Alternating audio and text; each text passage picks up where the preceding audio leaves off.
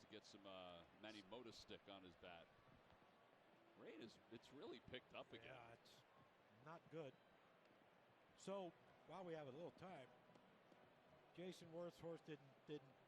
I didn't see where his horse finished. It looked like he was middle of the pack. Middle of the pack. Hey, listen, the fact that he got there. Yes, I thought that was so cool. Did you see Jason? I did see Jason.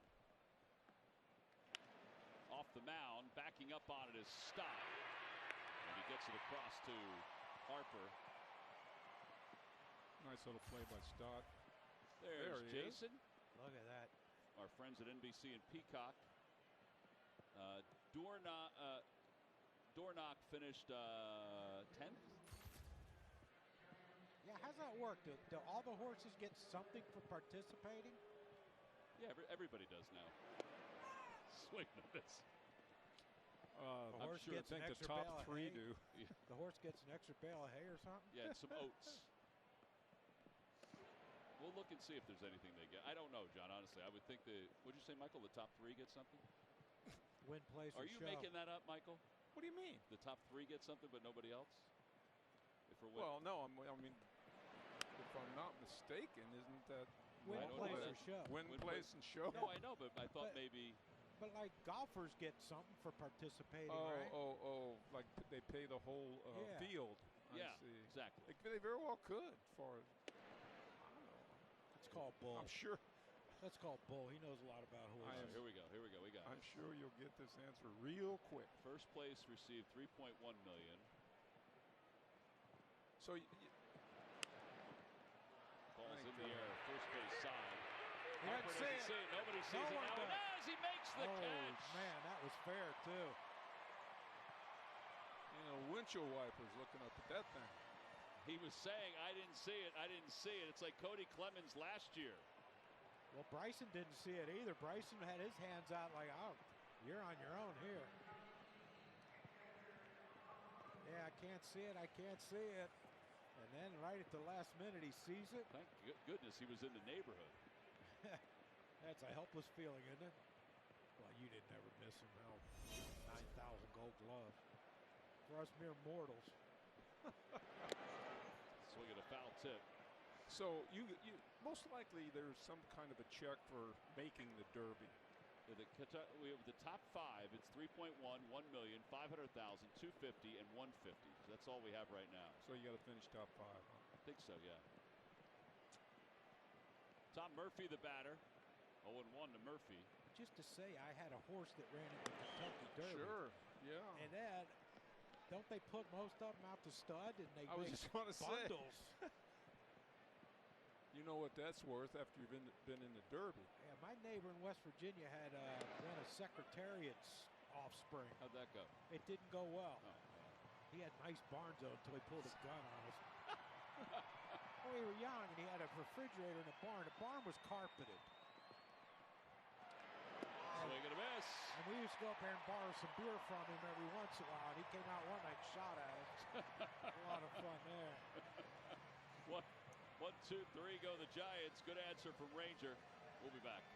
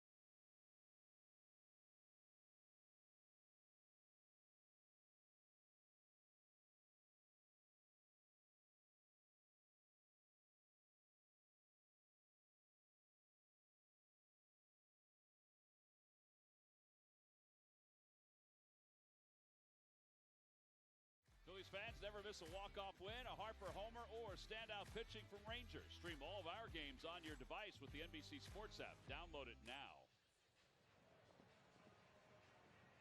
Well, we go to the bottom of the second inning. The Phillies are on top 5-0. I think by now they did anticipate that the rain was going to subside, but it hasn't. So we keep on keeping on. These little guys, it's not bothering them at all. Ponchos are all ready to go. Oh, they're doubling up, huh? Double up. Well, you can see the rain on Fanavision out there. Again, DJ Rayburn is the crew chief. He just came down to talk to the home plate umpire, Adam Hammery. Ground crew came out, worked a little bit around the home plate area and also around the mound. They'll do that throughout the course of the night. They'll probably throw some drying agent down at some point. But we'll go to the bottom of the second. Phillies up 5-0. This is the last warm-up pitch by Mitch White. Well, I think that was the catcher. I think it was the catcher, too.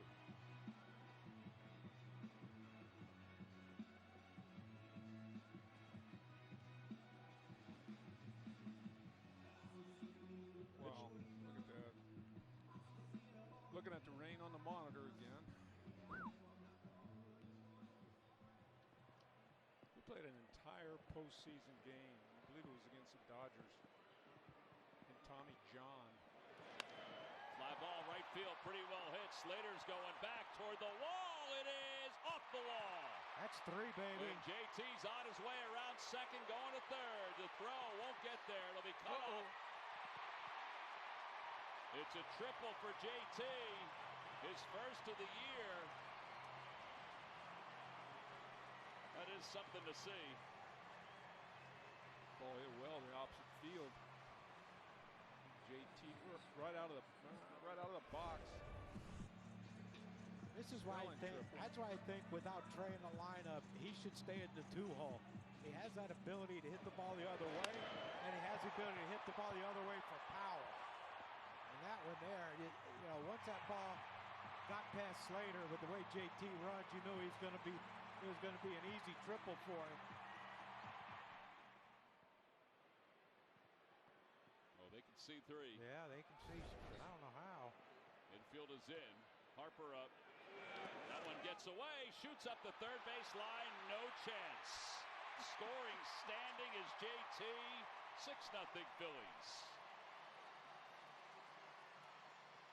Catcher has a little issue by the dugout there. Something broke.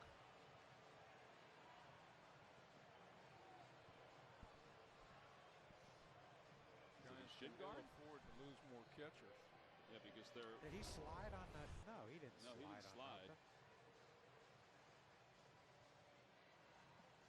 looked like it hit his chest protector. Love this backhand flip. Yeah, it looked like he was limping going after the ball. Oh yeah. Oh wow. Wilmer Flores. Oh yeah, he's taking his stuff off. He ain't happy. Wilmer Flores could probably catch if you ask him. Brian Price just asked if Mitch White can come into the dugout while it's raining, and they get the backup catcher his gear on.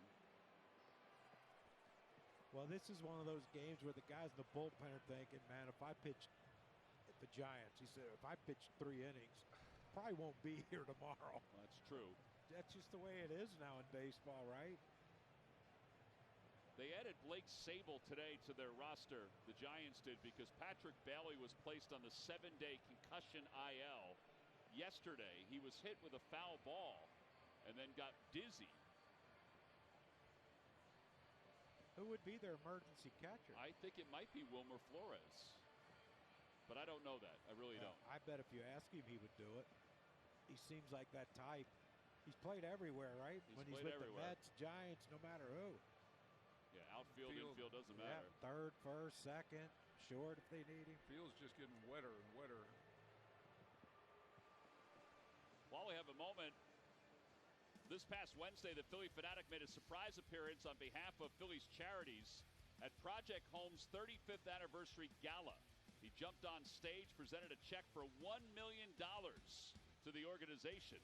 The surprise donation also served as a way to honor and thank Project Home co-founders Joan Dawson McConnon, and sister Mary Scullion for 35 years of impact in the community. John Middleton, there he is. He and his wife Lee, along with Dorothea and John Bon Jovi, are huge supporters of Project Home and also served as the gala's co-chairs. By the end of the night, a total of $7.6 million had been raised for Project Home, a tremendous organization in the community. Wow. Phillies Charities, what a wonderful thing. What a wonderful thing. Started back when Michael played and continued through John's years and even beyond. Oh, Bon Jovi? Well, yes, that and Phillies Charities. Yep, every year. They raise the bunch, Tom. There's Blake Sable, so he was added to the roster today.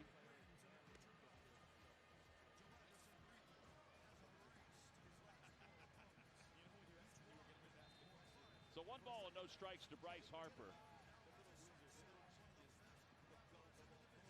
All right, who's catching? Blake Sable. S-A-B as in boy, O-L as in Larry. Larry Anderson? Yep. Or Boa? Either one. You can use either one as a reference. Got a nice little chat with Larry Boa during the rain delay.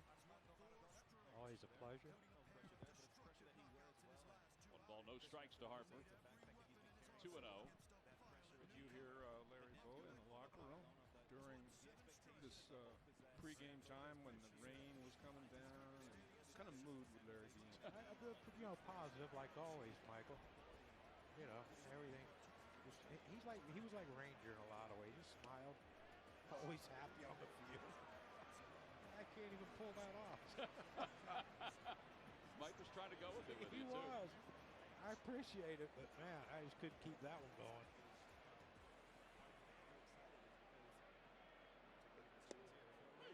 Three and one. White, who last year was with the Blue Jays, pitched in 10 games. He allowed 10 earned runs. Traded from the Blue Jays to the Giants on April 20th.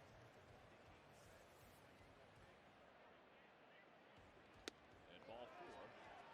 Something tells me the strike zone's going to just get a little bigger as this game goes on. The hammer won't do that.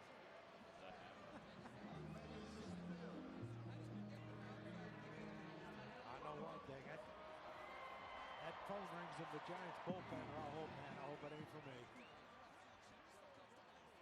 Alec Boehm, the batter. Put this one away. A breaking ball low. It's 1-0. I think they're hoping this game gets called. The Giants? Yeah.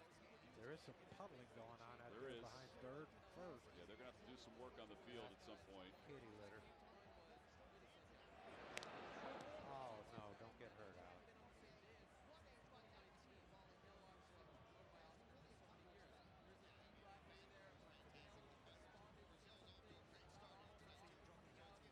Snowing. Wouldn't surprise me the way things are going. Nope. 1-2.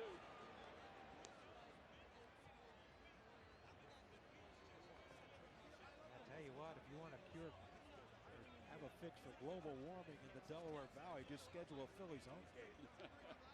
Cold and rainy. Line drive out to left field, and the hitting streak continues. It's up to 17 for Alec Boehm. And still nobody out. First Phillies third baseman to have a 17-game hit streak since Michael in 1979. Really? Yeah. How about that? Do you remember the 17-game hitting streak? Remember anything about it in 79? 79. Yeah. A 17-game hitting streak. Yes, you did. Yeah. Congratulations, by the way. And did it end at 17? Believe it did. Well, I hope I can go down and shake his hand when he gets his 18th. Wow, that's unusual for me to get that many hits in a row. That's Yeah. Neither will we. That's a good point, John. You'll see him again. 17 Now he's got Placido Polanco, who's next up. Okay. As far as third baseman, 2-0. I'll be darned. I'm stunned by that. That was the year you hit 45 home runs and 114 runs batted in. A rather productive year. Pretty good. How about that? Yeah, you were good. I don't know if you ever saw yourself play, but it was a pleasure to watch. You're being too nice, Johnny.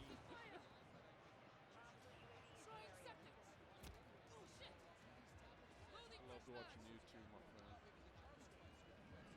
3-0. 3-1.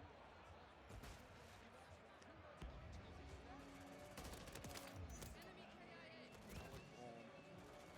What a great approach to hitting he has. Now you consider all these third base. Didn't he play first base for a few of these? No. Ooh. That's ball 4, and it's going every which way, but loose. The bases are loaded. Good movie, Tom. Really good movie. Any which way you can, they're all good. Right turn, Clyde. Bases are loaded. Yeah, they should have hit him somewhere. My God. What? 5 pounds heavier, he'd have got drilled. That was, wow. I mean, it can't be fun for the Giants right now. Merry-go-round. Nick again with a chance. Yeah, second time in a row that Knicks have the bases loaded. 1 ball, no strikes.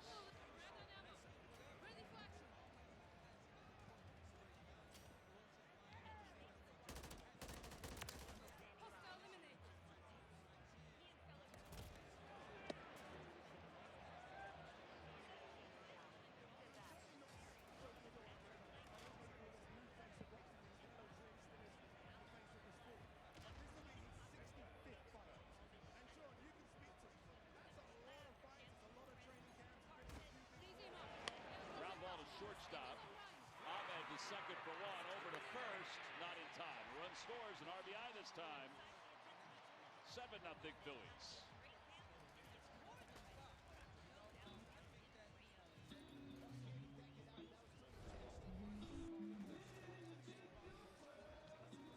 Oh, he's able to leg this one out. It didn't look like Ahmed got much on that throw to Estrada at second base. And when I saw it throw, I thought, all right, he's going to beat this thing. You know, look, Nick hasn't had a great offensive year yet, but one thing you can't say about him is he's not hustling. He's been busting down the line on routine grounders. And then right there, of course, get that RBI. You know what's funny about the game?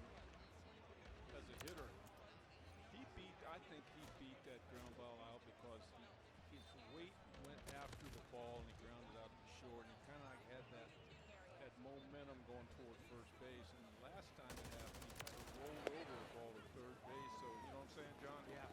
It's just a split, you know.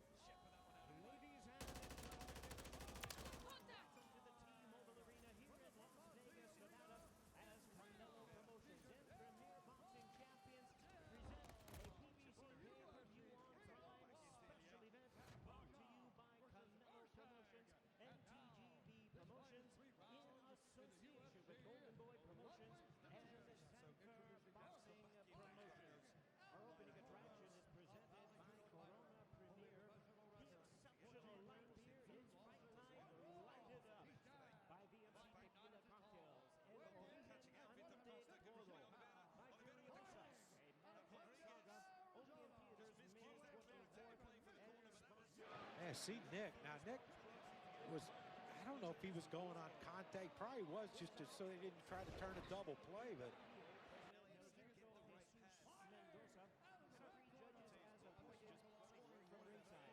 From Nevada, Chris Migliori.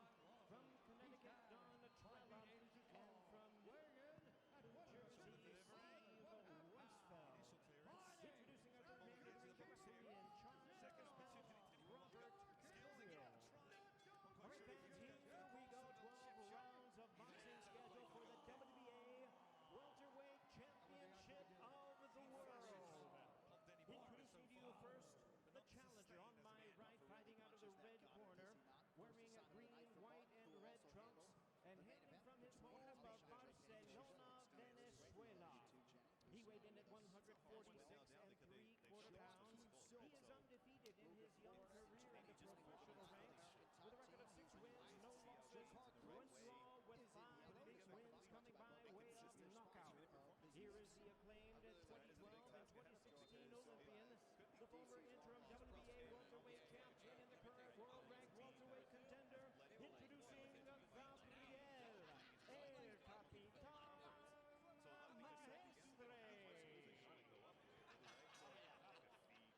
And his opponent across the ring, the defending world champion, fighting out of the blue corner, wearing military green trunks and hailing from Kaunas, Lithuania. He weighed in at 146 1/2 pounds. He also is undefeated in his campaign with a record of 14 wins, no losses, 9 wins coming by way of knockout.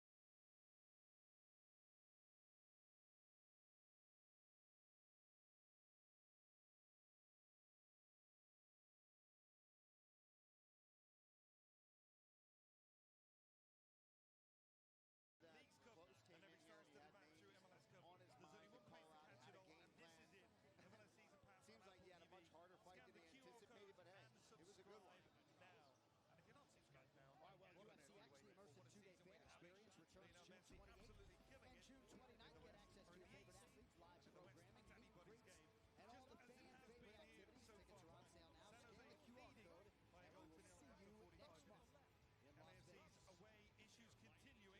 Can they get back into this one? We shall find out. The UFC 301 previews are presented by Bud Light, who reminds you to drink responsibly. Well, later tonight, live on pay-per-view, the spotlight will find that man, Western Australia's Steve Erceg. Last year at this time, he was the eternal MMA flyweight champion on the outside of the UFC looking in, and now, rather remarkably, he has earned his shot at the world title. But who exactly is At RBC Wealth Astro Management, Boy we Steve know you Erceg? have ideas for your future. Ideas that can have you They enjoying the say moment. looks can be deceiving. Or owning Well, the to look moment. at him can be They deceiving. can bring An investment off-drowsing opportunities. expression that at times Or hints at mild opportunities to refusal. invest in yourself. Steve Erceg doesn't look Ideas the that can part of have you UFC doing good. contender. Yet Or when he made his feeling debut at great. UFC 289 last following year your against passion. strength veteran David Making your passion Dvorak, work for you. it was clear What ideas will the you bring quiet to life? poise was No in more fact a with weapon. RBC Wealth Management. That lying in wait was a time bomb ready to go off. The reigning eternal flyweight champion in Western Australia, available. with his footwork, pressure, and unnerving composure, was a highly skilled killer of the deadliest sort. Sometimes it's the ones you don't see coming. With Australian MMA at a fever pitch, perhaps it would be Alexander Volkanovski regaining his title as the nation's next champion. How about the national icon Robert Whittaker breaking through once again, or maybe the surging Jack Della Maddalena? Few saw the kid from the distant western shores of Perth as the next Aussie champion, and even fewer knew the depths contained within his wiry 5'8" frame. Just like So who is it's Steve fun Erceg, the man to kick. affectionately known as Astro Boy? The 11-fight win streak doesn't tell the whole story, nor does the wow factor he brings to his fight. He's already won 2 performance of the night bonus, but while there's an omnipresent charm to the friendly grocery clerk appearance that has earned him MMA club status, that's not entirely it either. It's that rumbling competitive hunger out of a man who has yet to show his full hand. He's only provided glimpses of who he Treadwell, is, you can find and the the perfect dog tires for contained any within. using the same The man extra who device travels you get far in a and discount wide to tire train, store. to Singapore, across the continent of Australia, the man who trekked 48 hours to get to Vegas for his fight with Matt Schnell to showcase his power. And fennel. Get your best match in 1 minute or less with Treadwell. Astro Boy Steve Erceg with a major statement at the Apex this afternoon. He's talked about the relationship with his father. Welcome back to Initially the told early him he halftime wasn't report tough here at enough to be Levi a fighter. Stadium. I was very Think of the Maya adamant that I weekend was at tough San enough Jose to fight, Earthquakes so celebrating they would so run it back far. out. They lead by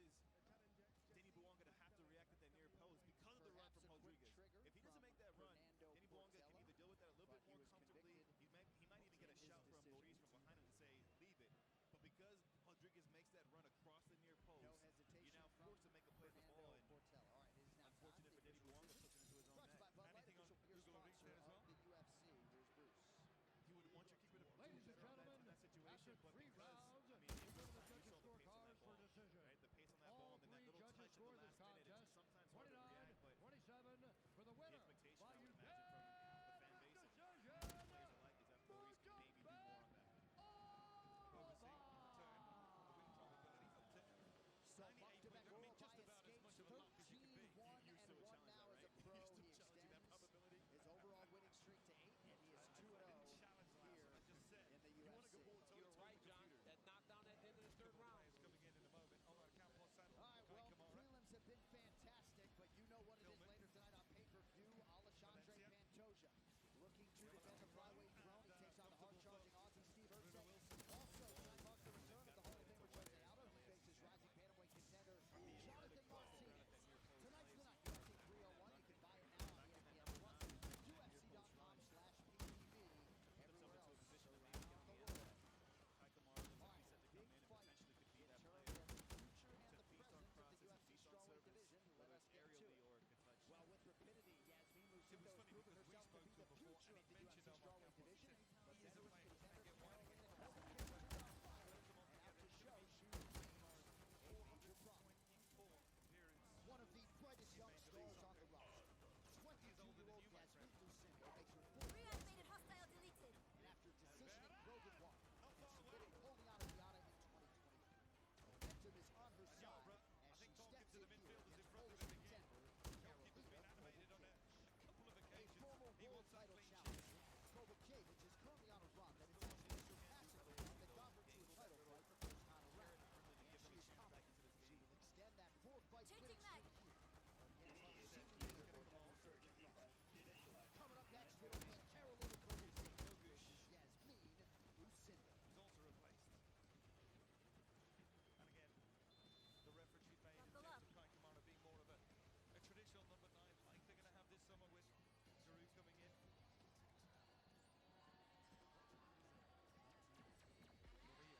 Murillo. There is Kai Kamara. First touch into the path of Murillo. Ball out wide. Chance to go for goal. The cross. Blocked by Rodriguez and out of play for the corner. A little bit of a spell here for LAFC.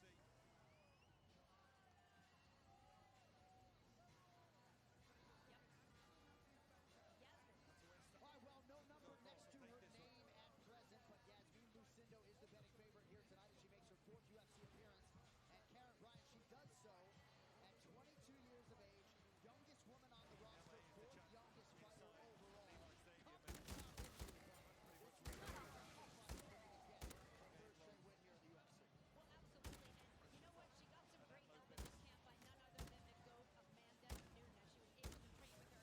She said she was able to pick up so much in terms of fight IQ from Amanda. Not only just her skill set, she also said that she saw herself as a champion. And by spending that time with Amanda, she's seeing herself in that champion. Now that yes, she's absolutely taking the funny thing is that this woman gets reloading. She is so looking forward to it, as am I. Yeah, Paulie, she actually prefers to fight strikers because it challenges her to raise her game to that requisite next level. She's certainly fighting a striker here tonight, Carolina Kovalev. Yeah, absolutely, and it's a good test for her to see where her striking lies against a veteran like Carolina Kovalev, who's been in there with the best, who's on a nice win streak of herself. This is a great opportunity to fight here in Brazil, to go and extend this win streak, and she was fun from the moment we saw her debut in the UFC, right? Really brought the action, not afraid to mix it up at any point, coming off a nice submission victory as well. This is going to be a banger for sure. This is going to be a great fight, and for Lucindo, she recognizes that this is a striker. She has the type of style also, Paulie, that has long given Carolina problems. Let's see if she can implement that style and get a victory.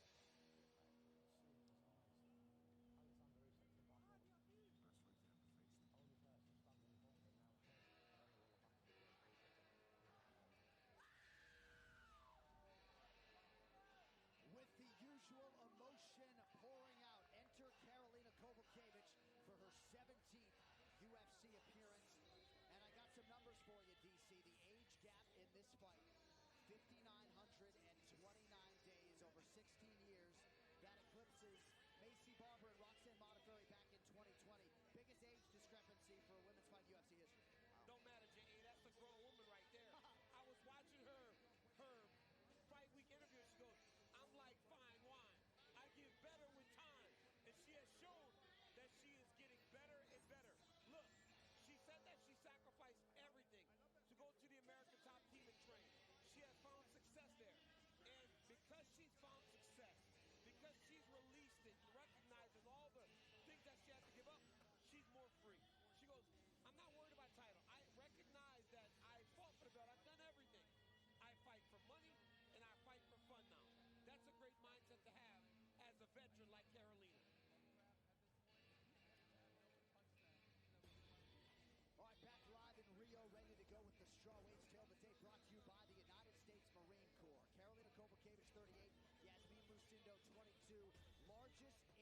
discrepancy in UFC women's history. For the record, both women 5'3", both coming in at the 116-pound divisional limit, 2 inches in reach for Yasmin Lucindo. All right, now for the intros, back inside to Bruce Buffer. Ladies and gentlemen, this fight is 3 rounds in the UFC strawweight division. Introducing first, fighting out of the blue corner, a striker holding a professional record, 15 wins, 5 losses. She stands 5 feet 3 inches tall, weighing in at 116 pounds. Fighting out of Fortaleza, Ceará, Brazil, Yasmin Lucindo. And now, introducing her opponent, fighting out of the red corner, a mixed martial artist holding professional record, 16 wins, 7 losses. She stands 5 feet 3 inches tall, weighing in at 116 pounds. Fighting out of Łódź, Poland, Karolina Kowalkiewicz. And when the action begins, our referee in charge, Osiris Maya. Osiris Maya, our referee. The lovely Jenny Andrade is with us here tonight. How remarkable this resurgence for Karolina Kowalkiewicz, Paulie. She fought Joanna Jędrzejczyk for the title at UFC 205 in 2016. Not all that long ago, she had lost 5 straight fights. Tonight, she's trying to win 5 in a row.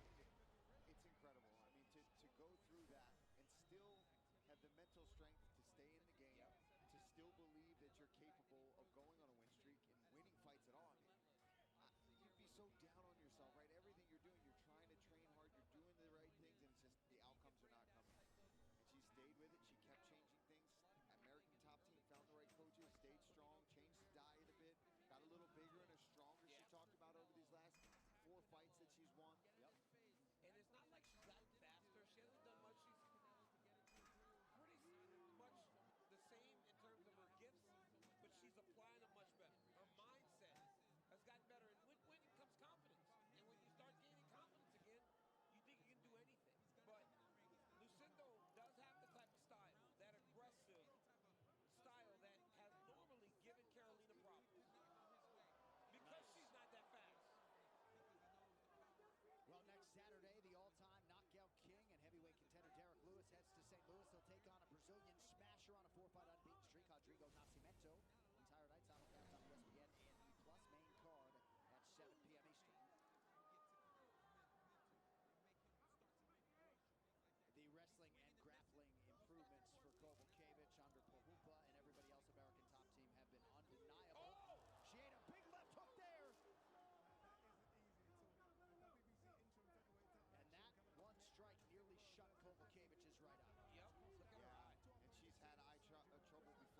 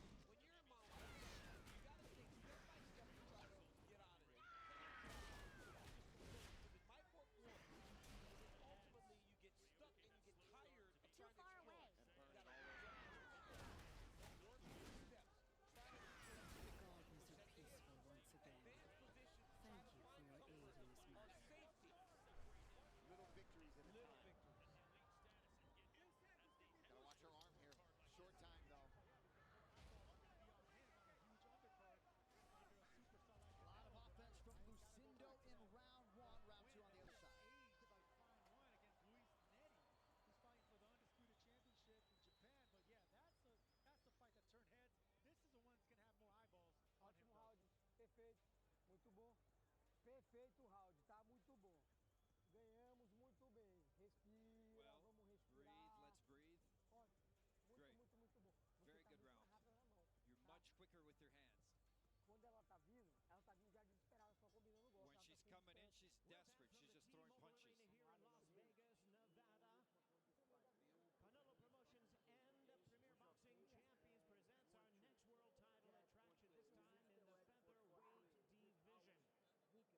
Brought to you by O'Reilly Auto Parts, professional parts people, and by Valu, Casa de Bolsa, and you put and her by against the El cage, if Mexicano that's the brand case. products. Okay? We Bring need this round, authentic PK. We need this sabor round. to your table. Somos El Mexicano. This bout is sanctioned by the WBC, the president, Mauricio Sulaiman.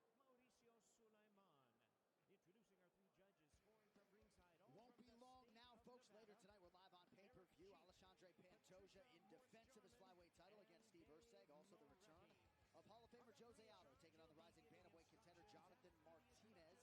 UFC 301 available for purchase right now on ESPN+. You can go to UFC.com/PPV everywhere else around the world. WBC Featherweight World Championship.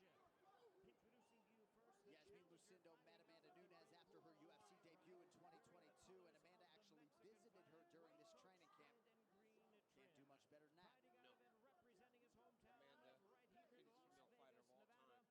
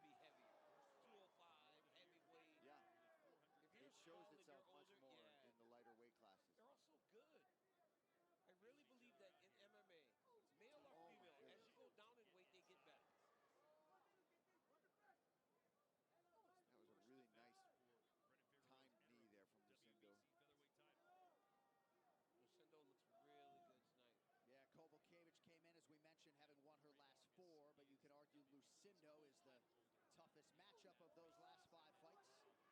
Under a minute to go, round 2. And I remember calling Lucindo's contender fight. Just the Her excitement UFC, yeah. that, She was her like UFC 20, dude. Yep. She was like 20 years old when we were there. Her excitement, the excitement that surrounded this young lady right away. And now you see why. She's good, very good. He's landed a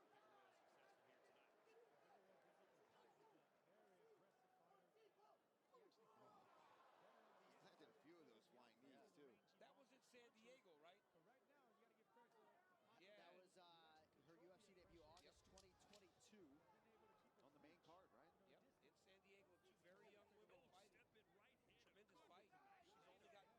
good round here, and that's because he's not standing in front of Figueroa. There's a cut there above the left eye of Jesse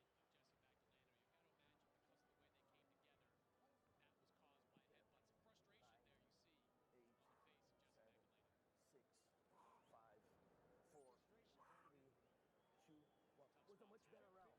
You just need to be careful of those 2 overhand rights and left. Okay, you need to keep this one up because that's what she's hitting with. You want to shoot?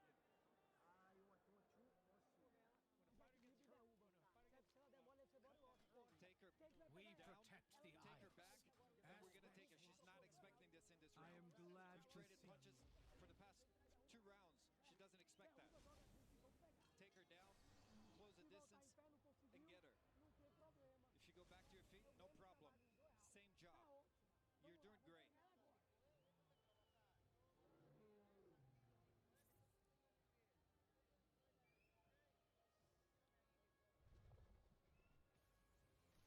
UFC International Fight Week is back June 24th through the 30th, featuring the UFC Hall of Fame induction ceremony and UFC X, the immersive 2-day fan experience.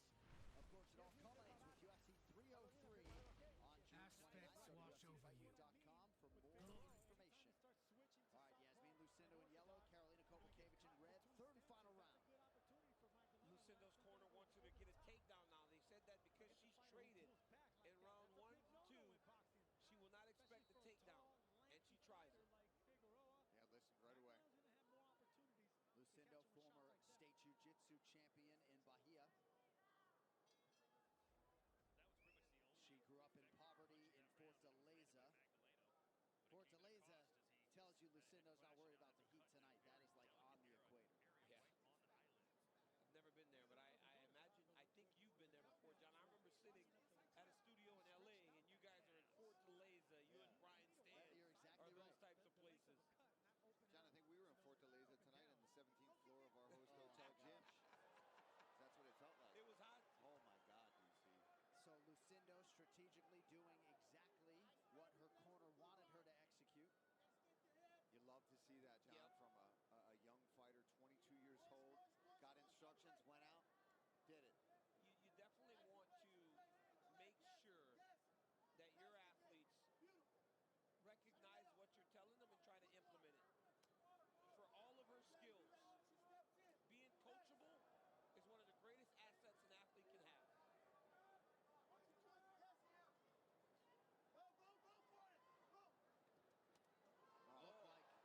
Looked like maybe Pahumpa wanted Kowalkiewicz to go for some sort of submission there. Back to the feet. He figured they had a chance. Right. Kowalkiewicz looked like she might have had a leg lock. He said, go for it, try it. Yeah, He why not? recognizes that she's behind. Yeah,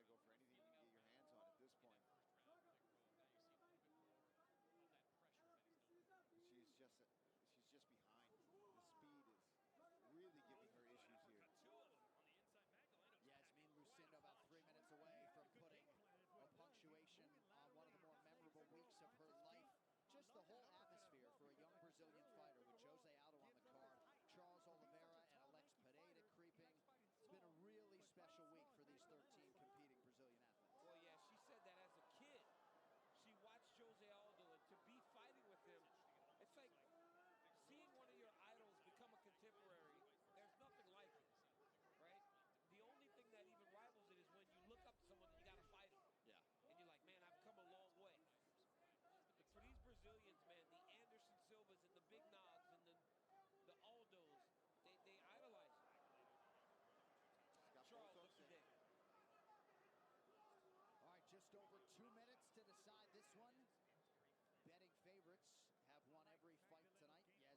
Lucindo, about a 4-1 betting favorite at close. I can see it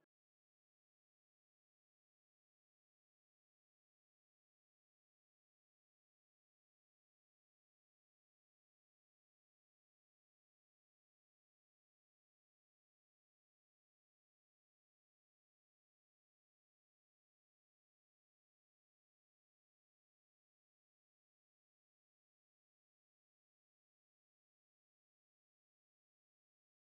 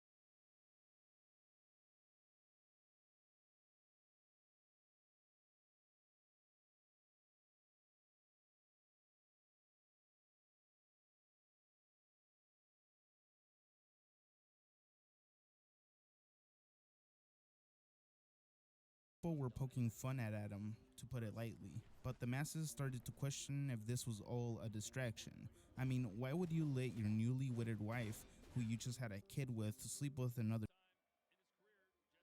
The intention of the public more. They also sometimes have a theme of a person wearing an animal costume and hopping around or walking in an unnerving fashion. This not only interested the internet, but also caught the attention of mainstream Mexican media.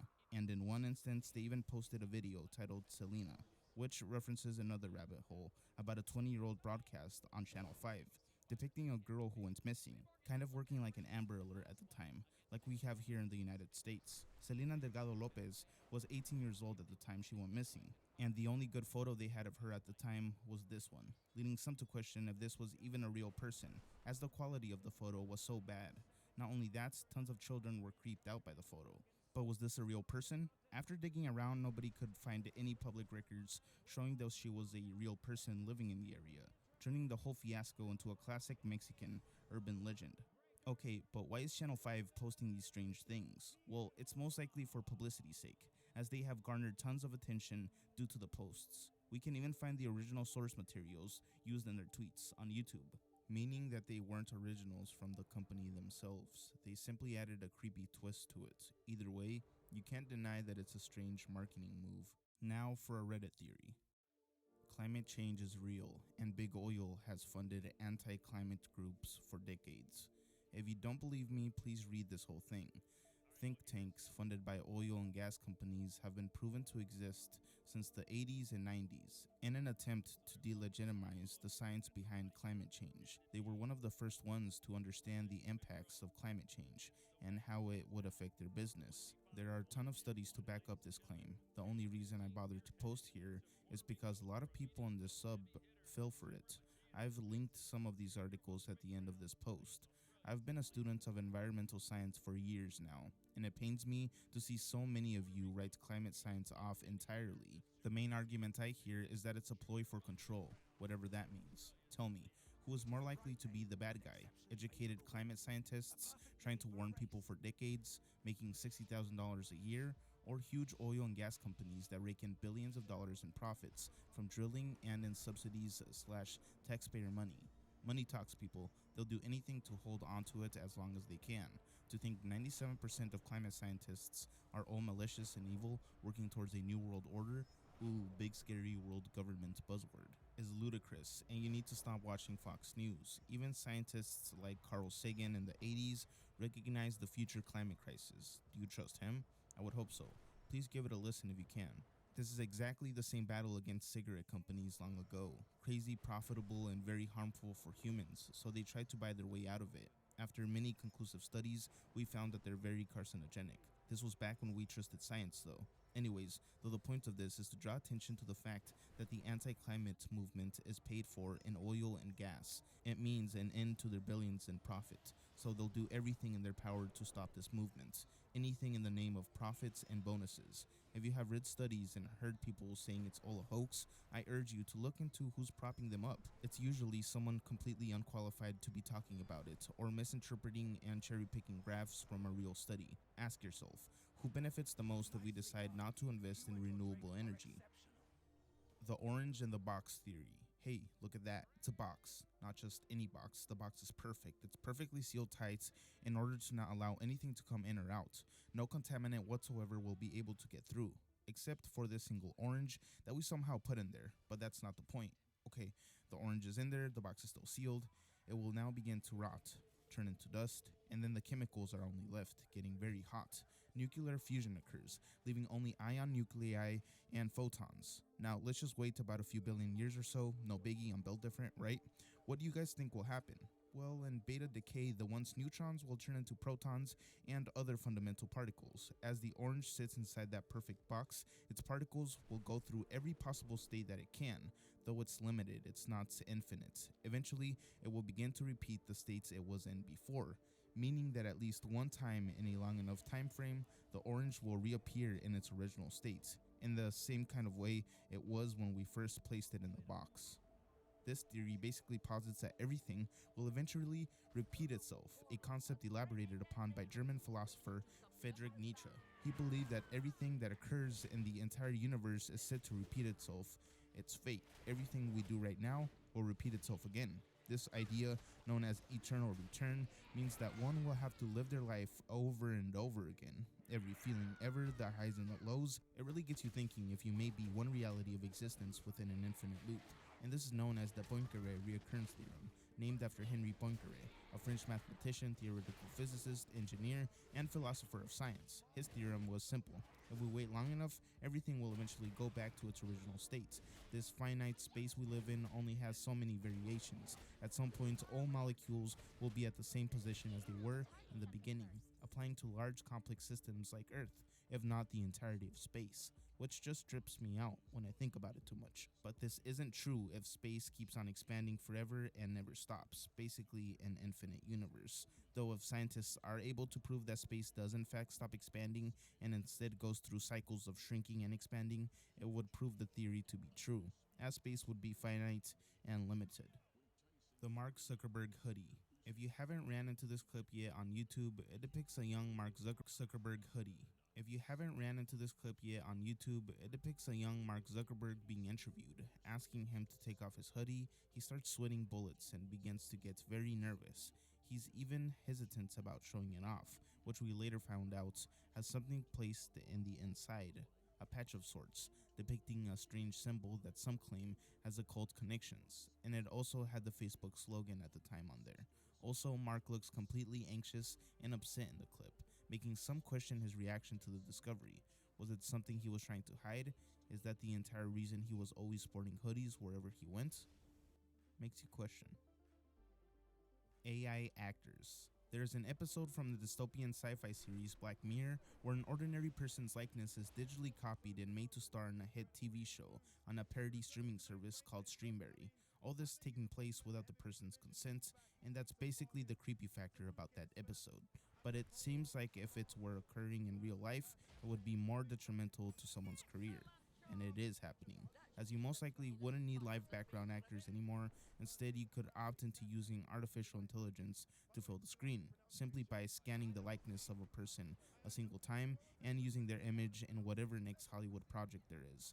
All this without needing them to perform again or doing anything at all. It's all done by a machine. This opens up many possibilities, like actors being able to sell their likeness for various film projects, as well as being able to revive dead actors or continue a film despite a lead role's death. Though that may raise some ethical dilemmas, but of course, We're here in Lake Tahoe, California. We're at the secret location of Canelo Alvarez's training camp for the Jaime Munguia fight, which is going down on May 4th in Vegas at T-Mobile Arena, that I'm going to be tuning into, and you should also on DAZN. Nobody knows this, but it's actually Canelo and my 5th anniversary since the first time I spoke to him before the Danny Jacobs fight. And I don't know what to give the man who has everything, so I decided to get a tattoo of his symbol, the C and A. I'm going to show him it and try to surprise him. Let's see how it goes. Oh, Carlos, my man. How are you, brother? What's going down? What do you got for me? Holy, are you out of your mind? This is a back piece. We bring this thing down at least half, and we got ourselves a deal. Ow. It feels like someone's dragging a vibrating needle across my back. I still don't know why you asked me to shave my balls for this. It's me with Canelo Alvarez, my favorite fighter of all time. It's been 5 years, and your English has gotten excellent. On top of the fact that you're the super middleweight champion of the world, undisputed, so you got a lot of stuff on your plate. I said 5 years because you don't know this. Today is the 5-year anniversary of the first time I ever interviewed you. It was before the Daniel Jacobs fight. Wow. This is just happens to be it. It's 5 years today. So it was a long time ago. Since it's our anniversary, I said to myself, I got to give this guy something back. The guy's been so great to me. So what do? Then I remembered that you kind of like when I'm in a little bit of pain. Jesus. I'm going to be blood. And when you up my kidney? Yeah. You did that? Yeah. You're not holding back. So look what I did today. This is what I did for you today, about a half hour ago. Check out that. Oh my God. Is that something else? Yeah. So. Is recent? Yeah. I'm a 53-year-old father of 3. Wow. I've been married for 25 years. I have 2 tattoos. One of them is of my wife. I keep it right here. And the other one is of you. So there you go. Happy anniversary. Yeah, absolutely. All right, so that's it. Make sure you tune in on May 4th, Cinco de Mayo weekend, to watch Canelo Alvarez dismantle Jaime Munguia. You can watch it on DAZN and order it right now on DAZN.com. I may have lied to you and said that I only had one other tattoo of my wife, but you know, when somebody's paying the bills, they're paying the bills.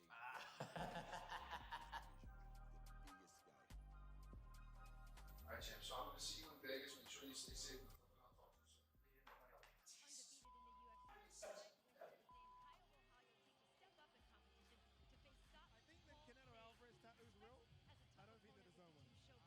This would be beneficial to big stars, but maybe not as much for background actors.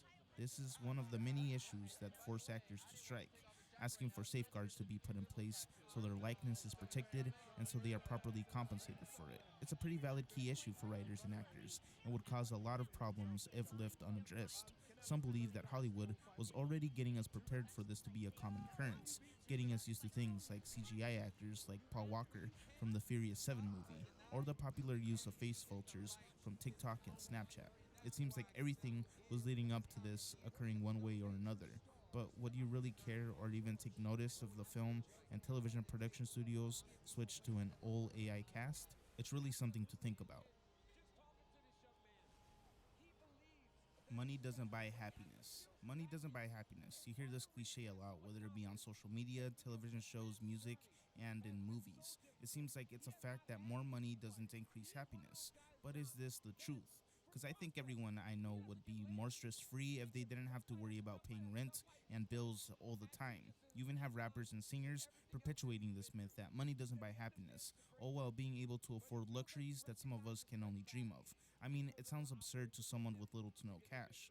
Well, there's this study that is always referenced when the topic is brought up, showing that after you reach that $75,000 a year benchmark, your happiness starts to become stagnant based on your increase of income. $75,000 is that sweet spot, or so they say. Because I don't know about you, but that's not even enough to purchase and pay off a mortgage for a house where I'm from. Of course, it's possible, but you would need to live very frugally and sacrifice time with friends and family a lot. Maybe even give up your weekends for it. So that's outdated info published in 2010 apparently. What does the research say now? In 2021, there was a study finding that even after a person began making $80,000 a year, more money still improved happiness. Collecting this information through an app that one could use to rate their happiness level and their income amount. The new study proved that higher rates of income could in fact increase happiness or well-being without having to plateau at a certain amount like in the 2010 study. Meaning that jumping from $75,000 a year to $200,000 a year could in fact make you way had their bids lifted related to your taste, in order to trap you in a scrolling loop of doom where you have no free will and can never stop scrolling, called doom scrolling, which I am not ashamed to have done many times before, shortening your attention span and making you stupider. I know it's not a word, but it sounds right, or maybe it actually is. I don't know. TikTok made me like this, I guess. Not the point. China, the birthplace of TikTok, is supposedly giving their TikTok audience on their For You page smarter and more educational content. Things that inspire and encourage the youth to enter STEM fields. STEM standing for science, technology, engineering, and mathematics. Their overall goal being to educate the youth for the future, while at the same time serving the American and Western population brain-rotting content to sabotage their future, putting them ahead and promising a strong, prosperous country, while we watch pranks and ass-shaking videos like Fulcrum says. Future, watching ass-shaking videos on TikTok, do you think that's gonna... All in all, they want us to be dumb sheeple. That's what the theory puts forth at least. But is it really an evil algorithm that's out to get us? Or are we eating ourselves from the inside by making these trends popular in the first place, by liking and following these supposed brain-dead accounts? At the end of the day, people are deciding what they stick around to watch, and if it's not up to par with what they want, they simply have the choice to skip and watch the next TikTok. And they do. That's why not every TikTok is viral, and some boring ones stay at small view counts. It's sometimes not the algorithm's sentient choice, but rather every single person that decided to comment and like Daniel Larson's TikTok of him complaining about having to eat mac and cheese. We really can't blame China for that. I mean, we can, but I don't know. Now ask my care provider if I could get macaroni and cheese. But that's all we fucking have in this house. This tastes like cow piss. Cow piss. I want to know who the fuck put jalapenos in this. My mouth is on fire. Put that all the way into the trash. We have popular shows like Keeping Up with the Kardashians, The Eric Andre Show, and many others like it for a reason. We enjoy art at its most extreme and messy form. Reality TV, man. I mean, we have reality TV. We love it. My For You page has some fun science vids on it, as well as other education content. Your personal For You page suggestions really depends on what you enjoy watching the longest and interact with the most, meaning if you're served nothing but brain-dead content, it most likely means you enjoy watching that type of entertainment. And I don't blame you, it's not like Chinese content is any better either. They have their fair share of brain rot type vids too. Once again, I want to reiterate, I did not invent that brain rot or brain dead term. I'm using it in context of the conspiracy theory that we're being dumbed down by China. I can't tell you the amount of comments I get of people thinking that I hold each and every single belief in a 30+ minute video about complex topics. Either way, if you're an adult, you should be able to discern what's BS and what's not. I mean, get a grip, people. It's not like they're forcing us to watch NPC content, let alone forcing us to donate money to them. As for the kids, it's the parents' job to monitor what they're watching and using the kids mode version of apps if available, but even then, sometimes things slip through the cracks, like Elsagate. Like anything else, nothing is perfect, except for YouTube. Yeah, no propaganda or brain rots on this site for sure. Almost guaranteed, damn near. The ultra rich versus you. You ever think maybe, just maybe, whoever they are, the ultra rich elites, I guess, are pinning the left and right against each other to the point that they are so blind to the fact that they are being exploited and used like pawns in this game we call life? Well, that's the theory. It's not left or right or any political side you lean towards. It's you versus the ultra wealthy upper class that doesn't want you to know that in numbers you have the ultimate power and can topple them at any given time by simply refusing to work, the thing that ultimately creates them wealth. But that's only possible if everyone unites, which seems like something close to impossible nowadays. Homunculus videos. So back in the day, maybe like the late 2000s, early 2010s, YouTube had this weird category of videos known as homunculus videos. This was back when YouTube was less regulated and overall more Wild West-like. Now, these homunculus videos involve people experimenting and creating new life forms. The trend seemed to be popularized by the Russian YouTube channel titled How to Make, which taught people how to create a homunculus, a supposed microscopic but fully formed human being from which a fetus was formerly believed to develop. So I guess it's like a deformed type creature that developed from a human fetus. He would supposedly inject chicken eggs with his bodily fluids, aka human specimen, aka splooge, to create these Frankenstein critters. His sole purpose was to create a real homunculus and put those that were creating the fake homunculus videos to shame. But people seemed to be put off by it all and began expressing their ethical concerns to the YouTuber. And of course, there were the non-believers and skeptics of it all. But most people seemed to love the series, as it opened up a number of interesting possibilities of what would the creature turn out like, and what if you tried injecting a larger egg, and what would that creature look like then? I searched up what the largest eggs were, and they're ostrich eggs. Look at these, imagine how big those suckers could get. Now, after injecting the egg with a special sauce combination, he seals it and places it in a beanie to keep warm. 10 days later, he finally unseals it and notices a strange smell coming from the egg, as well as growth on the outer part of the shell. So he cracks it open to reveal what's been growing inside. And it just gives me the chills watching it. Take a look. Так, и вот мы наблюдаем, что неприятный. Вот вы можете видеть это. Оп. Чувствует не очень хорошо, но все-таки жир. Вот, как будет лучше видеть. Не совсем может быть удачен, но тем не менее достаточно. It's his baby kind of if you think about it, because he does use his own human specimen. There's also another video in which he instantly kills it when it starts to spit something out of its presumed mouth. He just slams it with a large buck and bam, its guts are everywhere, and this is where you start to scream, fake, this is impossible. You can't just inject an egg with your special juice to create a spore character, right? It's almost widely accepted to be a hoax, but fun to watch, as the comment section will tell you. Either way, reality didn't stop this guy, as he went on to create batches of these eggs in order to find the development process of his slimy friends. After 40 days, he goes on to crack his eggs, and we get to see the abominations. Sadly, nothing came from the eggs though, as he explains something must have been wrong with the specimen from the beginning of the experiment, leading to the failure. Imagine explaining this hobby to your friends and family though. Finally, in video 4 of his series, he is able to replicate the homunculus that spit at him, but instead of killing it, this time he preserves it in a jar of water for a while. We see it much bigger now, as it has grown something out of its mouth. He decides to feed it meat, which, you know, I would wish that the creation was vegan out of all things. It being carnivorous just adds to that creepy factor for me. I don't know about you guys. But if it broke out of its jar and it was starving, I don't want it coming after me. Imagine that little thing just crawling on the floor, right? Ugh. But I guess you can't just throw a book at it or something.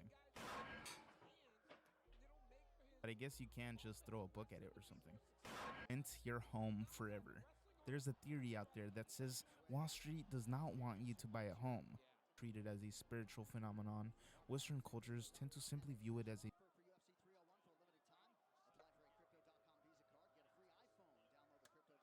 Greetings and bienvenue, Midnight Crew.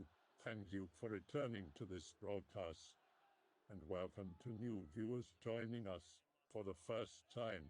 If you like a video, then feel free to subscribe. Tonight's broadcast features the original Stiltwalker encounter from back in 2008 and sightings from the last 15 years. Okay, so I started a thread on /b/ about this, and they said it was /x/territory. I've never really been to this board, so pardon any offenses I commit to /x/customs. I know the reputation of anyone coming from /b/ to another board, but I hope you can look past that and give me some help here. I live in the Texas Hill Country by a river in a small town, and I had some co-workers over tonight. One of them hadn't seen my river yet, and I'd been telling her how awesome it was, but it was raining when they got here. It just stopped raining a little bit ago, so we all walked down to the river in the moonlight to check it out. You have to walk down this tree-lined path off the road, which takes a turn and goes downhill to the river. There's a bank on the other side covered with trees that goes back maybe 15 yards from the edge of the water until it reaches a cliff wall that goes up maybe 10 yards and is pretty steep. It's dark, but the moon is giving us some light because Texas weather can never make up its mind if it's raining or clear, and our eyes have adjusted at this point. We brought a couple beers with us, and we're sitting on the rocks talking. My buddy Jarrett is sitting across from me with his girlfriend, and this new girl is sitting next to me. He's in the middle of a sentence, looking between me and the girl next to me, when he looks back over both of our shoulders, widens his eyes, and cuts off what he was saying with "holy shit" in this really quiet voice. We turn around, and I barely have time to register what I'm seeing because it was dark. There was something black about half as tall as the cliff, so 15 feet tallish, on these extremely spindly legs, noiselessly sprinting through the trees on the opposite bank. I couldn't make out the shape too well, but my impression was that it was covered in long hair, and its body and head were kind of like a dog looking down, but stretched longer. Most of its height was in its legs, which were really thin. Jarrett turned on the flashlight and shone it across the water at the thing, and it stopped moving and turned to look at us. It had humongous eyes that reflected the light from the flashlight. After a split second of this, it turned away from us and just scaled the cliff as easily as it was striding across the ground and disappeared from sight. We stared for a second, and then we just ran back to my house. We shat bricks over what we saw, and then they all just went home. All four of us saw the thing, and we all seemed to be in agreement on what it looked like. I think my heart rate finally went back to normal just before I started writing this, and now it's back up. What happens now? Do I call animal control or something? I don't know what this thing is, if it's dangerous or what. I don't want to go outside or even look out my window at the trees. Also, I didn't score with the new girl, and we left like 5 unopened beers on the bank of the river. What the hell? Everything after the first paragraph was copy pasta from my /b/thread. It's depressing that /b/ refers people here, but okay. If it doesn't stalk you or haunt the area, you don't need to worry about it. If it takes an interest in you, then you'll have to either identify it to determine the means of dispelling it, or find a legitimate expert. LOL, good luck. Maybe some sort of dog or something that was illuminated from behind and therefore had long shadows coming off of its legs? Dunno, but it's pretty neat. We didn't shine the light on it until later. When we first saw it, the light wasn't on. Also, it was running really goddamn fast. Too fast for something that had normal dog-sized legs. Also, it just strode up the cliff like it wasn't any big deal. It took it like 3 steps. Are you serious? Eyes red or green? And when it scaled the cliff, did it actually scale it, or did it just sort of glide up it like it didn't particularly care where it put its feet? Like a bad clipping issue in a video game. Like bending of its knees and shit that you normally need to walk with didn't really matter or apply to it. I don't know. I think they were more white. There was definitely knee bending going on when it was climbing the cliff, but it didn't make a sound. Granted, there was the sound of the river, but you'd think something that big would make more noise. We're in Texas, OP. Little town called Wimberley. White? I'm attributing that to the glow of the light, but the no sound thing is right. When I said the legs, though, I meant did the motions match up with its actual progress, or did it just sort of effortlessly fly up it without really looking? Like, were the steps planned, or was it too fast to even make sense? Did you get a weird striking sensation that whatever the hell it was alien and strange, and that it really had little to no interest in you, or even that you saw it? Like you just felt it? I don't know, man. It did seem pretty impossibly fast, both the way it ran and the way it climbed the cliff wall. I don't know if its legs matched its progress, but I do have the impression that it took steps to get up.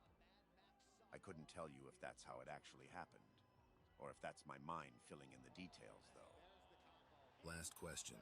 You've been fairly helpful so far. Was it impossibly fast, as in like a blur of motion, too fast to be real, or impossibly fast, like nothing on Earth should be able to traverse a cliff and trees like that? Like, did it actually take precautions to avoid obstacles, or was it just stepping without looking like second nature? Fast, like nothing should be able to traverse trees and a cliff like that. I didn't get the impression that it was trying to dodge trees or plan its steps, but I did get the impression that it was taking them. Now that you mention it, it would have had to have run into some branches or something, but I don't remember if it disturbed the trees as it passed or not. Hell yes. This is exactly what I needed to hear. Thank you, man. Back here tomorrow night, assuming I don't get waylaid, I promise. I think I saw something similar in Maryland. I was on my aunt's farm and it was late around 11, and my cousins and I were following this stream through the forest for no particular reason. I had this weird feeling, like the forest was angry, and everything in it seemed agitated and on edge. My cousin pointed out something weird he saw in the trees. We stared at it for a few seconds before we realized it seemed to be staring back. All we could make out were what might have been eyes, and it seemed like there were some odd trees beneath it, possibly legs similar to OP's thing. We stared at it trying to comprehend WTF we were looking at, then suddenly we couldn't see it anymore. Don't remember it moving or anything, just suddenly we couldn't make it out anymore. We slowly walked back to the house, because for some reason we thought tearing us out of the woods making noise would be a bad thing. Beaver Creek Conservation Area is in Saskatchewan, Canada, just on the north border of the USA and only a hop, skip, and a leap away from the Dundurn military base. It feeds right through Brightwater and into the Saskatoon River, which the nearby city is built around. The stilt walker, as you have labeled it, has made an appearance here. How do I know? I saw it. There's 5 trails in the park labeled with road markers: red, blue, green, yellow, and orange. Taking the green and the orange route when they meet puts you on a double-digit kilometer hike way out into the plains, the forest, and the river before looping back far past the visitor center, which is the only building currently in use for miles. However, what I saw was thus. In the picture, you can see a bend in the creek that goes gently downhill.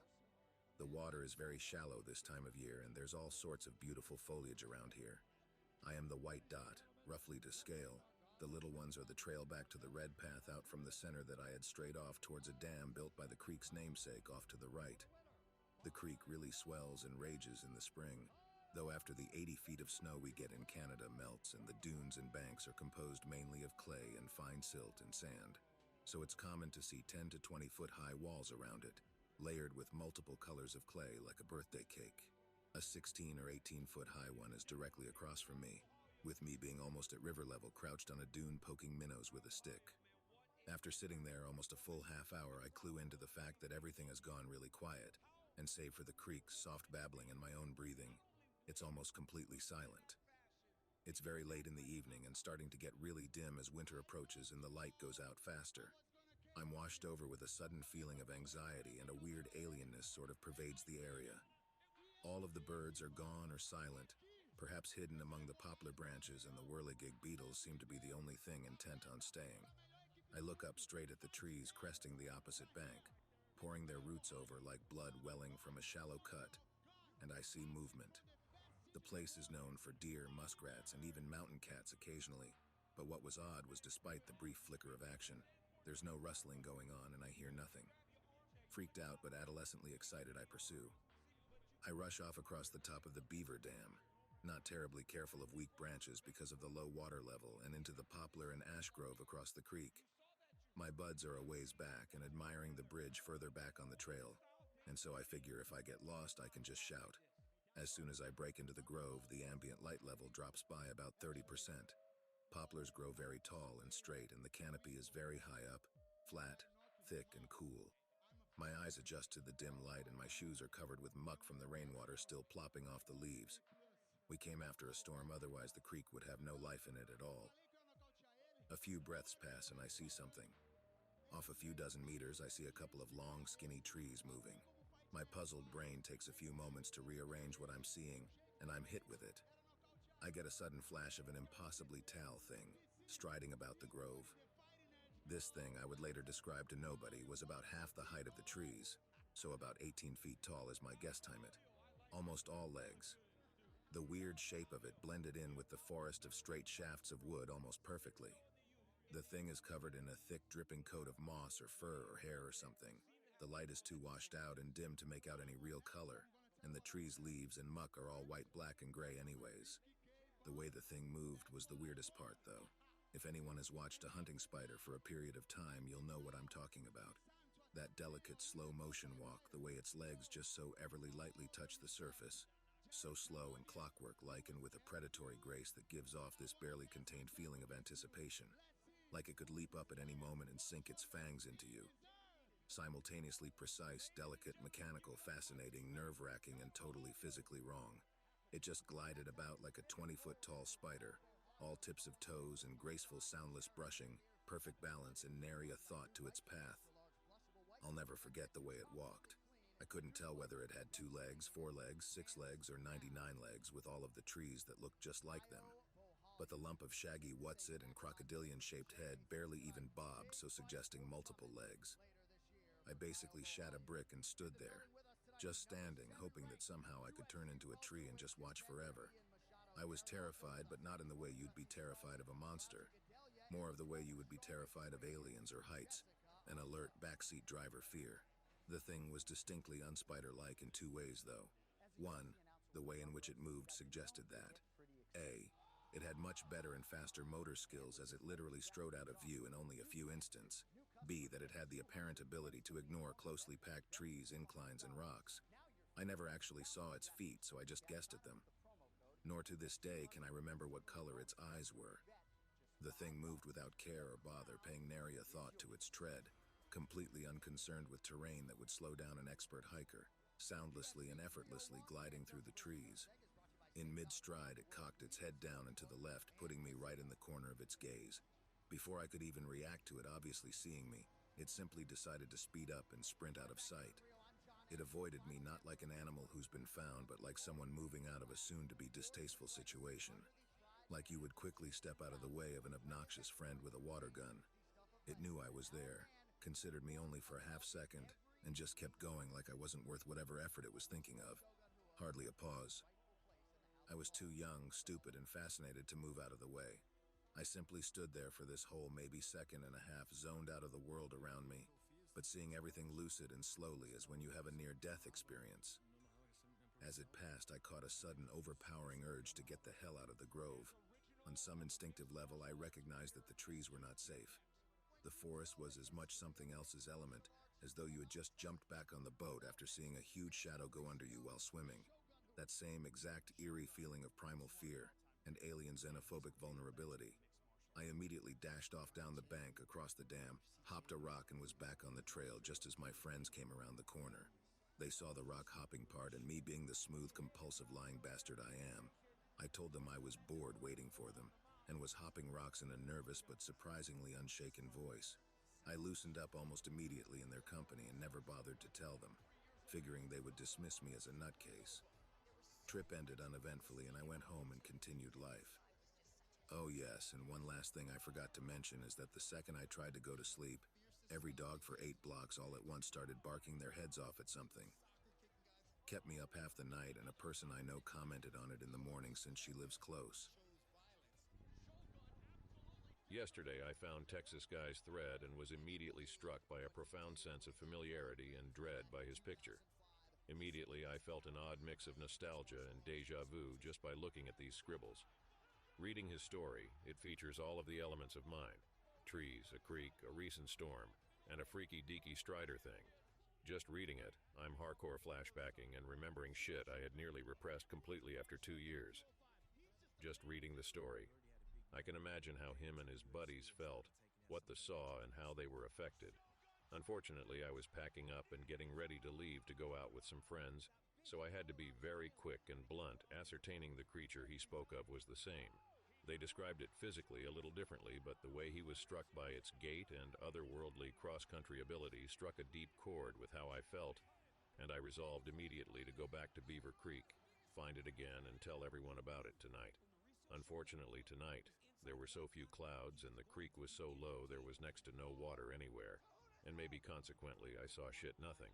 I gave up far earlier than my expected time because the forest life was all getting ready for winter, and partly because there was apparently a flood that eroded the bank a while ago and parts of several trails were closed off with signs. On my way back, however, I felt for a moment an unbearable strong feeling of some shit's watching you. So bad I could literally feel the gaze drill into my back. A wave of reflexive panic nearing a seizure went up and down my legs, and every hair on my body jumped to attention. But my reflex wasn't to swivel around. It was some other reflex where your body can do nothing but stand still. Not out of fear, but out of pure evolutionary, what's good for you, like taking your hand off of a hot stove. Apparently, my instincts figured this one was a no-brainer. A few seconds pass, nothing happens, and I power walk right back to the car, because if I run at this point, I know I won't stop, get back in, and go straight back out the gravel parking lot and out back to town, skipping the center like on the way in. I have no way to know it was even the creature. It could have been a zillion other more likely things, but on the drive back, I just felt this slow, easy relaxation, heart slowing down, adrenaline dying out, like you just nearly fell off a cliff. Not a dangerous feeling, but a close call with the bad. The great unknown bad things that you don't directly associate with any specific bodily harm, just fear and bad things. That, if anything, is the only reason I bothered to mention this at all. There, now I'm done. Make of it what you will, but I have pages upon pages of stilt-legged things scribbled in the margin of my high school binders from years before, and failed 3D models, spore creatures, and paintings that I threw aside because I just couldn't capture the captivating, terrifying, infinitely delicate clockwork feel of action, so effortlessly exuding from the thing simply walking by. This probably isn't X's usual fare, but I thought I might relate a weird thing that happened to me this weekend and see what you guys think. I was out at my grandma's ranch this weekend, and my 2 cousins and I were walking around the property with 2 dogs, not on leashes. It was evening, but not so late that things were getting too dark to see. The sky was about halfway through the orange part of sunset. We were headed through a cow pasture towards a gate in the barbed wire fence, which I'd guess would be about 4 feet tall, separating it from the wooded area. We were basically walking along a path with the fence and trees on our right and the cow's drinking lake on our left. The dogs were a bit ahead of us, when suddenly they both turned around to face behind us and started barking. My cousin and I both turned around and saw some kind of creature, like a horse or a dog, covered in long, shaggy black or dark brown fur, with extremely long legs.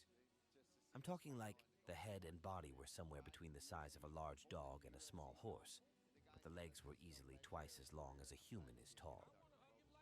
I don't know how long it had been there, but it was staring at us and the dogs and was mostly frozen and was on our side of the barbed wire fence, facing away from the woods. I'm guessing it had just walked straight over the fence, heard the dogs barking, and froze. The dog started to run towards it. It sort of buckled down on its humongous legs to bring its head down to ground level and made this massive snorting noise, and both the dogs stopped in their tracks and bolted straight into the lake. One cousin said they yelped like they were hurt when it did that, but I don't remember that. Then it just turned around and strode back over the fence and into the woods. I honestly don't remember what we did. I don't think we screamed or anything. I think we just kind of froze up. When it was gone, we bolted back to the ranch and told my grandma. She was just sort of dismissive of the whole thing and said there were all sorts of animals out there and didn't want to bother the sheriff with it.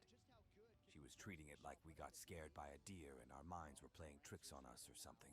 But we all agreed it didn't even jump to clear the fence. It just walked over like it was nothing. And we all saw that it had really long hair. That's honestly it. Not overtly paranormal, but certainly terrifying. I think it's simply an undiscovered or newly emerging or near extinct species.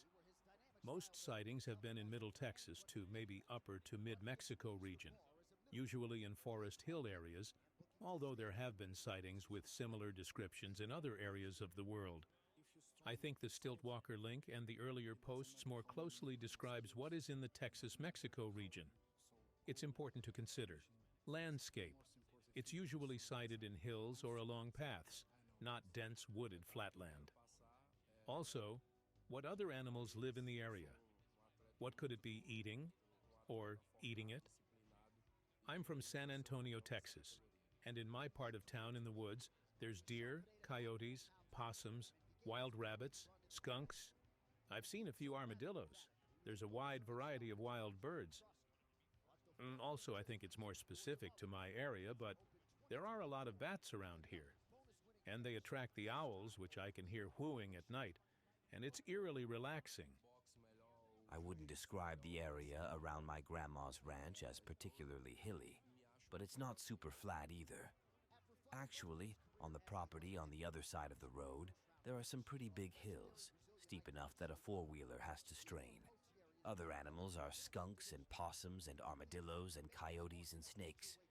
No bigger predators like bears or wolves that I know of. My grandma claims there's a panther out here too. I've seen owls and bats too, but not in huge abundance. Wow, I have seen the same thing. I live in San Antonio, Texas. I was walking home, taking a shortcut through the woods with a friend, and kind of like you guys said, it was along a tree-lined path. But the path is like a bit elevated, and on the other side is just a huge slope. So we see this thing in front of us on the path, and it notices us and runs down this huge, like 20-foot steep slope, and darts across the field on the other side. Like no problem. It was amazing how much distance it could cover in such a short time, and silent too. But it scared the shit out of me and my friend. I've done a bit of research on these things, and there isn't a lot of hard info, mostly just witness stories and such. But one thing I did notice is they're usually sighted in wooded areas, along a path or hills and slope areas with woods. I think they are nocturnal, and their long legs makes hill climbing easy. Be last Christmas. Be driving through rural Texas at 4 a.m. to visit girlfriend's family. See a dude walking on the side of the road, literally 50 or 60 miles from any civilization whatsoever. My girlfriend and the rest of the people in the car tell me to slow down. I don't want to give this weirdo a ride. Get closer to him and realize that it's not a person. It's about 6 or 7 feet tall, walking on all fours. Arm and leg length are disproportionate to the body. Furry looks like some terrifying coyote beast. Freaked out. I for some reason decided to drive slowly past it. has the head of a human being. Everyone in the car starts screaming and crying. Just before peeling out, its head snaps right in our direction. I have no idea what the hell it was, but I have still not recovered from seeing it. I don't drive at night anymore, unless it's in the city. Basically terrified of any type of woods too, even if they're full of people. This happened about 4 years ago in the fall.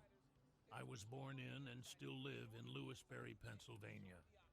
Most nights than not, I will drive down to New Cumberland for a cold beer and some darts. And one night, in October 20th, 12 was no different.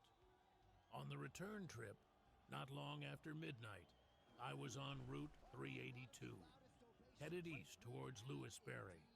As I was approaching John Brenneman's place up on the right, just before Brenneman Drive, I saw someone walking towards me along the side of the road. True, it was late, but it was rather mild for October, so it wasn't out of the question that someone might be walking along the road. What was odd is that he was quite tall, 6'6" or taller, and really, really thin. In the few seconds I was looking at him, I noticed that he seemed to be dressed all in black, with black pants, a tight black trench coat, very, very dark skin and short dark hair. He was either limping or having trouble walking. As I debated slowing down, maybe someone had had an accident.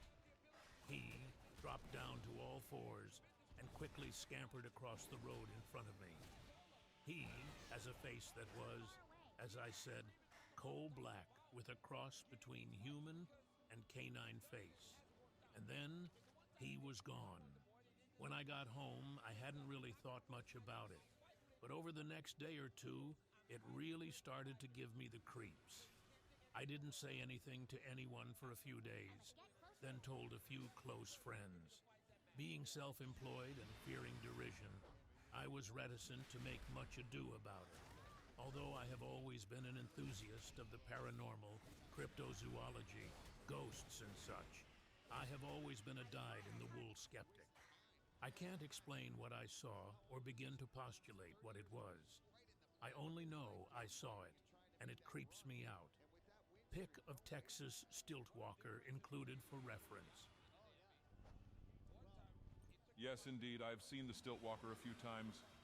I live on a small ranch without about 100 cattle running on 40 acres in what basically amounts to vegetation desert, but is fairly near a good-sized tributary.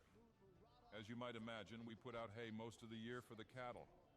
Cattle are fairly predictable, and they know what time you feed them and off what time to eat. I've been lucky enough that about 3 times in the past 5 years, they've alerted me that something else was at their fodder. They gather near the barn and move. The first time I rolled out on my ATV with a gun and was shocked. A slim, shaggy-haired something dodged into the brush. The following times I was a bit quieter. I saw a long, gangly, hairy animal acting much as you would expect a cow, but nothing was prepared to approach it. I did nothing. I was too enraptured by the animal to do much but watch until it apparently caught my scent and ran. I don't feel malice from the creatures, and I know there are more because once I saw one with a juvenile. I simply feel, much as the cattle must, that they were here first. 1 month later. I've experienced some strange shit on my ranch, but I would describe it as a carnivorous Texas stiltwalker more than a skinwalker. It seems to mainly like to eat the wildlife and my farm animals strangely. I've only seen it a handful of times, but it's easy to see where it's been or what it's done. I even sent in a clump of hair to the lab to DNA analyze what animal it's from at great expense, only to have returned that they lost my sample. Yes, /X/ probably doesn't remember me at all, but I first started encountering this thing roughly 6 years ago when I moved out here. In that time, I have done a few things to try to figure out what it was or prove it is here. I have come to be resigned that anything official is being suppressed. I have sent 2 snaggles of hair off for DNA processing via the local college SIU. One was lost. The other came back as an opossum. However, I am 100% sure it was not the hair of an opossum. I set up motion-sensing video recording devices for a couple of years, but it has exceptionally long limbs, and I only have a few strange swooshes captured, which I showed /X/ back in the day. These days, I have come to expect that I will find many small to medium dead creatures on my property, and that it doesn't seem to bother the cows, rather it seems to converge with them. We just call it the stilt walker, and live well enough in harmony with it. I have never experienced it super close hand, but I'm the nerd of the family who likes /x/, so I'm the one who tried to capture evidence of it. For what it's worth, when I did post the swoops, /x/ told me to go fuck myself and get better equipment, so I kinda gave up on talking about it, but it has continued to be a part of our year, most especially in the winter when the cows are in heat and wild forage is sparse. You find smashed and gutted coyotes and medium creatures, which does include chickens I may have. The only member of my family to have a close encounter with it is my great-uncle. 2 years ago, in the middle of winter, he was pushing out a large round bale for some of the cows. In their rush, the cows pushed him to the ground, which broke his hip. He was completely stuck on the ground and miles out and too old to fuck with cell phones, so he wasn't discovered until late that night when I heard his calls off the back porch. He says that the stilt walker arrived about an hour after his fall, when he was growing too weak to push the cattle away from his side of the bale. He said that it approached the bale and stood directly over him, taking huge chomps from the bale but preventing the livestock from crushing him. So whatever it is omnivorous and seems to recognize and even act benevolently in the event that something on the farm is endangered, aside from chickens. Part of the reason I've grown to respect it and stopped trying to prove we have a cryptid the government needs to sample or anything. He said it smelled very yeasty, like it was fermenting sourdough in its long, coarse hair. He's literally 98, though, so who knows? I commute for my job. It's a retail job, but I live in a rural area in the Southern California foothills, and it is currently my only option.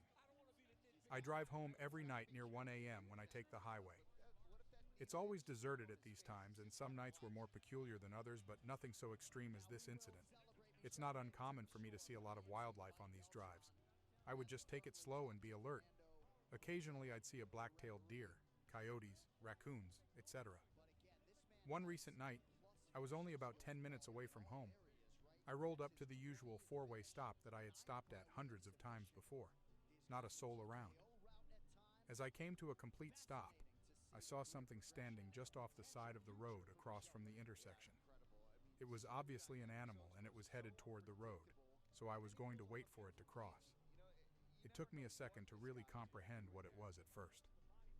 I thought it was a horse, which, although dangerous, wouldn't be that uncommon for where I live due to irresponsible ranchers and their constantly broken fences. Then, as I started to be able to make out more of what it was as it neared the light from my headlights, I realized something was very wrong with this animal. It was tall, so much so that the legs looked stilt-like. As I sat there shocked, it slowly stepped into the road and came across my car's direct beam of my headlight. At this point, I realized two things. One, it was much taller than my car. Its height was monstrous. Two, its gait was very odd, almost like it didn't know how to properly walk as a deer should. It was like all of its joints wanted to bend the wrong way. It moved slowly into the oncoming lane and then swiveled its head to look back at me. All of the hair on my body rose. What spooked me the most was that this was certainly a deer, or at least something that looked like one. It looked normal in every way except the spider-like legs it was standing on. At this point I gasped it, and then the deer stood unmoving as my car sped past. I looked back in my rearview mirror and caught a glimpse of it crossing the oncoming lane back into the shoulder of the highway, illuminated red by my brake lights. When I got home, I ran into my house and locked myself in. I'm still understandably freaked out. I hope that you enjoyed tonight's broadcast. If you enjoyed tonight's story, then please subscribe to the channel as more green texts will appear daily. A new broadcast will appear when the clock strikes midnight Central Time.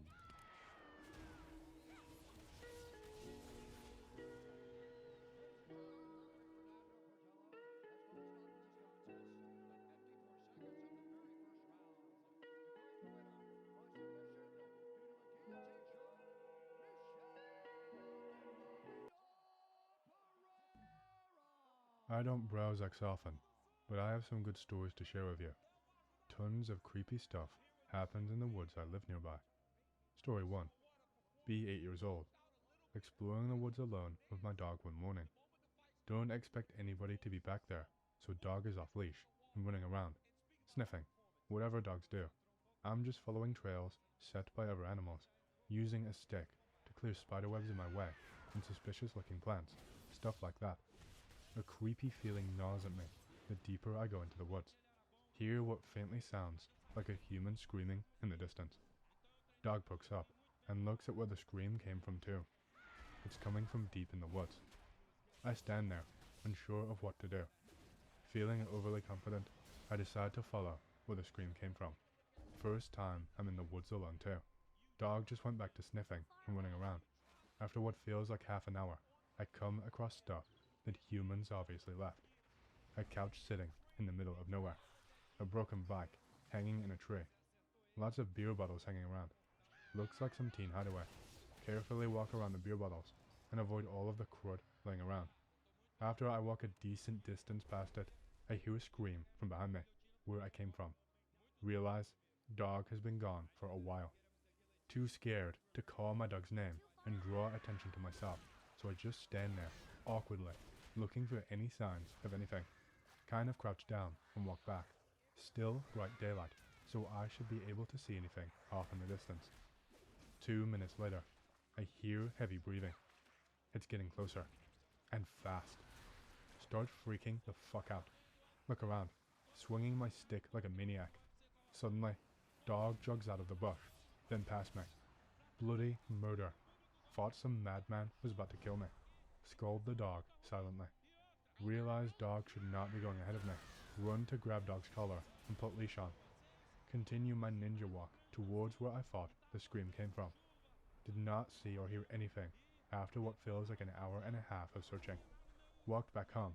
Did not tell my parents what I heard, because they'd just freak out and not let me back in. Story 2. Maybe a year after last incident, so 9ish at the time. Riding back in the woods with my friend. Morning again. Friend is easily scared. Thinks there's snakes around every corner. Poisonous spiders that will hunt him down alive, etc. I calm him down and tell him I walked those trails 1,000 times. Probably actually only 10 times. Find some trail that I never followed before. Now the creepy feeling starting to build up on the back of my neck. Ignore it. Keep going. I want to see where this trail goes. Friend complains it's creepy. Trees, plants are all dead, etc. I tell him it's fucking fall. Of course the trees are going to have no leaves and look dead. Actually, fall only began. Trees are only turning orange/red, and most plants still have leaves. I'm getting scared myself, but nothing's happened yet, and I want to explore this new trail. Come across a cabin in the middle of a field of grass. Friend does not want to approach it, of course. I ignore him and walk boldly ahead. Actually knocked on the door. Nobody answers. I push open the door and I look back. Friend is gone. Hear a scream coming from the cabin. Run the fuck away. Look back. Cabin door closed while I was looking. Didn't find my friend until the next day at school. Story 3. This time, it took place at nighttime. I walk in the woods all the time with my dad. He loves nature. He wants to go again tonight. Both of us bring a flashlight and my dog. Dad is holding the leash instead of letting dog run around because he does not want to lose the dog and have to look for it in the night. He finds the teen hangout spot with the couch and the bike hanging in the tree. He just keeps walking past it casually. Dog is obviously freaking out though, whining, trying to pull Dad away. Dad and I keep looking around for whatever it could be that's freaking out the dog. Dog starts barking. We smack the dog to keep it quiet. Now I can smell wood burning. Ask Dad if he smells it too. He nods, but we don't see any fire. Figure maybe someone's smoking or something, but it does not smell like that. Whatever. We keep walking because no flame. I shine my flashlight around and see two glints appear midair, off in the distance. Move my flashlight back. It disappeared, but the bush around it is moving. Pull my dad's arms and whisper what I saw. He shines his flashlight at where I was looking. Does not see anything. Dog still refuses to calm down. Half an hour later, we hear what sounds like wolves or coyotes howling. Wolves and coyotes are rare around here, but they do exist here. It's enough for my dad. We walk back home. Dog starts pulling ahead with all of his might. Slips out of Dad's hands. Dad and I scream for his name. Too late. He disappeared off into the darkness. We chase after it, calling its name. I look back behind me. I can see a dark shape disappear behind some tree in the moonlight. I look forward and keep running. Dog actually ran all the way back home. Story 4. By the way, this took place in the early 90s. Sorry, I did not have a camera back then. Didn't go in the woods for a while. Sat around and played video games. Ate. Watched TV. Typical Amerifat stuff. Decided to go again one day. Probably 11 at the time. I remembered that cabin in the woods. I asked my friend, different friend, if he wants to check it out too. He brings his dog, and I bring mine. Walking to where I think the cabin is. It's after school, but we still have many hours of daylight left. We were just chatting away, while our dogs chase and play with each other, run around sniffing, etc. Dogs disappear after a few minutes. We call their names, and they come back, but then they jog away again. Same direction. We follow. Find a dead deer, with an enormous gut, because of all the maggots and juices in it. Head is missing though. Poke it with stick. Typical stuff kids do when they encounter death. Ignore and keep walking. Half an hour later, we find another dead one. Again, the head is missing. Joke with my friend that deer skulls are used for dark magic. Finally, we find the cabin. We're staying off in the distance, but in clearing and in clear view of the cabin, debating if we should go in and check it out or not. After a few minutes, see a window curtain move and a shape looking back at us. Friend sees it too. Definitely has a hairy as fuck mask. Actually looks like a deer's head. I did not make the connection until a year later. We were stupid as fuck then. Doesn't look fully human. We stand there, not knowing what to do. Figure in cabin moves the curtain back and disappears. 2 minutes later, another curtain opens. This time, it's upstairs. Same figure. It stares at us. We are getting nervous about what it's planning to do, but we're too curious to leave, so we just stand there, looking at each other for what feels like 10 minutes. Curtain closes, and figure disappears again. Now, we're getting scared, wondering what it will do next. We walk back in the woods, and hide behind the trees while watching the cabin. The cabin door opens. Same figure, with hairy mask, steps out on the porch, looking for us, starts walking towards us. Oh shit, oh shit. We Usain bolted back home. Later, friend tells us we gotta go back there again. I refuse to go back there without my dad. Story 6. A year later, Dad still remembers his promise. Makes the preparation to spend a week in the cabin. Uses vacation time. Everything. He is a determined fucker. Friend, his dad, and the 2 dogs are coming along too. We actually see the figure upstairs as we are walking towards it. We get to the cabin just before dark and knock on the door. Of course, we're ignored. Body slam time. Breaks open with less effort than last time. We get in, search the whole place. Of course nobody's here. Set up camp, water, food, bucks, guns, etc. We all slept together in the living room for protection. Dad decides him and friend's dad will take turns staying up. We didn't need to bring a lamp and oil. Already was here. We light it and use it throughout the night. We told each other ghost stories and shit like that late into the night. Dog started barking in the middle of the night. Wake up to find the lamp burnt out. In the moonlight, I could see a figure outside, looking in from the window. Freak the fuck out. Figure disappears under the window behind the wall.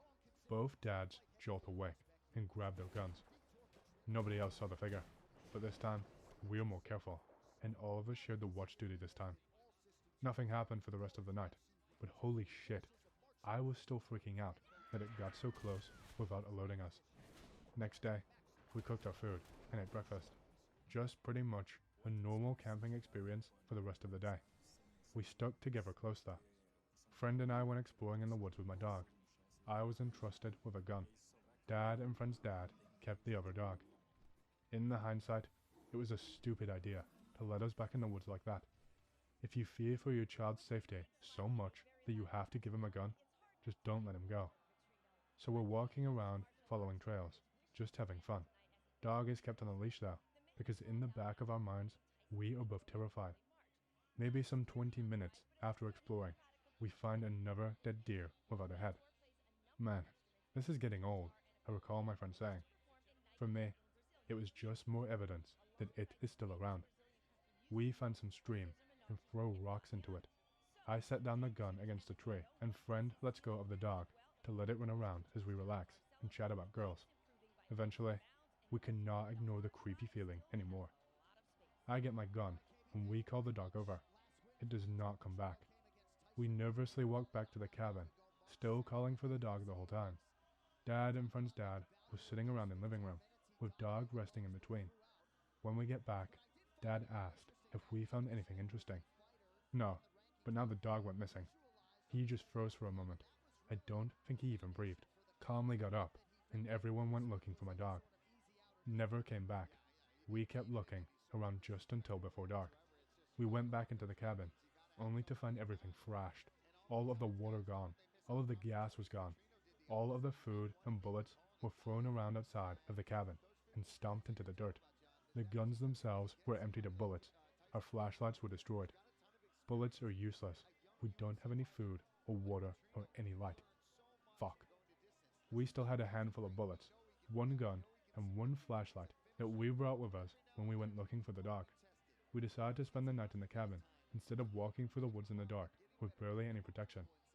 Decide to huddle together again in the living room. This time, 2 out of 4 people are on watch duty at all time.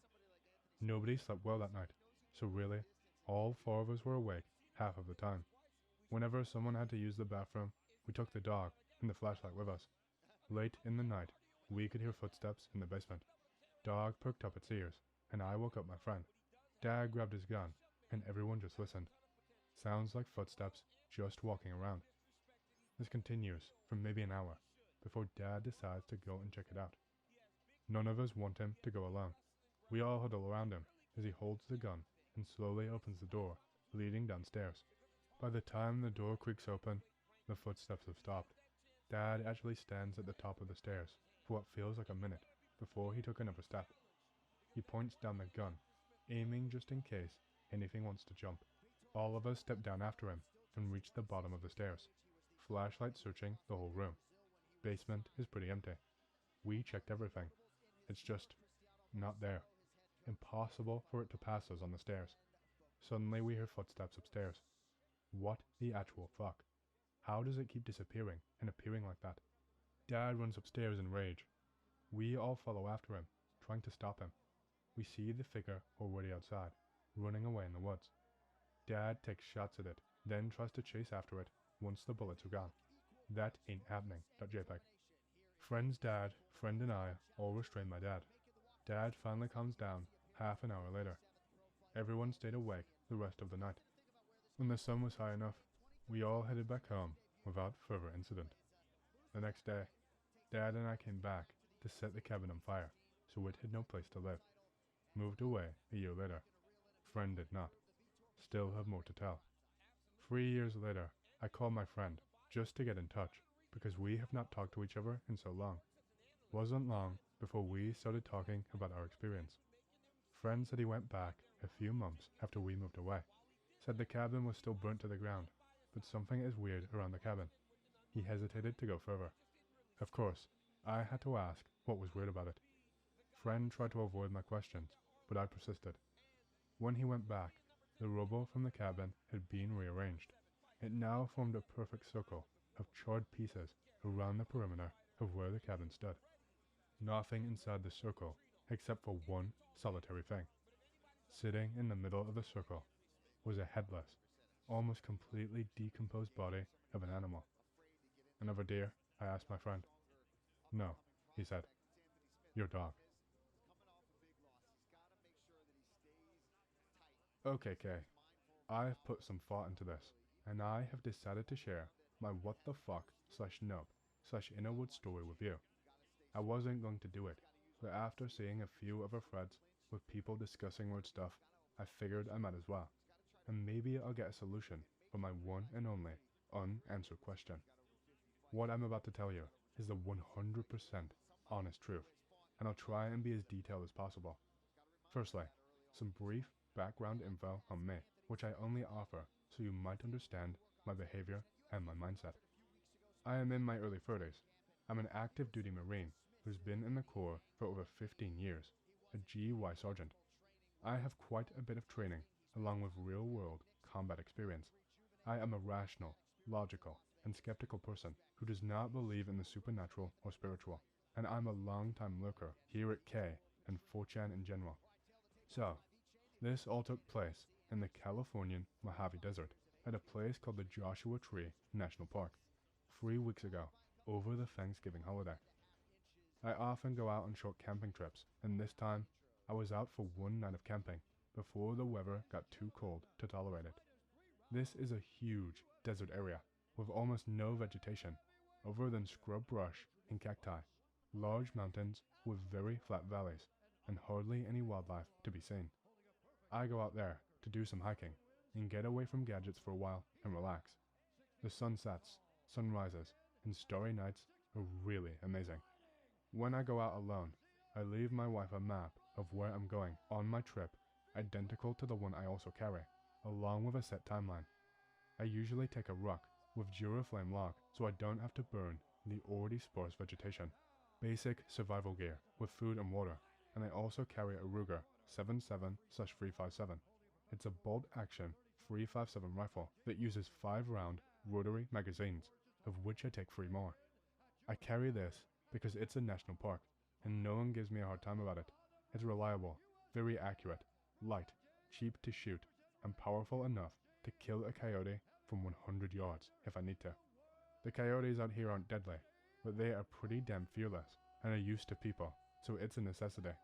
I almost always camp on the large rock outcroppings now, because one time I woke up and saw no less than 6 coyotes standing in the dark just outside the firelight, watching me, pacing quietly.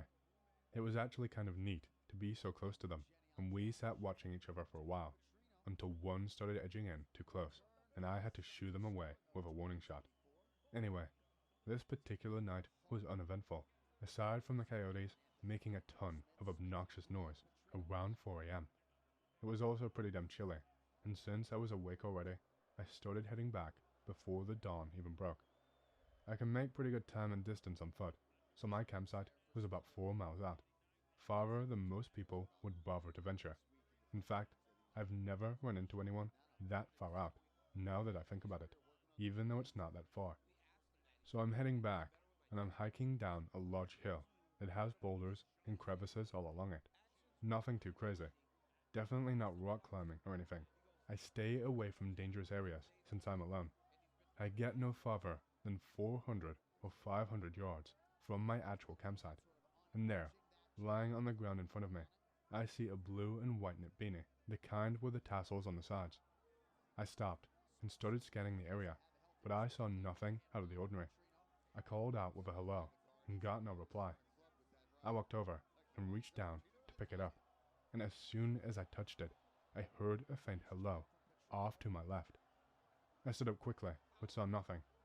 Walking further to my left, I saw a large crevice in the hill that went down about 30 or 40 feet and curved hard to the right among a few very large boulders.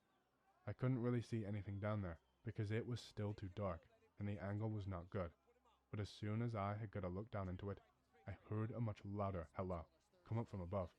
My mind clicked into gear, and I thought, shit, someone got lost and probably just spent a long cold night trapped down there. Are you okay? Are you hurt? Do you need help? I called down. The voice came back. Please, come help me. I realized, holy shit, that was a child's voice, or it sounded like it. So I tossed my pack and rifle on the deck and started yanking out some 550 cord as I yelled down, "Don't worry, I'm going to help you. Stay calm." I tied a big loop off around the stone near me, and then wrapping it around my arm, I came quickly back to the edge. I started to lean forward to find the best way down, when several things happened. I yelled, "Stay calm," and then immediately got a whiff of the most awful smell I've ever smelled as I leaned over. Imagine what a long dead animal rotting in a mud puddle on a hot day would smell like. Just like that. In the gloom below, I saw a slight movement, just a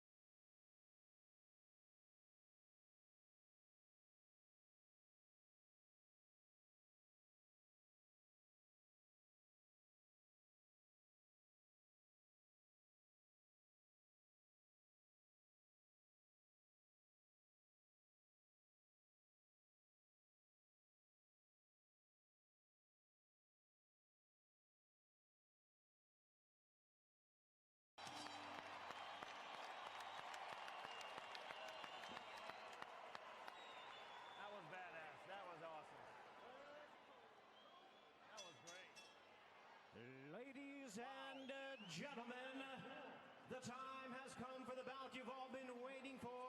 The highly anticipated Cinco de Mayo weekend All-Mexican Showdown for the undisputed super middleweight championship of the world. And now please welcome the boxers as they make their way to the ring. It's time for Canelo versus Munguia.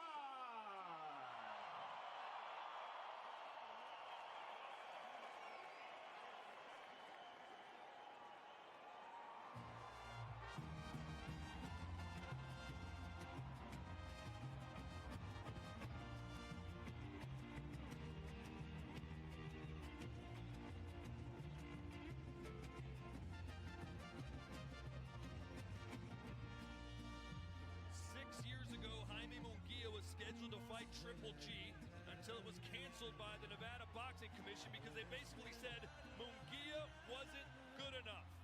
They aren't saying that now. He seeks to dethrone a national icon and one of his personal boxing heroes, knowing full well he can become a legend by beating the legend. This is Munguia's moment. What will he do? And you have to wonder how he's feeling in this moment. We've called a lot of Jaime Munguia fights over the last few years. He has fought in some relatively big venues in front of some relatively big crowds. Never fought in a venue like this, never fought in front of a crowd like this, and certainly has never fought an opponent like this. And he's never fought a great fighter like Canelo Alvarez. This is no John Ryder, this is Sergey Derenchenko. This is Canelo Alvarez, pound for pound Mexican great. How is he gonna respond once they touch gloves? We're gonna find out.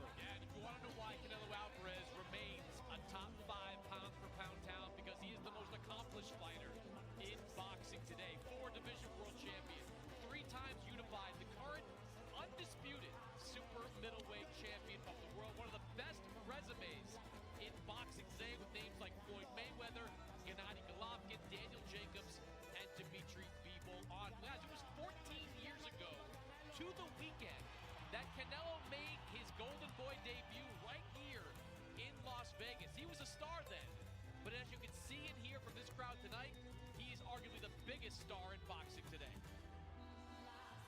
And this is Mexican versus Mexican, Guadalajara versus Tijuana, old bull versus young bull. The story is there.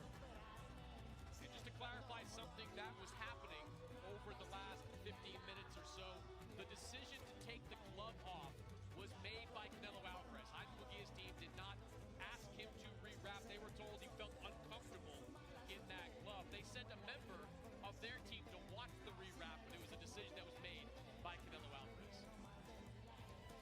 Will that right hand spell doom for Jaime Munguia as Canelo makes the walk for the 65th time in his professional career, and he's finished 39 of those fights by way of knockout.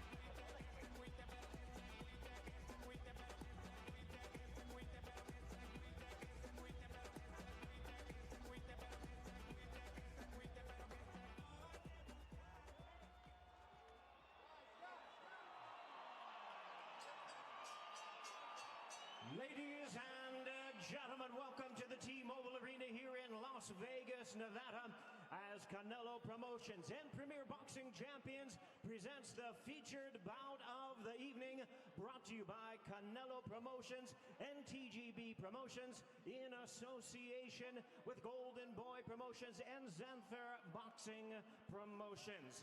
And presented by Corona Premier, the exceptional light beer. It's fight night. Light it up by VMC Tequila Cocktails, El Originante Todo. By El Mexicano brand products, bring authentic sabor to your table. Somos El Mexicano. By Furiosa, a Mad Max saga, only in theaters May 24th, and sponsored by DraftKings Sportsbook. The crown is yours. This undisputed World Championship is sanctioned by the WBC President Mauricio Suleiman, the WBA President Gilberto Jesus Mendoza, the IBF President Darrell Peoples, and the WBO President Francisco Valcarcel. Along with the Nevada State Athletic Commission, the chairman is Dallas Hahn, Executive Director Jeff Mullen. Introducing our three judges, scoring from ringside. From Nevada, Tim Cheatham. From Oklahoma, David Sutherland. And from New Jersey, Steve Weisfeld. Introducing our third man in the ring, our referee in charge of the action, Thomas Taylor. All right, fans, here we go with the main event of the evening. 12 rounds of boxing in an all-Mexico battle for the undisputed super middleweight championship of the world. And now, ladies and gentlemen in attendance and boxing fans joining us around the world, live from the T-Mobile Arena in Las Vegas, it's prime time!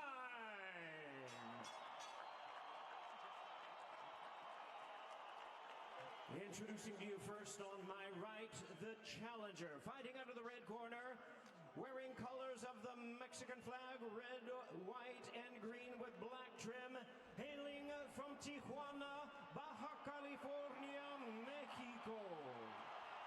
He weighed in at 167.5 pounds. He is undefeated in his campaign in the ring with a record of 43 wins, no losses, 34 big wins coming by way of knockout. Tonight in his 7th world title appearance, he aims to capture the undisputed crown. Ladies and gentlemen, please welcome the former WBO 154-pound champion of the world, the undefeated all-action, battle-ready, hard-hitting world-ranked contender, introducing Jaime Munguia.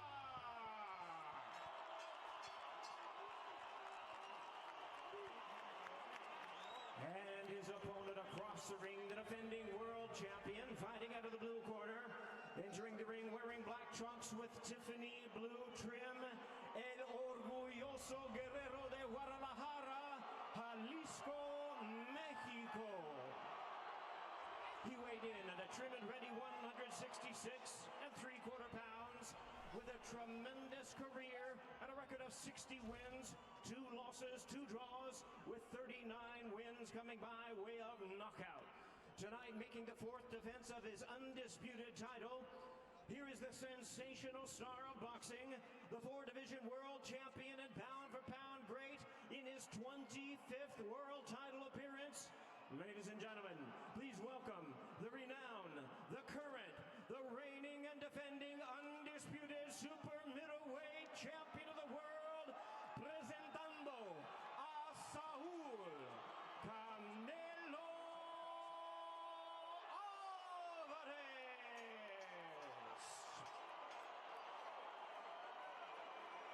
Once again, a referee in charge, Thomas Taylor, now to give instructions. Okay, both belt lines a little high, so we're going full belt line here, all letters here. You got my instructions in the back, gentlemen.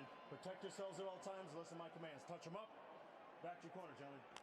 Is the torch about to be passed, or will Munguia go down in flames?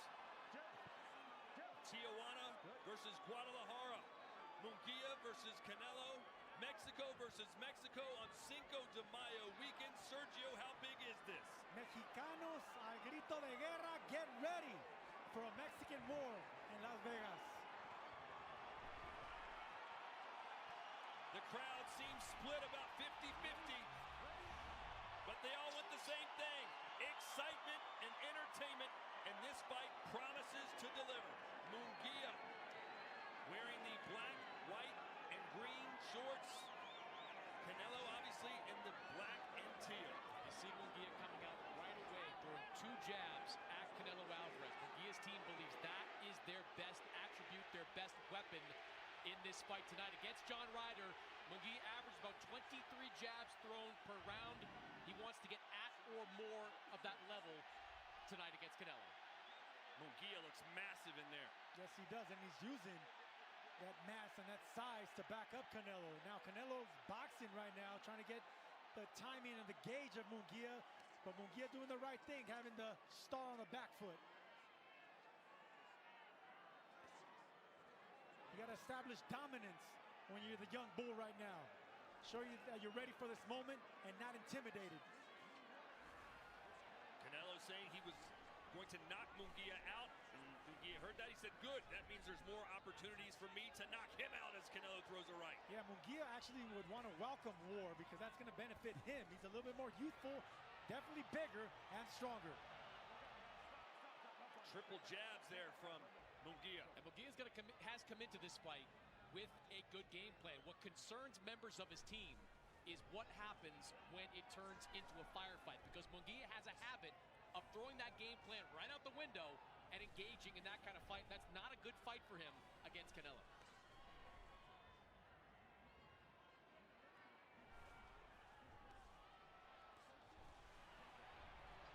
That's right, real smart right there by Jaime Munguia. He was about to get started. He was starting to get walked back a little bit, came back and got his respect with a 3-punch combination.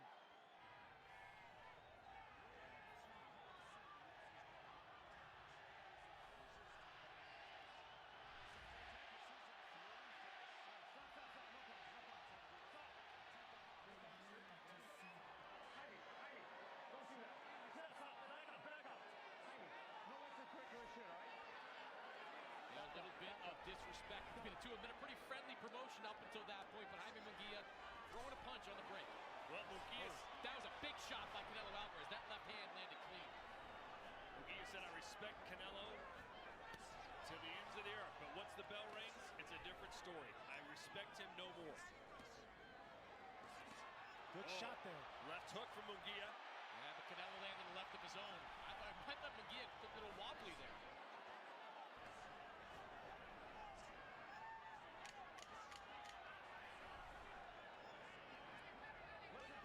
This was a good run by Munguia. I like the way he boxed. I like the way he fought.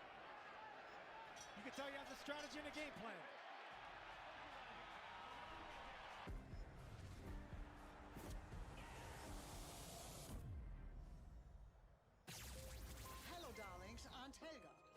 futuristic scooters, old school website.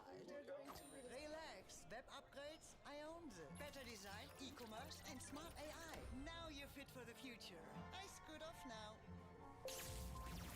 Your digital partner, Ionos.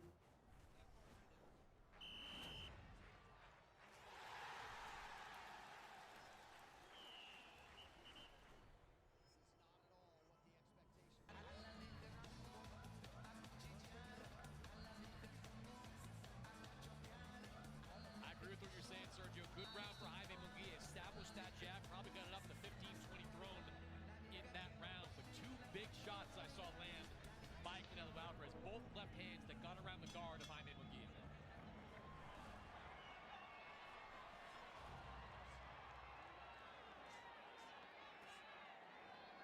There's a sharp jab from Canelo. You know, how many times have we seen it, guys, where Canelo kind of feels out that first round, sees what his opponent has in front of him, and then just goes to work. Munguia starting round 2 on the front foot. Promised not to be intimidated by Canelo. I see no intimidation right now. I see focus and someone that has strategy in Munguia. That left hook of Canelo's seems to be the punch that's giving Munguia the most problems so far. Munguia's doing the right thing here. Just continue to stick that jab out there and fighting behind it. The problem Munguia has, though, I foresee, Sergio, is that Munguia is a very good body puncher, but you expose yourself when you go downstairs to the body like that. That's where I think Canelo can capitalize. This fight's going to come down to who takes a better body shot. Both these fighters can take a shot upstairs. They have chins, they've never been down. Good right from Munguia. And then downstairs, Jaime heating up. Munguia is taking a page out of Dimitri Bivol right here with the long jab, not smothering his punches, staying at range, and not overcommitting.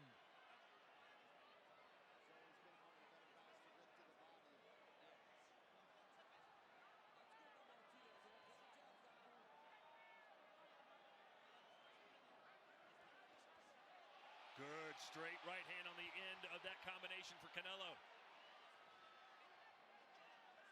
Been an even fight so far. This is the most bounce I've seen in Jaime Munguia's feet in a while. Very light on his feet, jabbing, moving, using the whole ring, not committing to his power either. I like this version of Jaime Munguia and what I'm seeing right now. And for Canelo, it's going to be about overcoming the punch output. Munguia has averaged recently around 60, 65 punches thrown per round. Canelo, he has been largely in the high 30s, low 40s. So it's going to have to be power shots that make up that gap. And if you know anything about Jaime Munguia, in almost every single fight he's in, there is a big scare. He gets rocked at some point.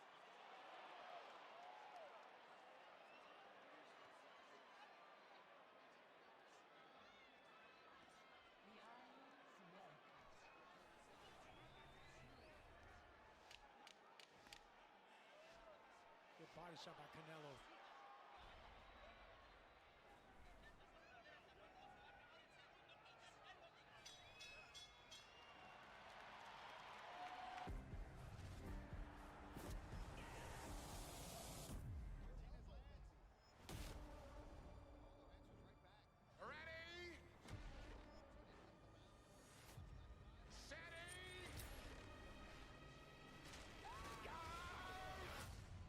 He took my childhood. Do you find him? He's mine. Furiosa, a Mad Max saga. There is no hope! In cinemas May 24. Él practicó porque cuando le pegas aquí te contragolpeé, por eso cámbiale aquí. Cerradito, son dos cerrados, cerradito, aquí bloqueado, ya anda de buena defensa. Sergio, is this fight looking the way you thought it would look after 2 rounds? No, I'm impressed with what I'm seeing with Munguia, and Canelo has to respect what's coming back. It's not power and size right now in Munguia. It's the fact that he's not committing. There's a nice bounce on his foot, on his feet. He's throwing the jab upstairs and downstairs. I like what I see so far from Jaime Munguia. Yeah, this to me is exactly how I thought this fight was going to start. I knew Munguia had a game plan that was fighting behind that jab. My question is, and will continue right to be, cross.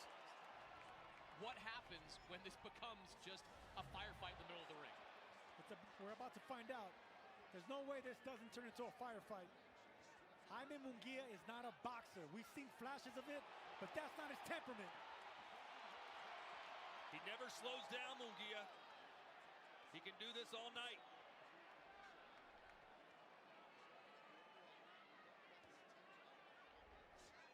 A fighter known for overwhelming his opponents.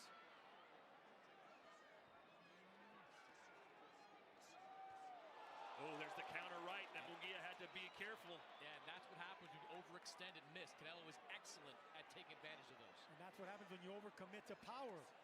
You know, once you miss, you're going to be vulnerable to a counter punch. That's the reason Munguia boxed well the first round, not committing, jabbing, moving around, bouncing on his toes. Once he starts overcommitting and he misses, he will be vulnerable to a counter punch.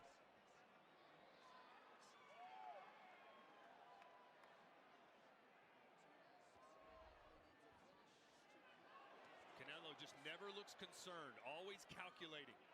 Such a great ring IQ.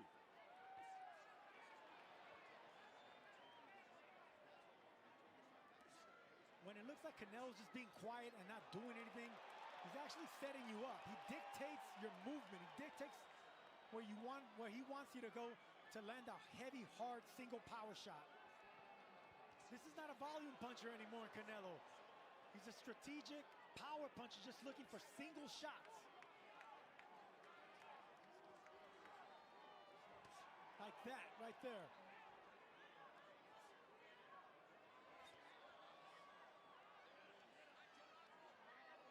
Munguia should be jabbing here like he was in the first round. This is what we see with Jaime Munguia. He sees flashes of things that he's learned and flashes of change, but then he resorts back to what he is, and that's a fighter. What changes have you seen under Freddie Roach so far from him, Chris? Well, certainly the jab. You know, that's become an increased part of his offensive output, and they have worked more on defense. See Munguia having those hands up defensively when Canelo comes forward, but at the end of the day, Jaime Munguia is a guy that just likes to fight. Oh, right hand from Munguia. He wants Canelo to open up. He's trying to force him to open up. Right hand from Munguia. Excellent combination by Jaime Munguia, but now he's back on his toes, bouncing around. That's strategy, and that's how you beat a superstar. You fight him, and you box him on your terms.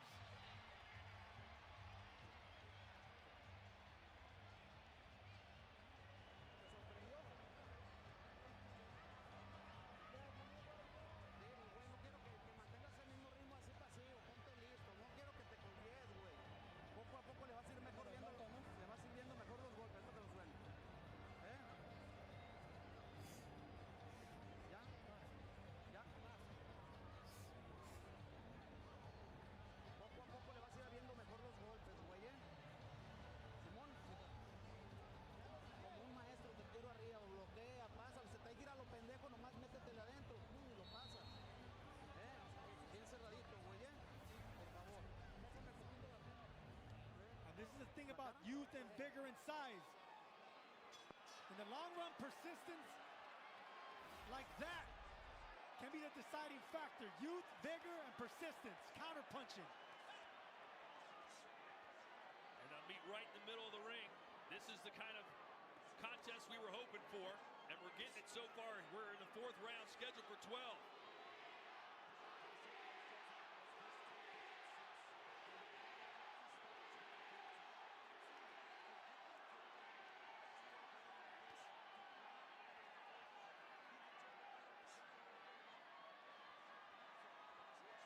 Good upper body movement by Jaime Munguia.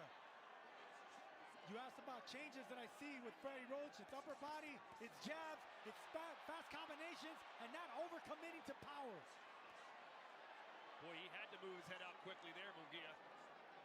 Canelo's just waiting. Oh, good right from Canelo. That normally will rock and hurt anybody. Munguia took that right hand well.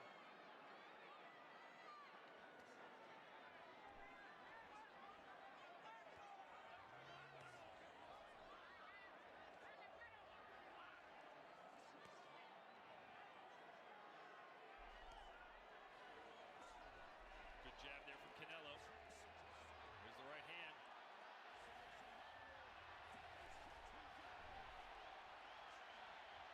And what Canelo needs to do and is trying to do is punch with Jaime Munguia. Now, Munguia's done a good job of kind of suffocating him a little bit with smothering him with punches, but Canelo has to find a way. When Munguia's throwing one or two punches, he has got to throw punches with him.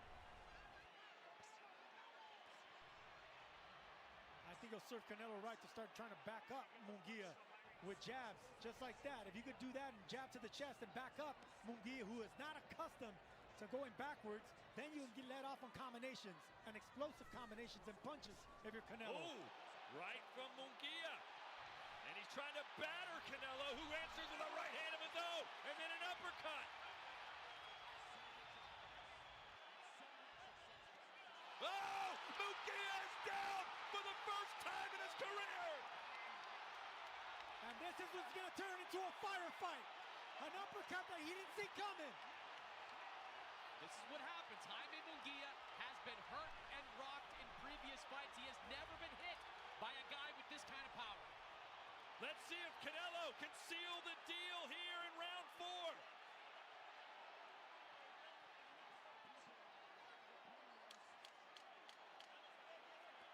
Munguia might just want to try and get out of the way till the bell rings.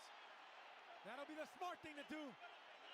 But that's not what machismo forces you to do.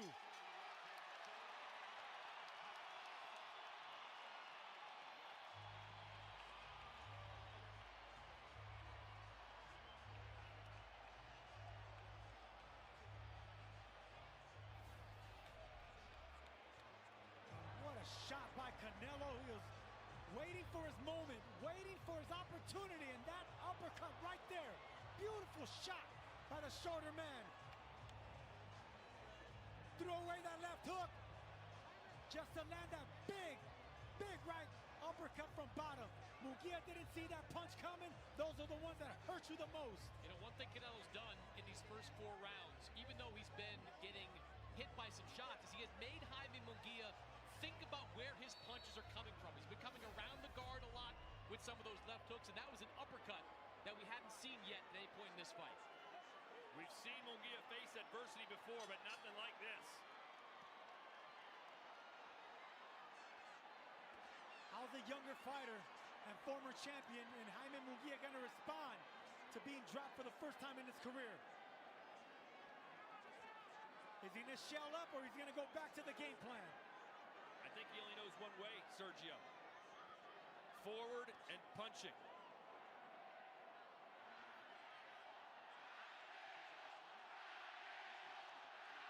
Mad Max Saga, only in theaters May 24th. With the scorecards now, Bruce Beck. Ladies and gentlemen, after 3 Back rounds, to the jab goes we go Munguia. to the judges' scorecards for decision. Yeah, one of the big All differences in 3 Canelo at judges this score stage of this his career is he contest doesn't slip 30-27 punches like he used to. He for the doesn't roll winner with punches by like he used to. Keep that guard up. He's going to parry them or absorb them into the gloves. Yeah, because he still has the hand speed. He's still explosive enough to catch and counter. You know, against certain fighters like Daniel Jacobs, he needed head movement. Against fighters like this, he can catch and counter. And Sergio, it's very clear what Canelo's trying to do here. He is waiting for Jaime Munguia to make a mistake, to overextend so he can throw a counter. Absolutely, and he's looking to counter with that uppercut, just like he did against B.J. Saunders. Broke his orbital bone in the process. See right there, look, that's the old Munguia that he better check, because by overloading with power, you're going to be vulnerable to power. I'm really happy. I know this is what everybody wanted to Live see. by it I'm and really die by it. focused, really well trained. I can only thank my team and everyone to help me out. Jose, when you walked away from the game, did you ever think Still no heavy body shots by Canelo. I want to see how Munguia is going to respond to heavy body shots by the Mexican. Sergio, not a lot of head movement either from Jaime Munguia. Because we are what we are. You know, you could try to change somebody and try to turn them into a boxer, Jaime Munguia is not a boxer. He's a born fighter.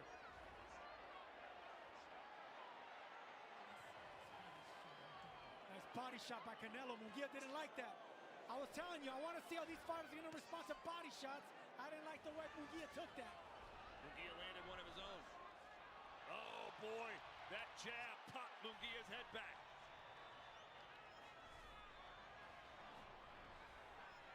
Canelo seems to be affecting Jaime Munguia way more with his power than vice versa. Every punch, it's not even with power, it's starting to rock Jaime Munguia backwards. Just like that, look at that power jab, how his knees shook, his legs shook.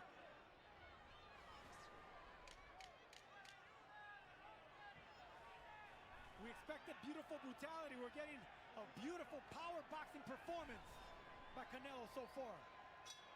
We're 5 rounds in. Let's get the thoughts from Sean Porter.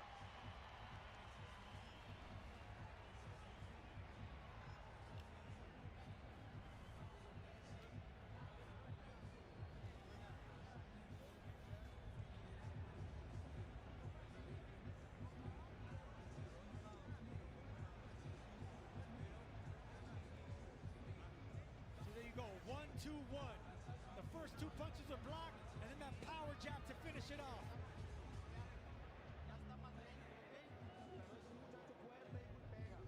He's a strong kid. He punches hard. Be careful, but get your shots in. You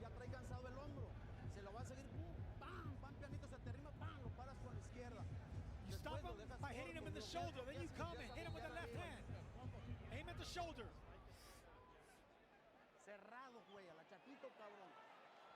Munguia trying to bounce back on his toes, wake those legs up. We're in round 6. Big swing and a miss from Alvarez.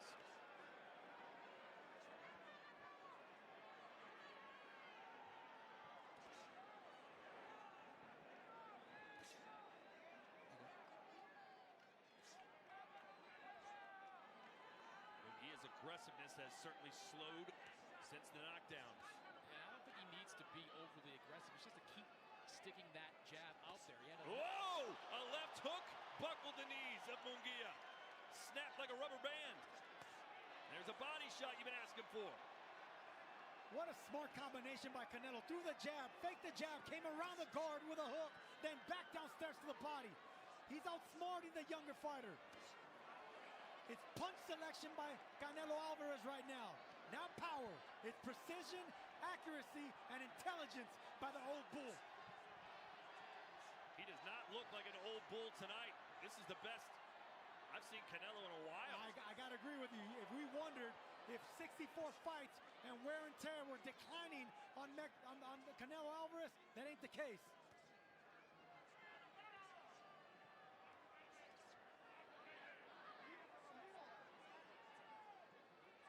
It's volume versus precision. That's what this fight has become.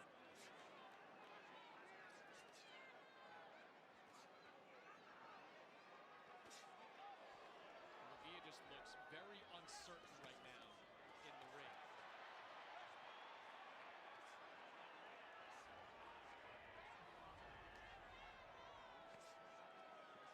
Good body shot by Canelo right there. Munguia tried to counter it, but he's not fast enough now. He's not fast enough with that counter, and he needs to block it. Make sure he blocks the entire body shot. But Munguia is not a counter puncher. He doesn't catch and counter. He's an aggressive, offensive fighter, just like that. And these are good body shots being landed by Canelo. But Sergio, I feel like they're just all being thrown to set up a headshot. Like he's trying to get that guard from Munguia to dip down. So far, Munguia's done a pretty good job of keeping those hands at his face and avoiding that left hook. But the more you clip into the body, the quicker those hands are going to drop. Munguia pulling back his chin. Canelo just missing with that wide left hook. You can bet Canelo's going to try to do that again, and if Munguia pulls back, he will get dropped again. That right hand scored for Munguia. He's starting to be a little more active now and aggressive. Trying to get his groove back.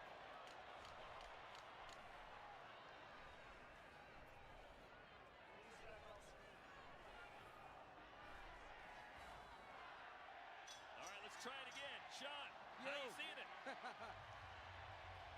You know, Canelo has certainly taken over. I think he started the fight trying to pace himself, allowing Munguia to work his hands, hoping that Munguia will wear himself down. You can see early in the fight, it was more body than anything. Big hooks being landed now by Canelo and the body work as well. But you know, that knockdown, I think it still has had an effect on Munguia, where he hasn't been able to recover and take control like he had early in the fight.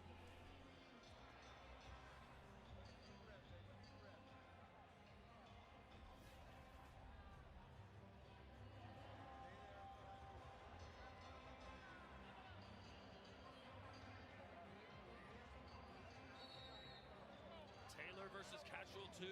What a rematch that is going to be coming soon here on DAZN. Let's see if Munguia has shaken off the cobwebs now and can get back to his game plan. We're halfway through the fight, round 7.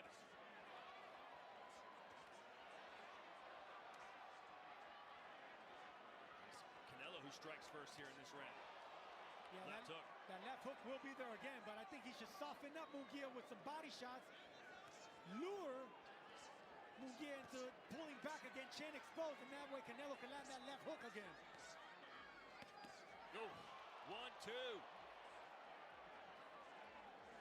Every time Canelo lands. Good shot there by Munguia. Catch and counter. Every time Canelo lands, Munguia is effective.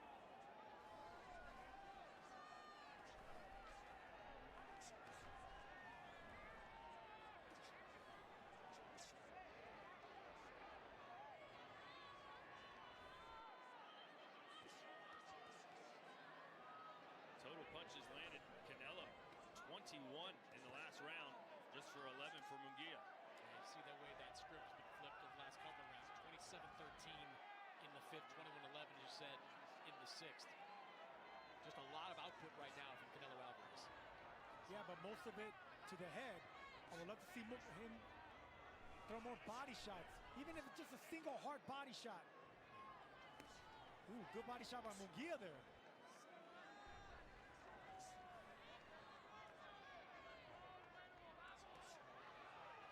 Body shot dropped the right hand. You could see it.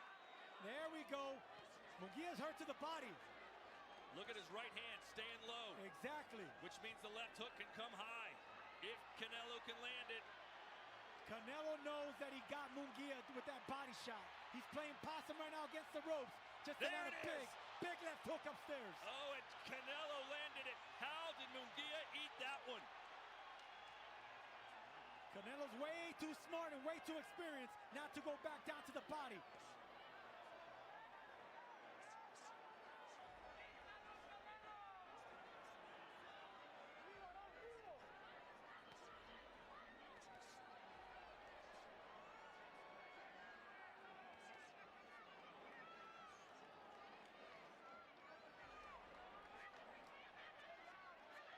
Seconds to go here in round 7. It has been a very exciting encounter.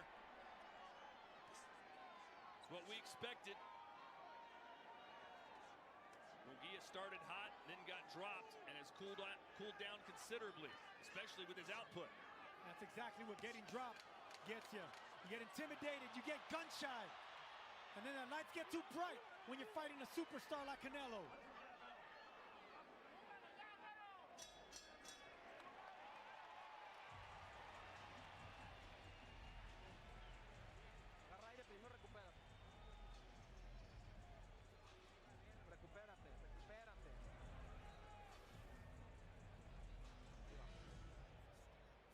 Versus 5 headline by Wilder versus Zhilei Zhang coming your way from Saudi Arabia June the 1st.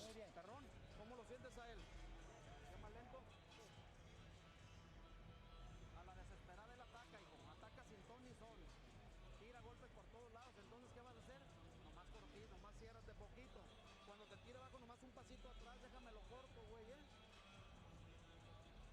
Cerradito, hijo, Faltan 5 roundcitos. Hay que hacerlos de la manera más chingona que pueda haber.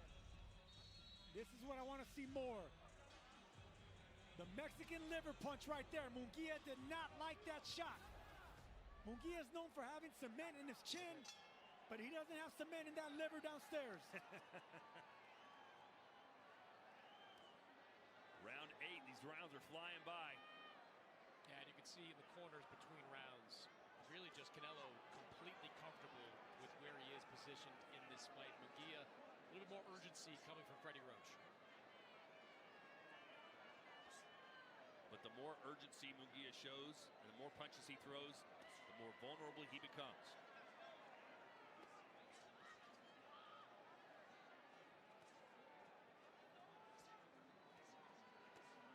Yeah, you saw the scorecard there. I've got it 6 rounds to 1 in favor of Canelo Alvarez. Thought Munguia got off to a decent start in that first round, but Canelo Alvarez has just taken over this fight in the middle stages. He's got Jaime Munguia now fighting on that back foot. There's that body shot again by Canelo Alvarez. I would love to see him double up that body shot.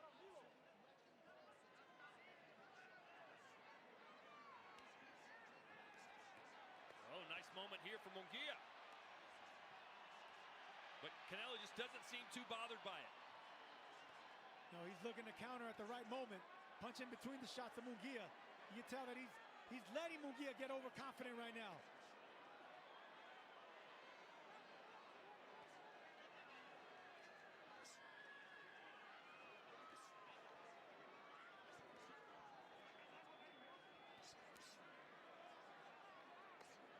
Downstairs goes Munguia.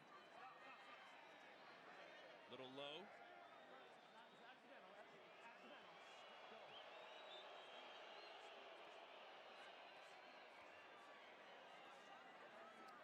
Sergio, and you still see Jaime Munguia protecting that right side a little bit this round. That's why I'm surprised that Canelo hasn't went down there, just doubling up. Even if Munguia blocks that shot, it's still soft. He's still going to feel it. Oh, another left hook from Canelo, then a right uppercut.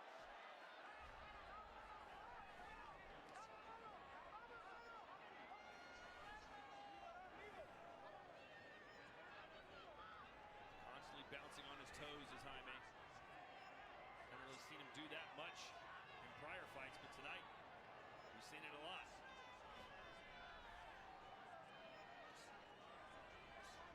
We talked about the jab, Jaime Munguia early in this fight. I think the jab of Canelo Alvarez is starting to make itself known in the middle and late stages of this round.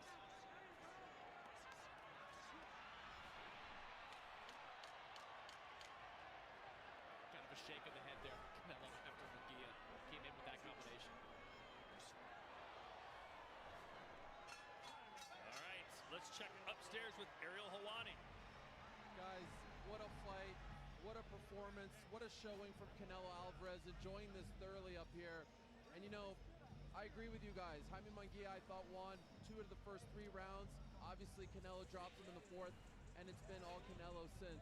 6-2 on my scorecard, 10-8 in that 4th round. I give Jaime Munguia a ton of credit. He's not slowing down. He's going for it. He's standing in the pocket. He's just not good enough for Canelo. It's another masterclass from Canelo. People keep saying he's going to slow down. I don't see him slowing down. This is even more impressive than the Charlo performance, if you ask me, and I can't wait to see how he closes this out.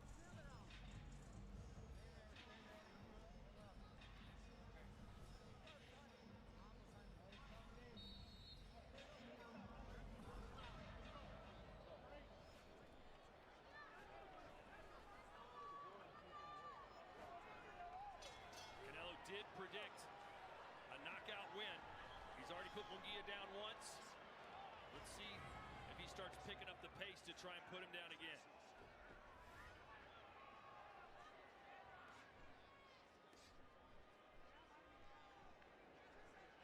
This is an important round for Jaime Munguia if he wants to attempt to win this fight by trying to hurt Canelo Alvarez, but also open him up for a counter shot. Last time I saw this, John, which is what Canelo's looking for, like that. He wasn't a victim, if you know what I'm talking about. Thank you. No, that was I'm just getting into the first act. Munguia standing in the pocket. And this is more of the fight that we all were expecting here. 2 Mexicans standing in front of each other, throwing combinations, but throwing more body shots. Good right hands from Munguia. And another couple. And then Canelo answers back, and you could see the ferociousness of his punches are just on another level.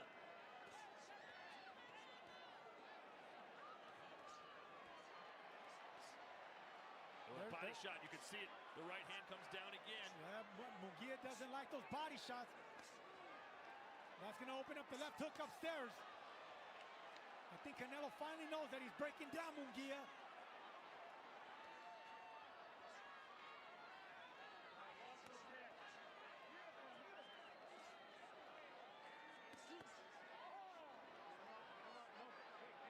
Canelo saying that's low. That's two low blows by Jaime Munguia.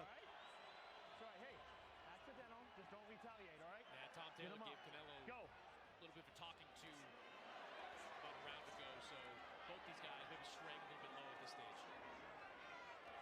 Minute to go here in the 9th round. Munguia's had his moments. He's having a little one here, perhaps. I think Jaime Munguia's had a pretty good round. We've seen some good shots landed by Canelo Alvarez, but Munguia, this round has started to put together those 6-7 punch combinations. And now he's trying to bully Munguia in the corner. Yeah, this is a good round by Jaime Munguia. I thought Canelo was playing possum, but I think he might be just taking this round off to close out strong. Oh, big right cross from Canelo.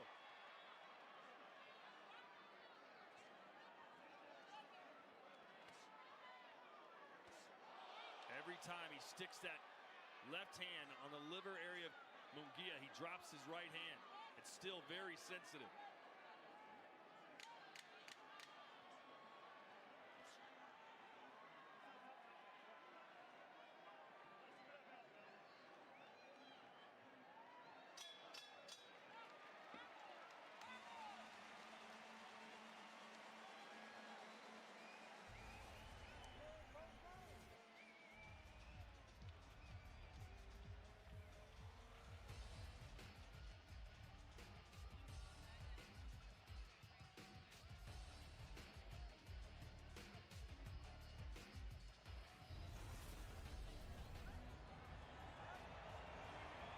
Tank Davis set to go on June 15th. Now the full 135-pound title holder with the WBA. And David Benavidez right behind him. Going to be moving up to 175. Challenge Alexander Vostok, a former champion in that weight class. Beautiful jab, short right hand there. But no body shot from Canelo with that third combination. I think the body's where he's hurt him the most. But he hasn't gone enough downstairs. All right, round 10, and Munguia now is starting to reach a level where he's going to have to get desperate. He's going to have to roll the dice. Well, this is where the young bull, if he still decides to want to attempt to win, or if he's going to be satisfied with a decision loss here. No, there's no way. That's not Munguia's character. Yeah, well, getting dropped that hard will make you change your mind.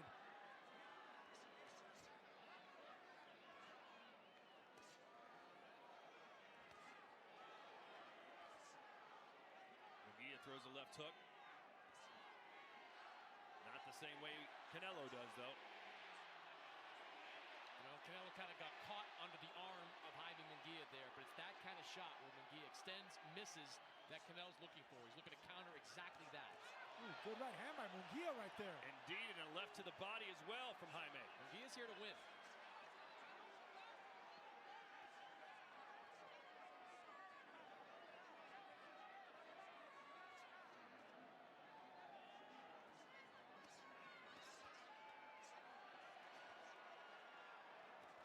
It's now back-to-back. Pretty good rounds, at least a pretty good start to this round for Jaime Munguia. He was putting his punches together well.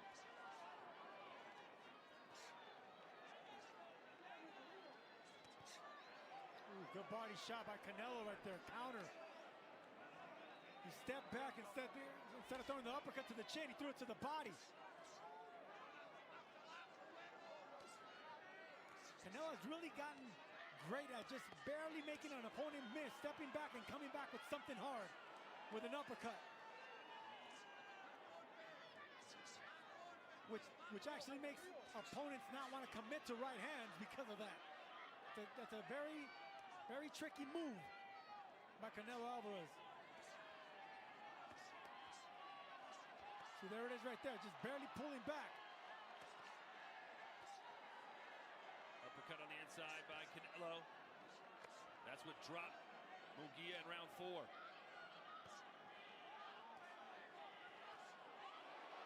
Right hand from Canelo.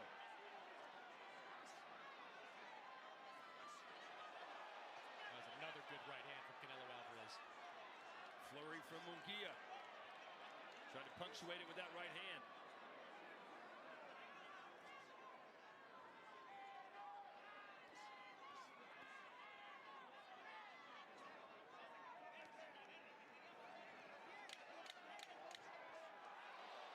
Good 1-2. Textbook stuff right there from Canelo. Yeah, man, this is some good stuff right here. This is old bull controlling the young one, making him respect him.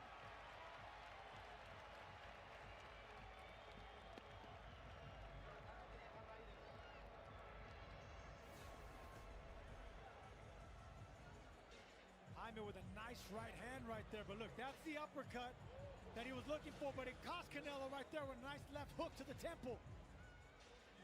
Canelo, right hand right to the temple. Munguia took that shot well.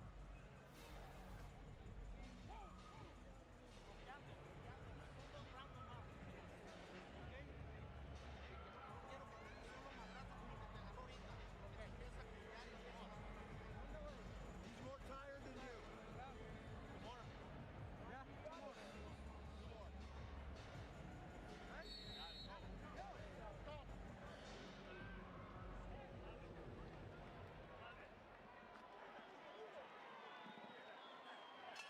Championship rounds now, 6 minutes to go here in Sin City.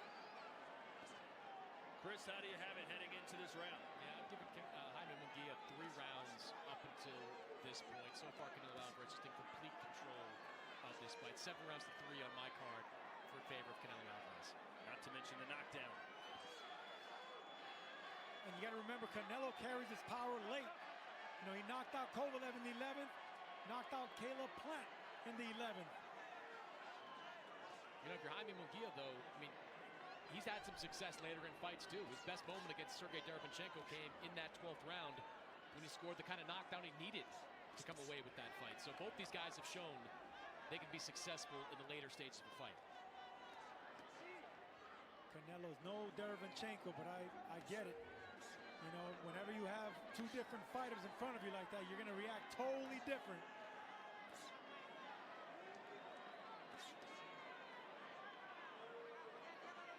Anyone who's interested in entering into an honest discussion about the sexual mores and taboos of modern society will be rewarded with a pizza break. Do you ever wonder what life would have been like if you hadn't been transferred? Yeah. Big swing and a You would miss. have twins. A whiff from Munguia. Mm-hmm. But he's still firing away. You would be married. Michael, I've been dating TJ for years now. You do this, you know. Do what? You romanticize me. I don't romanticize. No. Michael, you cried at that tagline for a movie you made up. He had no arms or legs. He couldn't see, hear, or speak. This is how we led a nation. Made us out to be more than we were. Professional fight. Maybe we were more than we were. 65th What for you're Canelo. getting so upset about? We had a fun fling a long time ago. For goodness sake. Okay, all right. I gotta go. Michael? Good upper body movement, head movement by Jaime Munguia. Not to mention the herpes. It didn't come up okay. He has landed some good shots, some good combinations. The kind of combinations that would have had Gentlemen, a nice big to see you. impact on some of the guys he's faced in the past. Just hasn't faced anybody with the kind of chin and the kind of counter How do I punching do it? that Canelo Alvarez Raise my has. daughter, work as director of office purchasing for this hospital, and release an album of Doris Day covered on my own Munguia label. jabbing downstairs, just come over the top If of I knew, Canelo. I'd tell you. It's nice to see you doing Canelo's something. looking Yeah, to I'm really happy. counterpunch with that uppercut Astrid again. against the world. We're loving it. But Munguia caught Kinda onto super it long. and he's Bring on throwing the the right, bacon. the right punches and the right combinations now. Never, never, never let you forget. Love that girl. I don't understand the reference.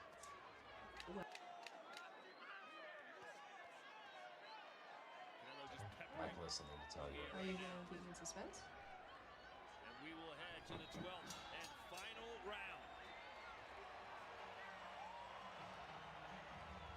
Would you excuse us? I'm gonna head out of here. I know you have a lot to talk about.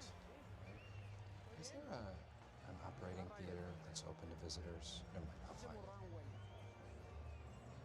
He hasn't changed. No. So what could wait? Am I the kind of person to misremember our relationship as something more than it was? Michael Scott, you are here for a postmortem. You want to dig into our relationship. Go over it. See what killed it. Okay. I'm in. So guys, I've been really bothered by the way certain people are getting treated around here.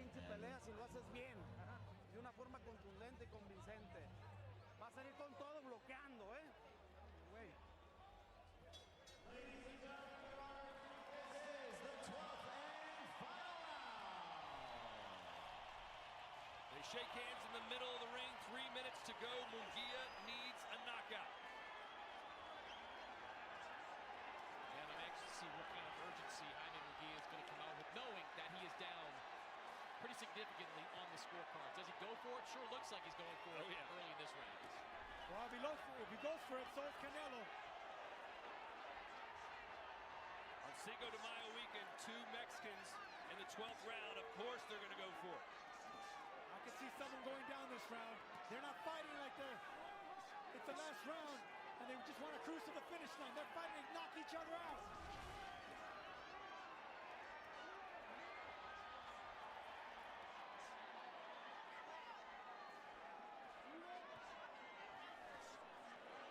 Right on the temple from Canelo to the left. Good jab. Good stiff power jab by Canelo right there.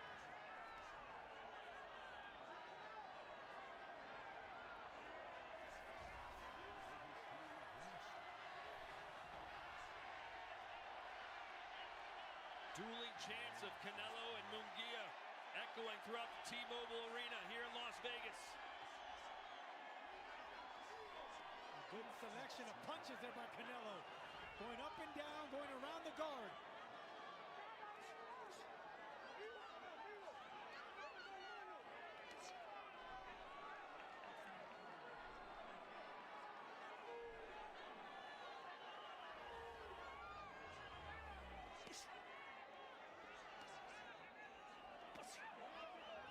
Good shot right there. Good left hook by Canelo, but it looks like he's going to be content going to the scorecards again like he did in his last 4 fights against an older Golovkin. Right as you say that, a right hand almost changed everything. Canelo kind of letting Jaime Munguia off the hook there. You see Jaime bouncing back against the ropes. He was hurt in that moment. There's nowhere to run, nowhere to hide in a boxing ring. That was strange, Sergio. Canelo landed a big shot, and Jaime looked badly hurt. Canelo kind of let him off the hook. There's a lot of respect there, but he also respects the power coming back from Munguia. Munguia's really strong, really big, and he's still carrying his power. That's why they told Canelo in his corner, be careful with this kid. Close off the show, but be careful. Good body shots by Canelo. And that set up the headshots right there. 10 seconds to go. And there's that uppercut that he caught BJ Saunders. He's been looking for that punch the last 3 rounds. And that will do it. Canelo remains king. Very good effort by Jaime Munguia in this fight. He certainly came to win in the way that a lot of recent Canelo opponents have not come to win, but just not enough firepower to make a dent on Canelo Alvarez. That was a respectable, admirable effort by Jaime Munguia, who Canelo predicted was going to knock out in 8 rounds. He goes to the distance for the 5th time now.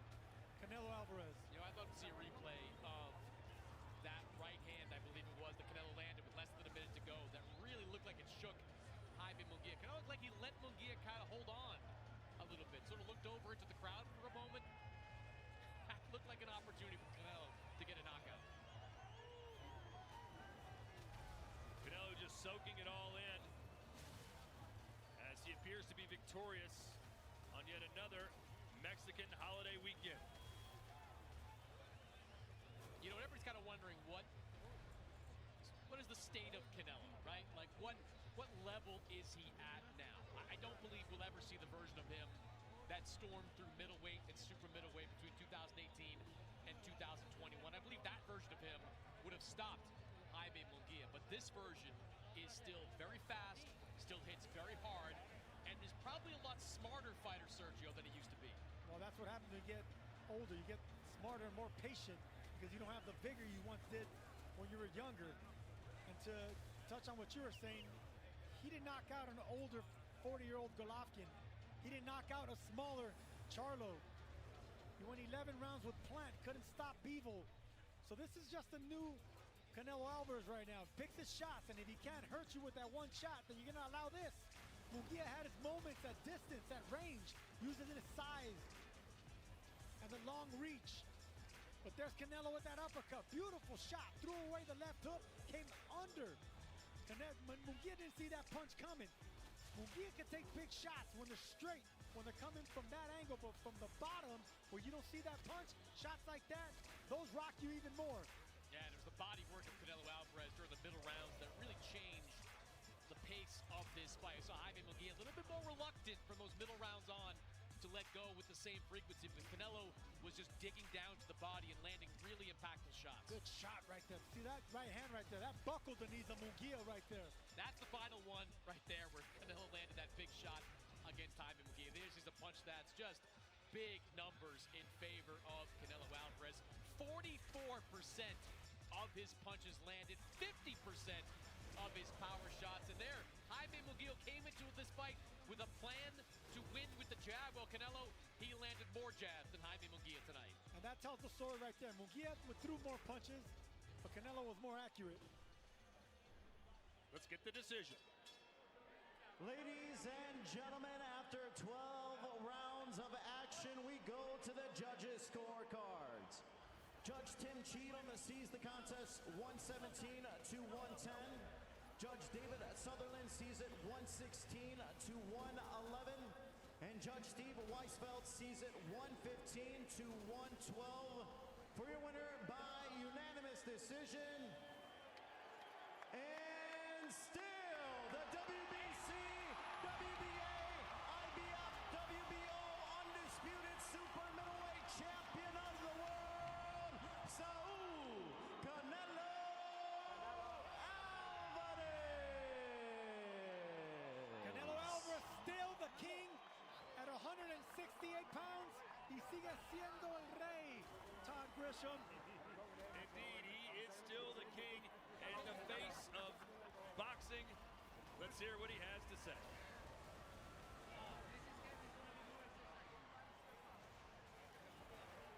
All right, Mauro, thank you very much. Canelo, this was a huge, huge fight to all the folks back home. What does it mean to you to have won this? Oh, it means a lot. I'm glad I give Jaime this opportunity. He's a great guy, great champion.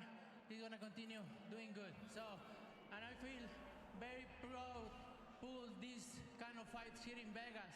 All around is watching us, the Mexicans, and I feel proud about represent Mexico. Viva Mexico, cabrones!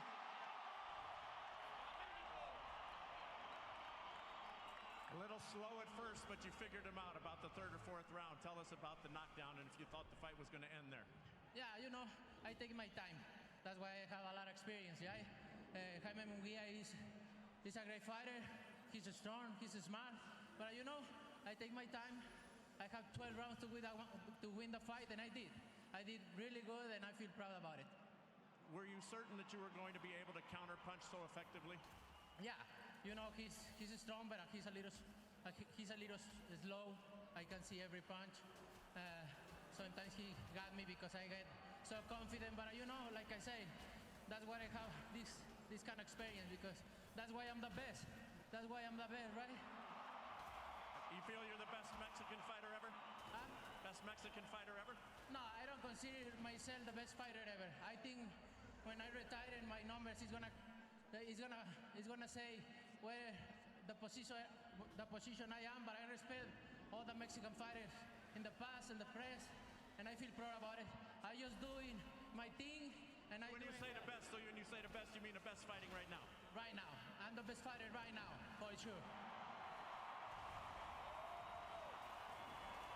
Well, we're not even going to let you get a little ice because everybody wants to know what's next. And David Benavidez is the person that everybody across this country and across the world would like to see you fight. You said earlier this week you're willing. What are your thoughts now? I don't know right now. I'm gonna rest. I'm gonna enjoy my family. But you know, if the money is right, I made that call. If the money is right, I can fight right now. I don't give a shit. So it's only a matter of money? Yeah. You know, at this point, everybody is asking for everything, right? When I fought with Lara, Joe, Miguel Ángel Cotto, Mayweather, Callum Smith, Billy Joe Saunders, everybody, they say I'm not gonna fight them, and I fought all of them. So right now, I can ask whatever I want, and I can do whatever I want. And I'm Mexican. Go ahead and tell your folks in Spanish. Go ahead. Antes todos decían que no quiere pelear con Trout, que no quiere pelear con Cotto, que no quiere pelear con Golovkin, con Mayweather, con Billy Joe, con Callum Smith, con Caleb Plant. And I fought all, y peleé con todos ellos. Y siempre hacen y preguntan por una pelea. Ahorita estoy en la posición de hacer lo que yo quiera y de pedir lo que yo quiera. Y si les gusta, bueno. Y si no, también. ¿Y qué creen? Soy mexicano. ¡Que viva México! Muchas gracias. Thank you very much. Congratulations. Please translate that for us. Yes, I fought everybody. Cotto. I fought Golovkin, Mayweather, everybody. I say the same thing I said before. Plans everything. I said the same thing he said before. Okay. Congratulations, Canelo. Thank you. Let's bring Jerry. Please translate. Sure. What's your assessment of this fight this evening? You came out strong, and it seemed like you were pretty good tracked, and you were gaining some confidence. What happened? Bien, la verdad que me sentí bien. Creo que pues creo que gané los primeros rounds, me lastimó el brazo. Es un peleador con muchísima experiencia, entonces pues la verdad me ganó bien, pero pues me dolió mi primera derrota, la verdad. I came out well, however, but I think at the beginning I was winning some of those rounds. It was going well. I let my hands go, but he's a fighter with a lot of experience, obviously.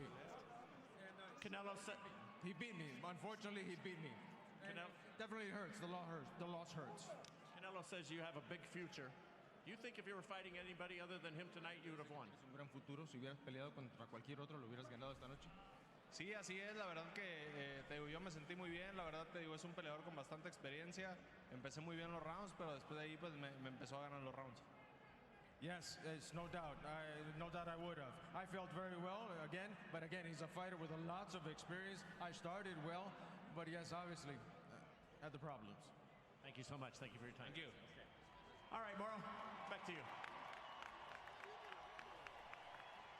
Well, ladies and gentlemen, mark this one down on your calendar if you haven't already. May 18th, live from Riyadh, Saudi Arabia, the undisputed heavyweight champion of the world will be crowned when Tyson Fury and Alexander Usyk put all the belts on the line at Ring of Fire.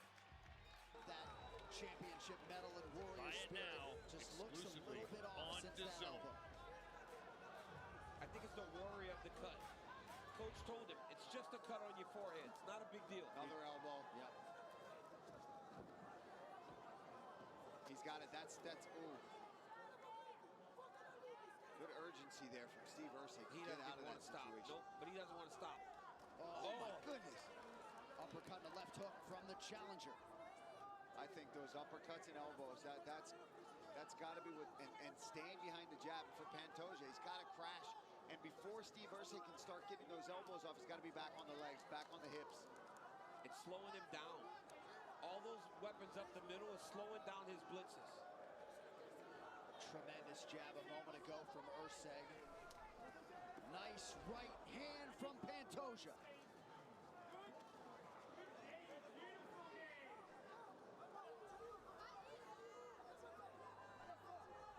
And perhaps Ursek shooting just to mix it up, create a scramble or an angle potentially. You're right. Yeah. You think it's the heat? I mean, could the heat be playing a part on the champ? Because he does look visibly weird. It's almost like he's taking this round off. He isn't doing much at all this round. Oh. Pinpoint right hand there from Ursek. Ursek's striking is so clean. Let's talk about his cardio. Yeah. Look at that. He's still sitting back, throwing good counter shots. Pantoja, though, even if he is feeling it, he's still bringing it. He always brings it. He'll never quit on himself.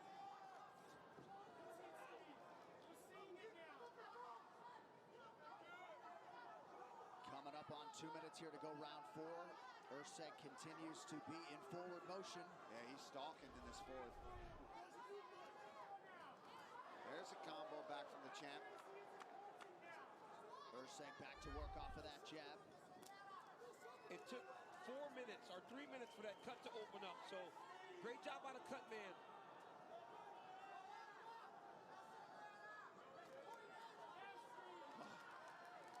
These guys are getting after it. Look at Ursek's little subtle movements in front of Pantoja. Beautiful sprawl there by Pantoja. Gotta watch that neck. But he's just making him wrestle, even if it's defensively. Yeah. I think Ursek feels, yes, I think he feels like Pantoja's tired. Jab from Ursek yet again. And don't be confused. Ursek is also feeling it, right? Yeah, he is. This is what makes you elite, right? When you know you're tired, when you can push through that fatigue, like both of these men are doing right now. Blood in the eyes now, Pantoja. Now that's a problem, DC. Now it's going right into that left eye of Pantoja. Here's the dangers and the corner telling Pantoja he's up 3-0. If he takes off these next 2 rounds, if there is anything questionable in no scoring, it could cost him. I did not hear that. I did hear Ursek's corner suggest he might be down 3-0. Yeah, when they went to the top corner first, they said you won 3 rounds. Wow. Possible. Yeah, he could. He could possibly have won 3. Oh, that appeared to be fairly clean, Paulie. That was clean. Again, Pantoja somehow eats it like a sandwich. But that's Ursek's round. Yes, it is. That's a good left hand late in the round by Pantoja. Seemingly anyone's world title with 5 minutes to go. My goodness. Very close fight. 10, 9, 8, 7, 6, 5, 4, 3, 2, 1. Olha só. Ganhamos pelo menos 3. We've won at least 3. This round was hard because you walked back a lot.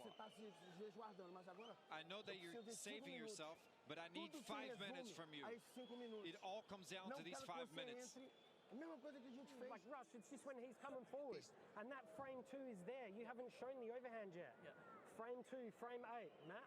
Frame 3's close. Might be 2-2, probably 3-1 down. Don't sell out to the finish. Yes, sir. We haven't tried to kick through zone yet. Yeah, so don't fucking surprise him. Yeah. And elbows are beautiful. Especially on his bad jab retraction. Look at his speed. He's tired. Last one.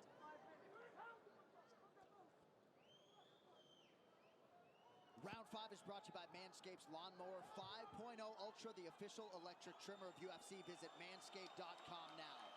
I'm not sure fatigue's a factor for Steve Ursek right now, DC. No, he's a cardio machine. It's weird seeing both corners saying the exact opposite. Pantoja's, well, the same thing, sorry. Pantoja's corner saying he's 1-3. Ursek's corner saying he's 1-3. But it seems much closer to that. There's an argument to be made that Steve Ursek won rounds 2, 3, and 4. I'm not making it necessarily, but yeah, it's that close a fight. I just don't know how you could speak with certainty in this fight. 2-2. I think it's early that would be my takedown. thought. 2-2. Early takedown, round 5 for Ursek. His first on 5 attempts. Big mistake there by Ursek. Getting into those takedowns where he didn't necessarily need to do that. Especially when he scored it. Okay, maybe land a shot or two, get out of there. You don't want to be playing the scramble game all day with a guy like so good on the Pantoja. ground. Now you give him an opportunity to take your back in a super close fight. Right. You're stuck in his web. And look how Pantoja pulls him back into his lap there. So while Ursek is trying to attack the hands, Pantoja will take him back into his lap. Oh, he grabbed the fence. Oh, he grabbed the fence there. There was one fence grab to be sure, a couple posts thereafter. He better not touch that fence again or he's going to get in trouble there with Mark right on top of them. Ursek needs to attack the hands. Thought about it again. Well, you can post, but yeah, playing a game there. Ursek needs to attack the hands if he wants to get away. And hip in. Pantoja's okay here. He's in control.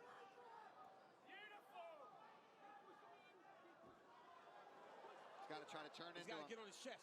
Right here, he's got to keep getting height. Height is going to win here if you're Ursek. Look at that. See how he's getting up on his chest? Yep. There he is. There it is. Now Gets he the got away. underhook. Nice call, champ. Under 3 minutes here, round 5. Damage. There's no damage done in that exchange. So this round, to me, is still wide open. Pantoja's got to try to hurt him.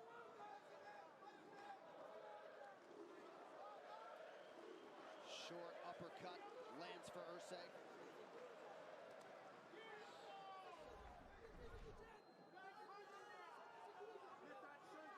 A personal best 9 takedowns on 19 attempts tonight for Alexandre Pantoja. Beautiful head kick. Pantoja's toughness, man, on full display. But I think you're watching a kid who's ranked number 10 in the world showing that he is just absolutely elite. And even if he doesn't win this fight, less than a year into this career, he's fighting the best guy in the world. Another and elbow doing really there. well. Beautiful elbow landed there.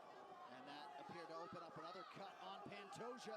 2 minutes to decide the world title. Yeah, and every one of these strikes at this point in this fight, it all counts. Who can get ahead in this this fifth round? Oh, nice connection by Pantoja now.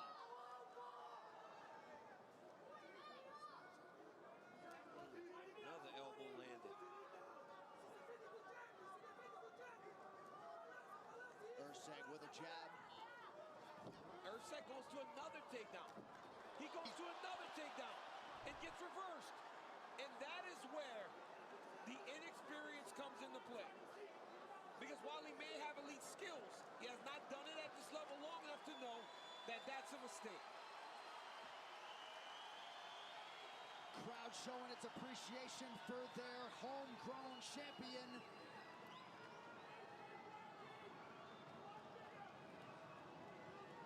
One minute to go. Frustrating for corner of Steve Ursek, I'm sure. What a great job by Pantoja maintaining. Yes, and just showing the heart and grit of a champion. Showing that even battered, bloodied, beat up, you give him an opening, he will take advantage of it. And now he's got Ursek flat on his back, in control with 33 seconds left in this round. A round that was very close, but the most telling part, or the story of this round, is the takedowns and the control of Alexandre Pantoja. Just beautiful grappling. And now Pantoja applying pressure late in the fight. He went the full 25 minutes with Brandon Moreno and Brandon Royval. And now set to do it again. And putting a nice finishing touch on round 5. What a fight! Alexandre Pantoja, Steve Ursek go the full 25 for the undisputed UFC Flyweight Championship. Pantoja had to dig deep, still proving to be unfinishable. And Steve Ursek, DC, proven without a shadow of a doubt that he's ready for prime time and the elite fighters in this division. Absolutely. I mean, he called for a fight with Brandon Moreno. He got the champion, and he had a great accounting for himself. Alexandre Pantoja, though, once again shows that he is, I mean, quality division. But, man, we don't know. You know, I think Pantoja got this victory, though. He did a great job. Early in the fight, it was Pantoja. imposing himself on Erceg, getting takedowns, controlling him on the ground. Beautiful trip takedown here by Pantoja. Second round started the same way. But then Erceg got it going. And it was the elbows. Oh. Whenever he would crash into him, Erceg would land elbows and left hooks. Another low, look at that elbow. Another one, cuts Pantoja. Split him over the top.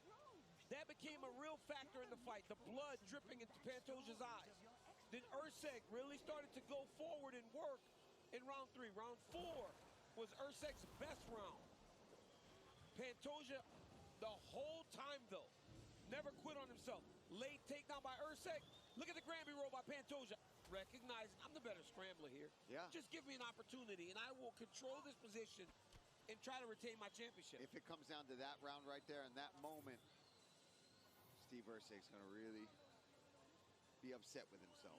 Well, you reckon win or lose, he will be heard from. 28 years of age, came in having won his last 11. But yeah, perhaps some wayward decisions there for the challenger in round 5 when it comes to fight IQ. Inside the numbers now, significant head strikes advantage Erceg. Pantoja committed to the body early and often, doubled up on Erceg in that column. The 9 takedowns landed figured to factor prominently in the scoring. Pantoja and Erceg go the distance in our championship main event.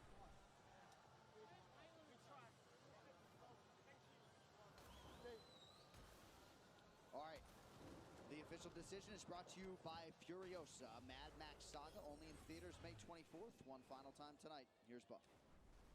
Ladies and gentlemen, after 5 rounds, we go to the judges' scorecards for a decision. The judges score the contest 48-47, 48-47, and 49-46 for the winner by unanimous decision, and still the undisputed UFC flyweight champion of the world, Alexandre the Cannibal Pantoja.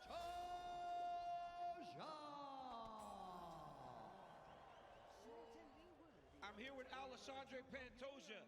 Pantoja, did you feel like you had done enough to get the victory and retain your championship? Hey guys, stay in the arena, please. Hey, galera, fica na arena aí, por favor. Fica aí, calma aí, não sai não. Não sai não que o campeão vai falar aqui. Hold on, everyone. Stay in the arena. The champion's gonna speak. Ei, galera, que noite maravilhosa hoje. Que garoto duro, ele merece aplauso.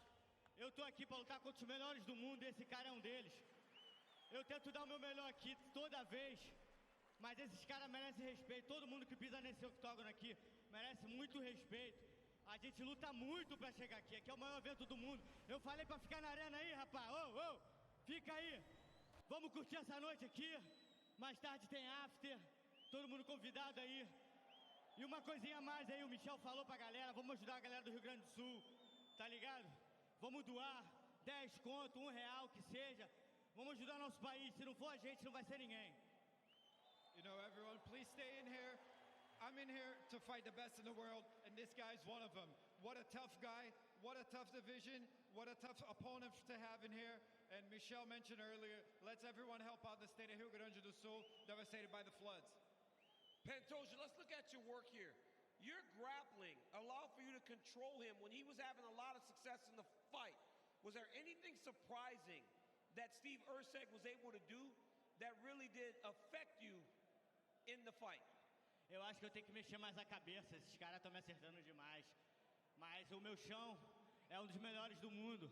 Eu treino na melhor academia do mundo. Sou muito grato pelos meus treinadores.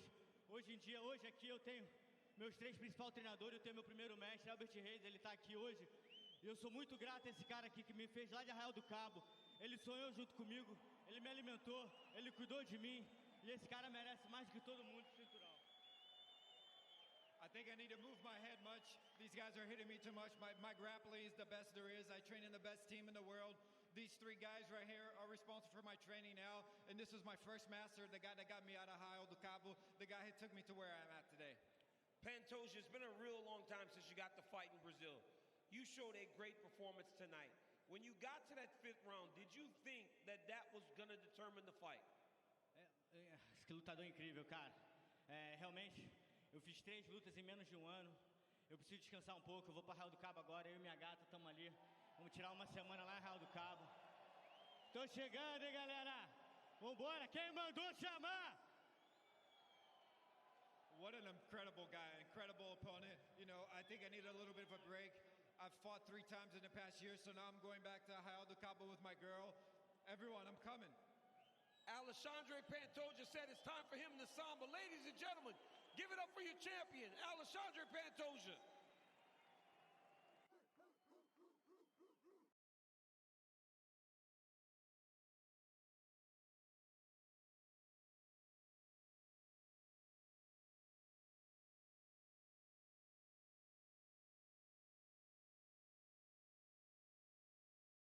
Bean.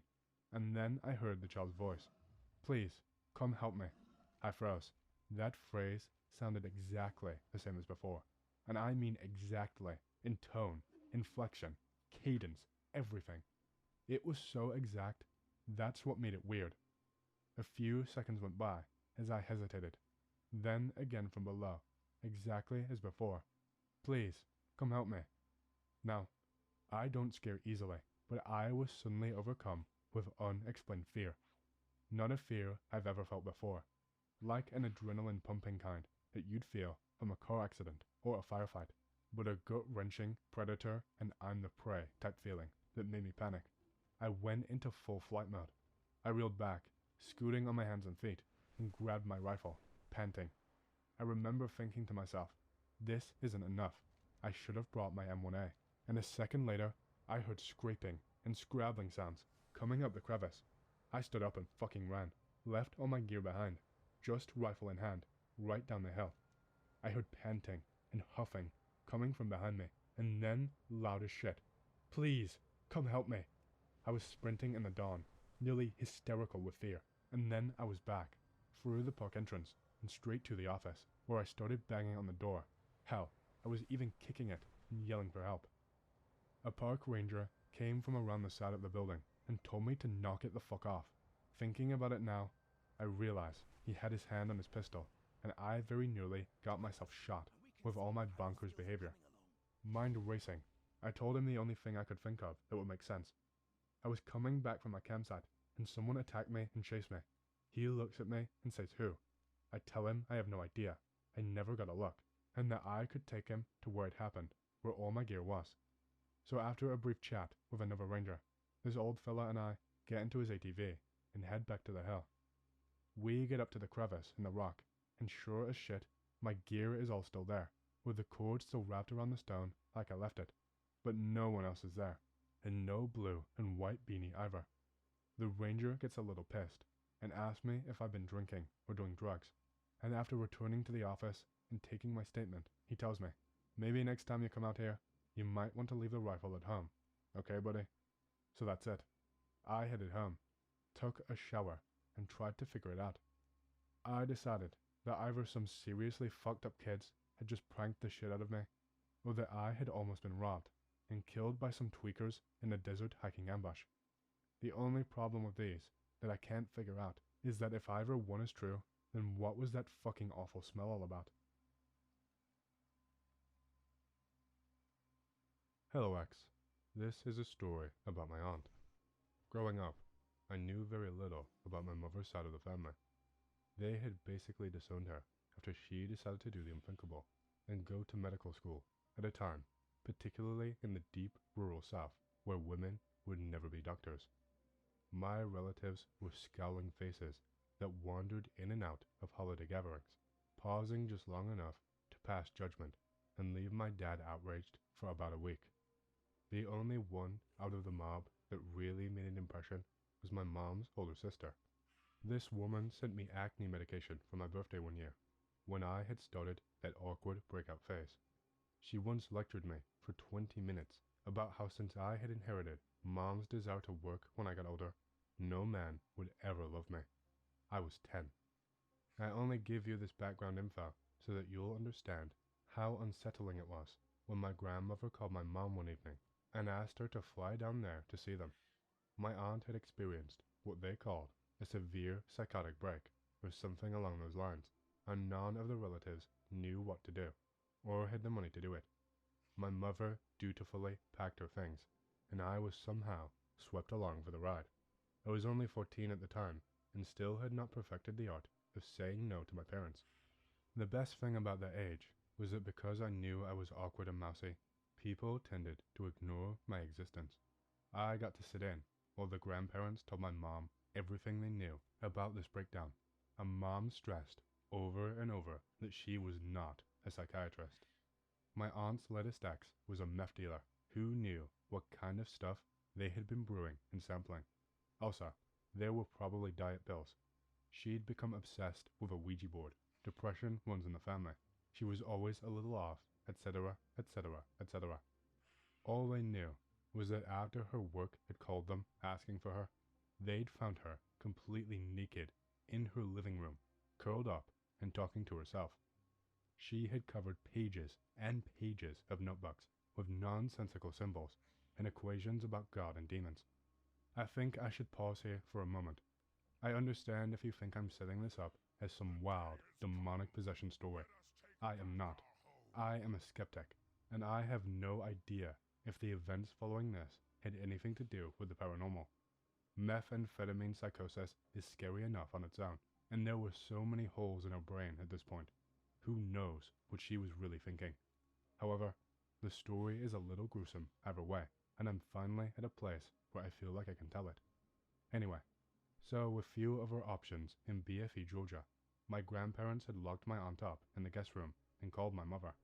Once again insisting that she was not a psychiatrist, my mom told my grandparents that they had to get my aunt sent to some kind of hospital where she could get proper care, and in the meantime, they needed the supplies to hold them over while they decided what to do. Mom called in some prescriptions and got ready to head into town. Unfortunately, the downside to being 14 is you're old enough to be expendable, and somehow in the shuffle, I was assigned the task of waiting at the house with my aunt and making sure that nothing happened while they were gone. Mom promised it would not be long, and assured me waiting at home was better than being trapped on the hour drive into town with my grandmother. Many Southerners will tell you that not all of the South is barren fields and terrifying locals. Some parts have some amazing natural beauty. This is completely true, and anyone close-minded enough to bypass an entire section of the country based on stereotyping is really missing out. Unfortunately, this house was not located in any of those areas. This was miles of red clay, tobacco crops, pine trees, power lines, the family house, me, and my batshit aunt in the back room. There was no cable, no internet, and next to no cell reception. I was stuck listening to my CD player and playing Tetris on the couch, counting the agonizing minutes until my mom came back. Because time moves so slowly out there, I cannot really tell you when I was clubbed from behind. The thud was dull, but the pain exploded in the back of my skull. I used to think that cartoon characters seeing stars was just cutesy animation, but I swear, my vision erupted into different colors as I tried to regain my senses. I didn't drop like people in the movies do though. I was vaguely aware of someone grabbing my arms and dragging me from the sofa to a chair. I even stumbled a little in response. Unfortunately, the static would not clear enough for me to stop them, as my hands were tied to the arms with something thin enough to cut. It was only after my midsection had been bound and my throat was well on its way that I snapped to. I rocked my head back and forth to get away, but it was no good. What I now realized was brown twine was roped around my neck to keep me upright. I can't look at this stuff anymore without itching. Her work momentarily finished. My aunt moved around the chair to face me. She'd never been an attractive woman, but at that point, she looked like topless holy hell. The meth had left her with open sores, some of which she had scratched into ragged, weeping holes.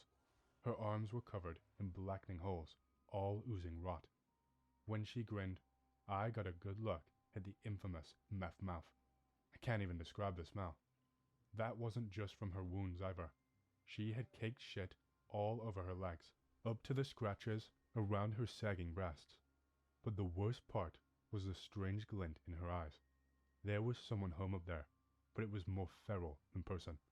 When my eyes locked on hers, she grabbed a bit of her short blonde hair and tugged hard enough for her eyebrows to raise. You see this? They say I can take your hair for myself. Panic was finally starting to register as I realized just what the hell was happening to me.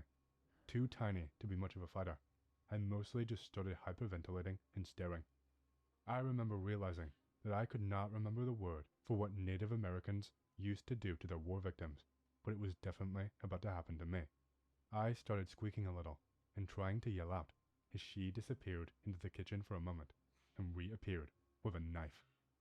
Thankfully, she just grabbed a clump of my long brown hair and started trying to saw it off inches off my scalp.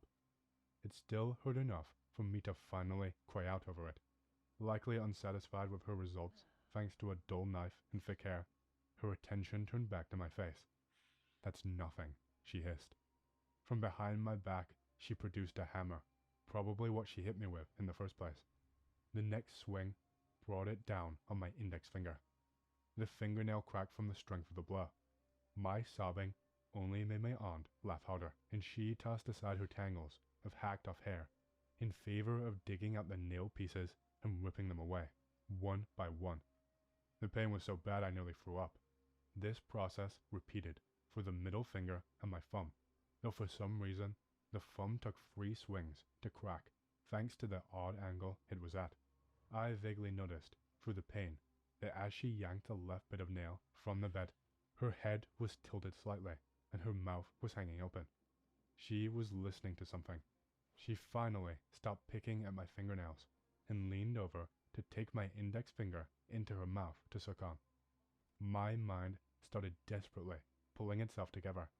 I had to get out of there. There was no way out. No matter how much I screamed, no one was around for miles. I had to survive long enough for my mother to get home.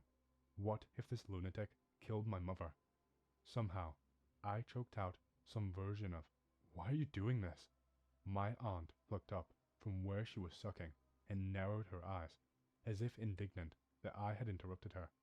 She sat up and proceeded to spit some of the blood she'd been drinking into my face. "They chose you, and I hate you." At this point, she started ranting. I wish I could reproduce exactly what she said, but the details are blurred, half because this memory was so diligently repressed for so long, and half because none of it made any sense at all.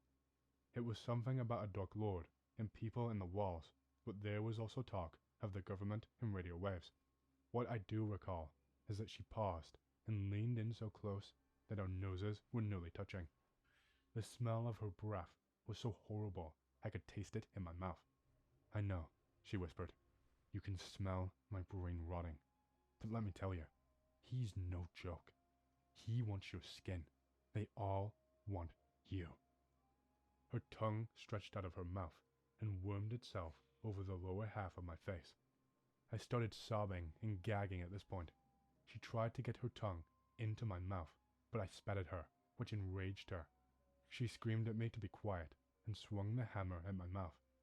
One of my front teeth hit the floor, and the others weren't in much better shape. My memory now goes fuzzy, mostly a blur of pain and fear. I was completely sure that I was going to die an agonizing death, and the blood loss now occurring did not do anything for my thinking. I was aware of her shuffling away. I know she returned. My next clear memory is of her using a marker on the old wood floor to reproduce what I recognized as a Ouija board. Only half of the letters were actual letters. The rest were twisted symbols that must have made sense in her adult mind, but the standard hello and goodbye were obvious enough for the connection to be made in my head. My aunt took great care in creating this, focusing like a preschooler with some sort of demonic macaroni craft. The whole time, she muttered to herself, but I never caught a clear sentence out of it. Using a glass coaster as a planchet, she set to work summoning something. By this point, I was silent, save the sucking of air in through the new gap in my mouth. The room had gone completely still. Nothing happened for several moments. The atmosphere was suffocating as every nerve in my body stood on edge.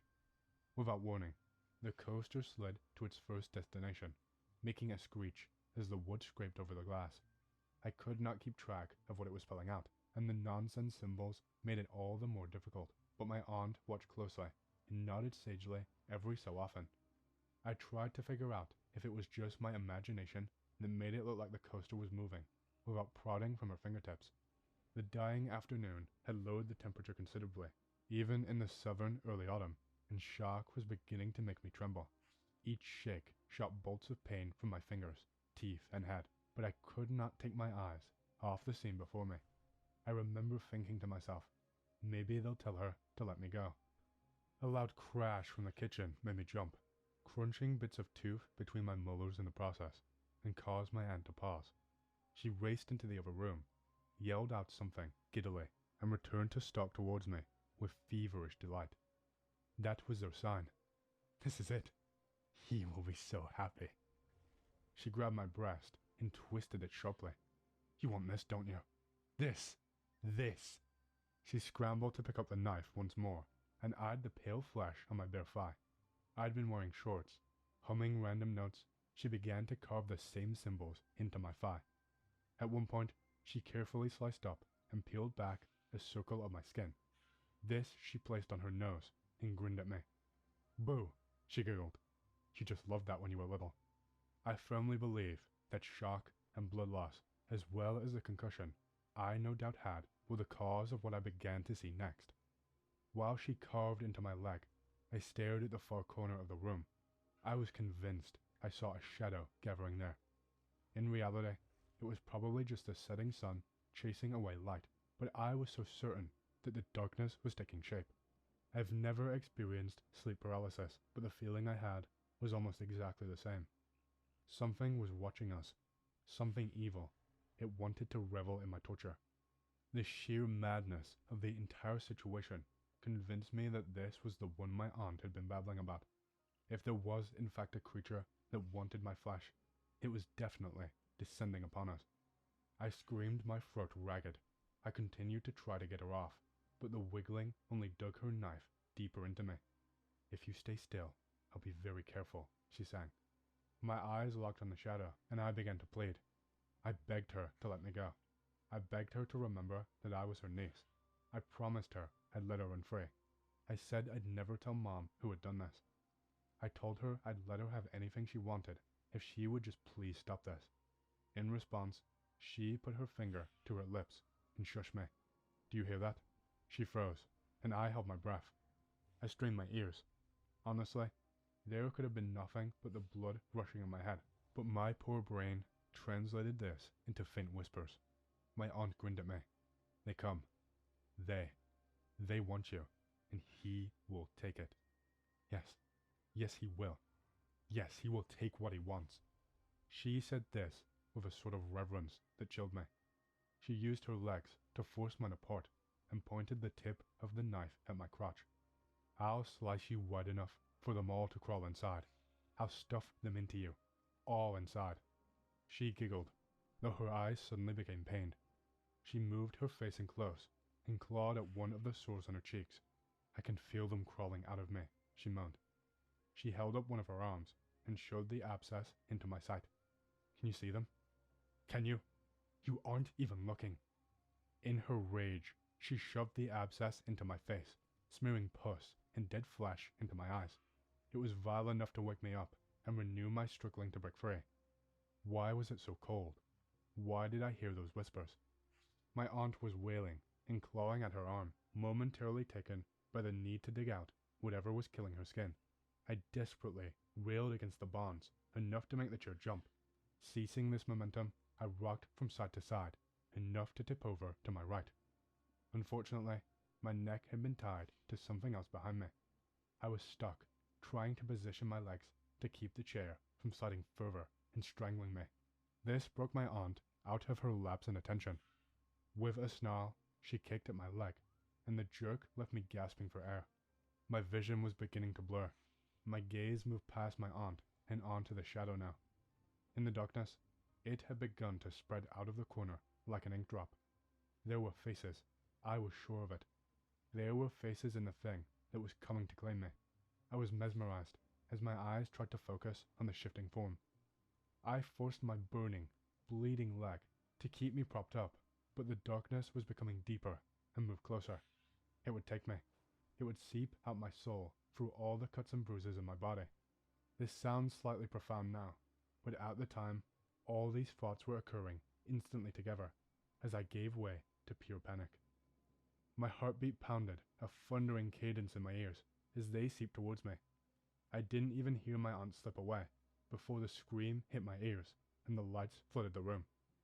Again, at this point, my memory dulls. My mother rushed in and found me in that state. She raced me to the hospital with my grandparents while calling the police. While I was recovering overnight, the small force of local cops searched the fields and forests for my aunt. Bulletins were put out. A deputy even went door to door down the single road by the house and warned the neighbors to stay inside and lock their doors. What I found more disturbing was the fact that my aunt had been tied down to the bed and locked in that room. The officers said that the ties looked like they had been chewed and then ripped off, but the door was not forced open. My grandparents, even my mother, swore that it had been locked before they left. They had double-checked it. No one had let her out. They did find my aunt. She had taken her own life with twine in a barn not far from our land. Though the nails don't grow on my left index and middle finger and thumb, thousands of dollars were able to correct my smile, and my legs healed surprisingly well. Not to be overly spooky or dramatic, but I can't lie to you. I do still have nightmares. In them, I wake up, tied down somewhere, with my aunt whispering over me. The markings on my legs sting like they were fresh. She looks exactly like she did that day, down to my blood on her lips. The only thing is, she's just one of the faces in that monster. Creepy cryptid encounter thread does not have to be in the woods, but my story is. I'm going to apologize ahead of time. This is a fairly long story. Live in Wyoming. Won't give out any more location info. Take over Dad's old cabin, refurnish it, and go in the woods regularly. My whole family used to go camping together all the time, but we stopped as we got older/busy. Not me. Always would go out to clear my head, or just for some fun. Been saving up a lot of vacation time and money to have a few extra days off. Ask around. All my friends and GF are busy. Disappointed, but fuck it. We can do another one some other time. Pack up my stuff and bring my German Shepherd, Baxter. It was around fall, so it was really beautiful out. Baxter is happy. I'm happy. Life is good. Get to my cabin. Haven't been there for a few weeks, so I have to restock everything, but it's actually in pretty good shape. It should be. I spent a small fortune fixing it up. Spend the rest of the day setting up. By dark, I'm cooking dinner and watching TV. The X-Files, the Fluke Men episode. Want to get the Halloween/fall feel before going to bed. The next day, Baxter and I are walking the trails.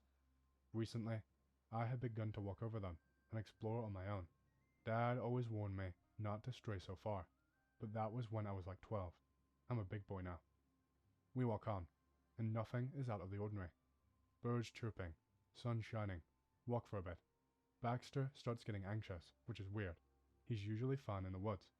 Another 5 minutes, and I find this old stone building that I've never seen before. Like, really old. Could be early 1900s era. Some of it is still standing, but I can't figure out what it was. Either an old stone house or some type of mill. It was all overgrown, and the back was collapsed. I decide the absolute smartest thing to do would be to check it out. Inside smells like really strong cat piss. Also has some leaves and shit inside. Obvious signs of life are obvious. I'm smart enough to know not to fuck around in someone's living room. Me and Baxter get the hell up out of there. Unsling my M1 Garand. You can never be too safe. I keep telling myself I'm just spooking myself. Every little crunch or snap off in the woods has me on high alert. Get back to the main trail when I hear a big as fuck snap, like someone snapping a limb off a tree. Only something very large could do that. I crouch and ready the rifle. Baxter gets down with me. We sit for a few minutes. Figure we can wait it out. Completely expecting a bear to come charging, but nothing. We get up and walk on. About 50 or so yards before the cabin, I hear it again. Don't crouch, but pull the ultimate dumb blonde in a horror movie. Is anybody out there? I'm armed, so don't be fucking around. In my defense, I didn't want to shoot some kids or a drunk hillbilly. But yeah, that was some Scooby-Doo tier shit, I know. Nothing. Double time it back to the cabin. Baxter is inside, sleeping, but I'm on the porch eating and watching. Nothing happens for the night, and for the next day. Laugh at myself. More than likely was just a bear. Go shooting, hiking, fishing, and enjoy myself. Come back from walking Baxter and see a blood smear on the side of my cabin. Somebody tossed a goddamn squirrel at my house. Looked like it had been manhandled before breaking its spine off of my shutters. Assume there's some axe murder stalking me.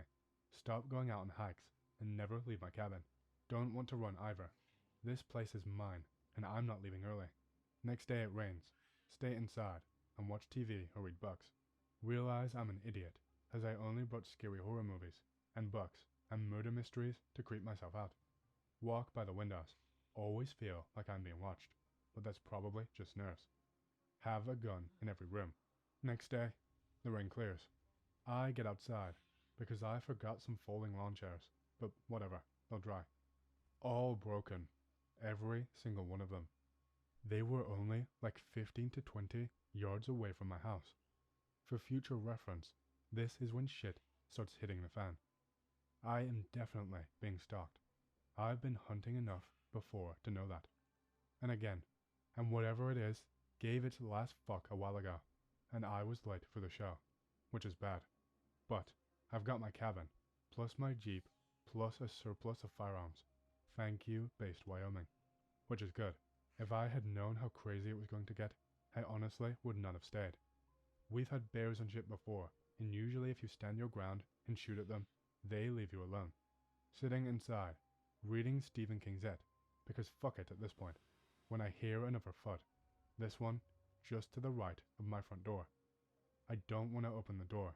I don't want to open the door. Open the curtains. See a bloody possum, still alive, somewhat, twitching. Nope. Go upstairs to my granddad's war chest and pull out Samuel Goliath, his M14 he smuggled back. Load that sucker up, my 44 Ruger on my hip. I already said every room was armed, but that was just like a 9mm per room. Pack up everything else back in my back. I was still thinking it was some maniac killer, and I did not want to have guns everywhere if he got inside. Have all my guns and supplies in bags in the living room, in case I need to bug out. Next morning, Possum is still there, now dead. Toss it back in the woods, and yell something along the lines of, "Why don't you come out now, in the daylight, you fucking pansy?" Of course, nothing. Since I'm feeling brave, I walk the tree line. Whatever was out here broke some more of my shit. Lampposts that have not worked in years. Another chair. My fire pit. Fear is slowly being replaced with rage. Get Baxter. Decide to test my balls in the water. Walk a little while into the trees. I'm a dumbass, I know. I'm officially the fat guy in the slasher movie that hears a scream and says, "I'll go check it out by myself in the dark." We walk for a bit. The further we go, the lower Baxter gets, and the more he whines. Don't need Cesar Millan to tell me he's scared of being in someone else's territory. In the distance, make out a familiar shape. The stone building from before. We've gone too far this time. Scoob, old buddy, old pal. See a tall grey chimney in the back that I did not notice before. Shit on a dick, that chimney just moved. That's no chimney, and it's not Yogi Bear. Can't make out what it is, but it's pretty tall and slender and grey. Raise M14 and yell hey. It sways slightly, then does this awkward forward leap and dash to the side into the bushes. Get possessed by Tom Cruise from Born on the 4th of July. Fire off rounds like a madman. Think I hit it. Definitely heard a groan screech. I know I'm ripping off that Goatman story where he says it sounds like a cat talking, but that is the best way I can describe it. Don't know if I hit it. It could have been a battle cry for all I know. Fast walk back to the cabin. Don't want to run, especially if I'm being hunted. Make it home in one piece. Pack everything. I'm leaving tomorrow. Would do tonight, but I'm not driving around in the dark. Not even the ammo is worth the shit. At the very least, I'm coming back with friends. Have everything. Repacking to keep myself busy when I hear Baxter growl. Not a deep angry growl, like when the mailman comes to your house. Deep, back of his throat growl. Take out my 44 and walk slowly to the kitchen. Nothing. No monster, but Baxter is low and snarling to the window over the sink. There is condensation on it, but in one spot, like something was breathing on it, and just to make sure my therapy lessons are worthwhile, a handprint on the glass. Stare at it for a few seconds, almost start laughing at how ridiculous this is. The print was too long to be human. Take a pen and put in at the point where your finger meets your hand and see how long it is. Like that long. Rifle over my shoulder, revolver on my hip. I walk from room to room, double and triple checking to make sure I have everything. Haven't seen this place empty since I inherited it. I'm really just keeping busy. If I sit for too long, I'll go stir crazy, and I had since given up on ever sleeping again. Had Baxter on a leash to keep him close, but soon took it off. Poor guy would not leave my side, and I hear a thud again. Then another, and another. Check the front. Dead raccoon, disemboweled. Check the back. Rock. He ran out of animals. Check the front. Deer leg. He found another animal. Then I remembered we had these searchlights I had forgot about that you could turn on from the den. We used to play volleyball well into the night when we were little, so Dad put them in. I juggled with the idea. I didn't know if it would scare him off or piss him off. Plus, I really did not want to get a good look at whatever it was. That's when I heard another thump, but this was different. It was going in a horizontal pattern along the outside of the walls. It was smacking the sides of my house. My legs were shaking, and I'm surprised, proud, that I did not piss myself.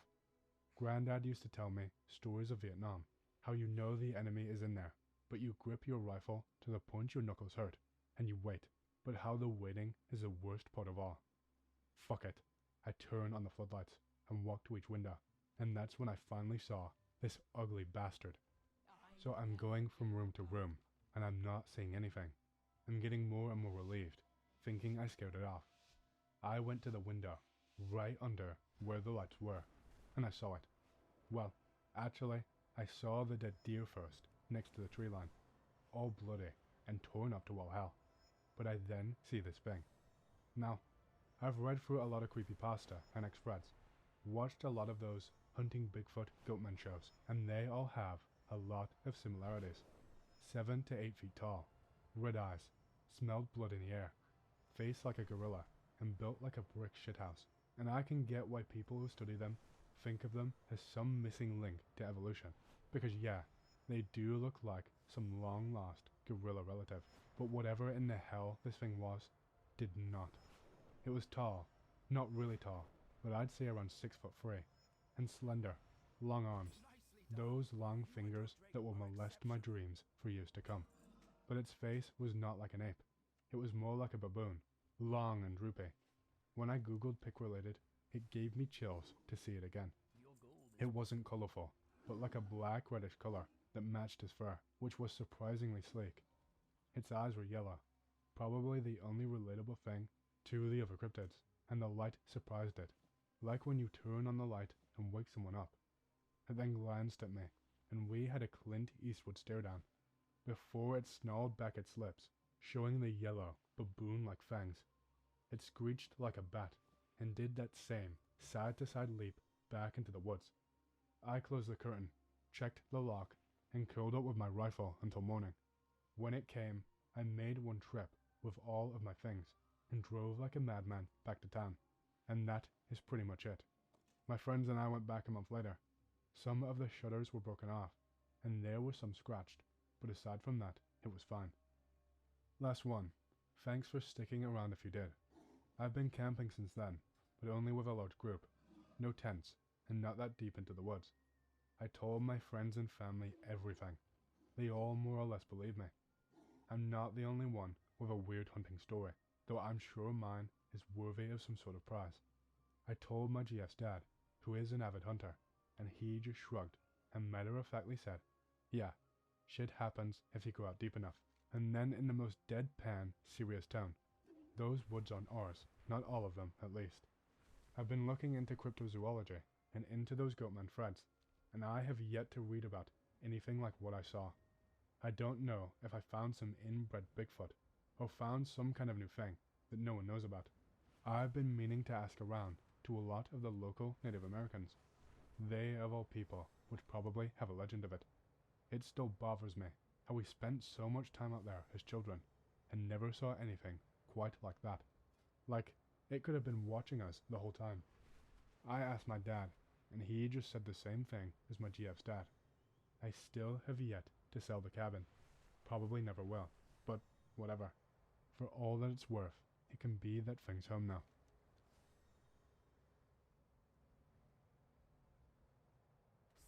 Okay, X. I was obsessed with Goatman / Skinwalker / mimicry stories for a while, but I haven't looked in a while. And then this happened to me last night, and now I literally cannot sleep or stop shitting my pants due to its proximity to my house. I'll try to green text as much as I can, but first, background. I am 21 and a college senior from CT. While I live in a semi-rural area, about 20 minutes to closest supermarket / fast food, I go to school in Washington, D.C. Not the nice part either. The part where crackheads are a real thing, and cops are reassuring rather than troublesome. I've definitely seen some shit in my day. It would be good to mention here that I'm not some glandular freak, but I'm about 6'1" and 240. A lot of muscle, but Lord knows I could drop 15 pounds. I'd love to smoke pot and get drunk, and eat. Sue me. Being the good student that I am, I picked a real major, accounting, and I interned for a mid-sized PR firm, doing accounting bitch work and getting paid $20 an hour. College is expensive as fuck though, so I deliver pizzas at night after the office closes. It's a cheap, drunk food kind of pizza place that has an absurdly large delivery radius and is around 20 minutes from my house, 5 minutes from the beach. My place is north of there, and we deliver probably another 50 minutes past my house. I'm actually typing this at work, in between examining the fine print on our client contracts to ensure that we are charging them every penny we can. Cheap bastards. So basically, the further north you go from the pizza place, the more rural it gets. I work until close, and this occurs around 9:45 p.m. Be me, in the back, folding pizza boxes like a good little corporate bitch. Counter girl comes back with a delivery slip. She tells me the customer sounded weird on the phone, kind of like he was talking through a fan or through his hands, and that he was almost like gurgling. My DC experience instantly makes me think crackhead, although around here it's way more likely to be some benzo freak or painkiller addict. Automatically assuming some weird interaction will occur. Look at address. See it's in kind of bumblefuck. I'm a little mad, cause I don't want to drive that far, but fuck it. It's the weirdest ticket I've ever seen. Guy ordered a large pizza with anchovies, ground beef, ham, sausage, pepperoni, etc. Literally $15 worth of extras. I go ask the counter girl if it's right. She says she thinks so. She couldn't really make it out though, so she said she did her best. She's like 16, so I cut her some slack. Assume she was daydreaming and called the number back. Phone rings. 5, 10, 20, 30 times. No answer. Hang up. Call again. Phone goes right to, the number you have dialed does not have a voicemail box that has been set up. Goodbye. Okay then, .jpg. Manager decides to just make the pizza as ordered and proceed from there. Deliver a pizza to a hilariously obese and blackout drunk couple that invited me for drinks, but I don't drink or smoke when I work. Hope someone else took the weird pizza. Surprise, no one did. Now it's my turn. Begrudgingly take the pizza and get in my car.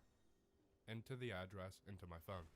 It's on a side street adjacent to a park locals call open space, which despite the name is about 500 acres of straight woods. It's about 25 minutes away, basically the edge of our range. Put on some dubstep, judge me, and crank my turbo Subi, judge me more. out to this road. If you're not from a rural area, this can be hard to explain. Winter in the woods is scary. There is never a single sound, ever, unless there's something larger than a cat walking around. It's you in the dead silence. Finally get to the address. There are a few houses on the street, but they sit on probably 5 acres, so they are spaced out a fair amount. Looking for number 1134. I pass an 1130, then a long stretch of nothing, then an 1144. What the fuck? .jpg. I just want to get this over with and get the next delivery without getting stabbed by some pillhead over a fucking pizza.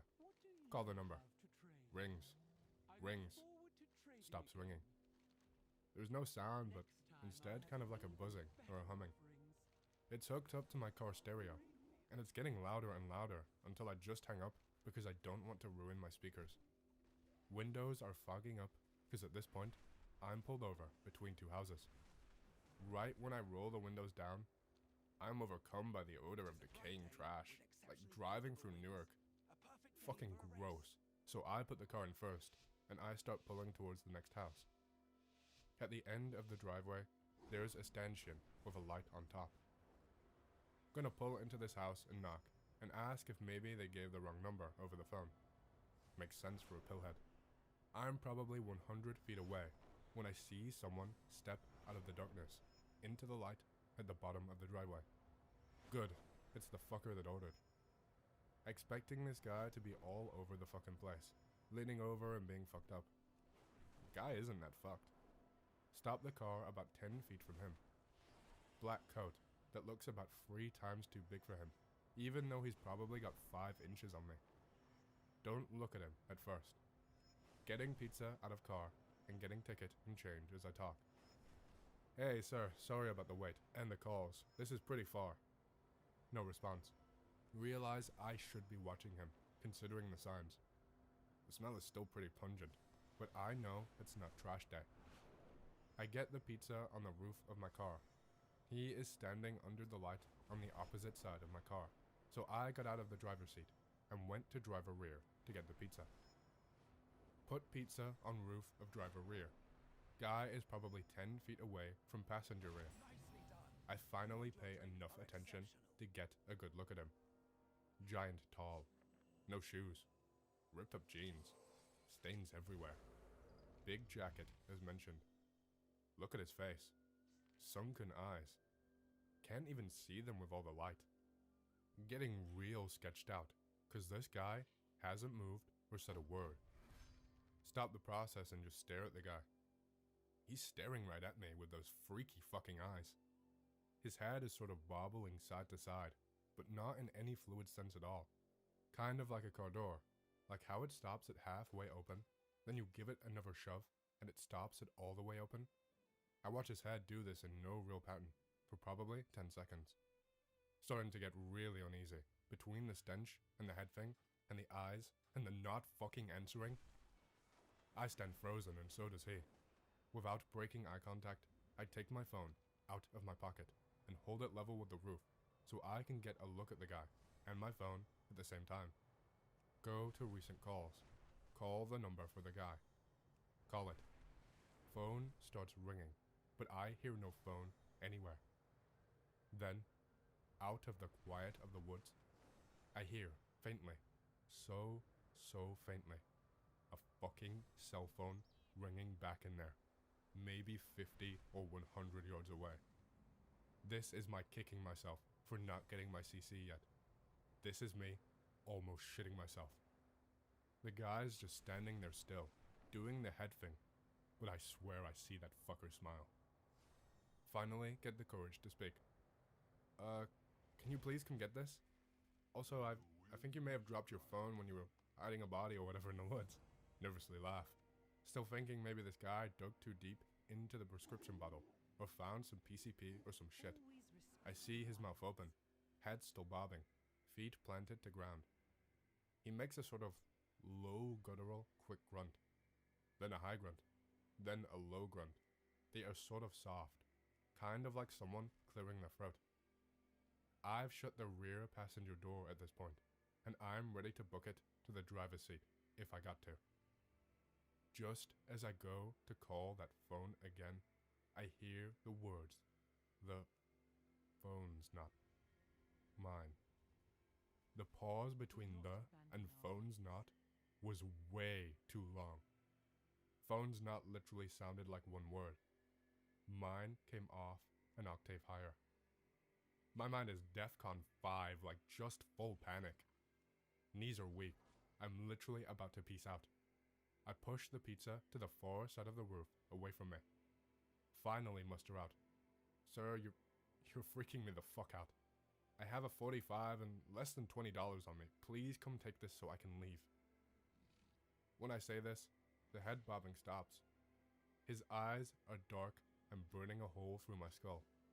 He opens his mouth again. It was his. What? I say, stunned. It was his. The phone was his. The guy comes toward the car. Not a step, but like one huge muscle spasm that propels him forward. The phone was his, he repeats. I'm on the verge of tears at this point. Standing next to open driver's side, pizza is on roof, over passenger rear door. Guy jerk jumps once closer to the car. The phone is not his anymore. I blubber wordless, and then gathering man balls, I scream, "I'm gonna call the fucking cops and blow your fucking drug addict head off if you don't get the fuck out of here." I see this fucker smile, this creepy fucking smile, and without moving his mouth, I hear him say, in a completely different voice, a voice I've never heard before, "Go away. Stop following me. I will call the police." In one big jerky motion, the thing reaches forward, takes the pizza off the top of the car, and places a couple of round things I later identify as quarters on the roof, surrounded by dark liquid that spreads over the roof. I don't even think. I just get in the car and peel out down the road. Leave the hot sleeve for the pizza. Leave the shit on the roof. Don't even close the door all the way. I go down the road at about 80 for a quarter mile, then pull a U-turn, because I don't want to get even more lost with this psycho here. I whip down the road, past the place where he was. Nothing. Finally get to the end of the road. There's a stop sign to merge with the main road. Look right to make sure it's clear. Look left. This thing's face is 12 inches from my own when I turn. Tactically shit myself. Peel down the road. Finally make it back to pizza place. Shaking like bloody hell. Smoke a joint just to calm me down, which I never do when I'm working. I walk in the front door of pizza place.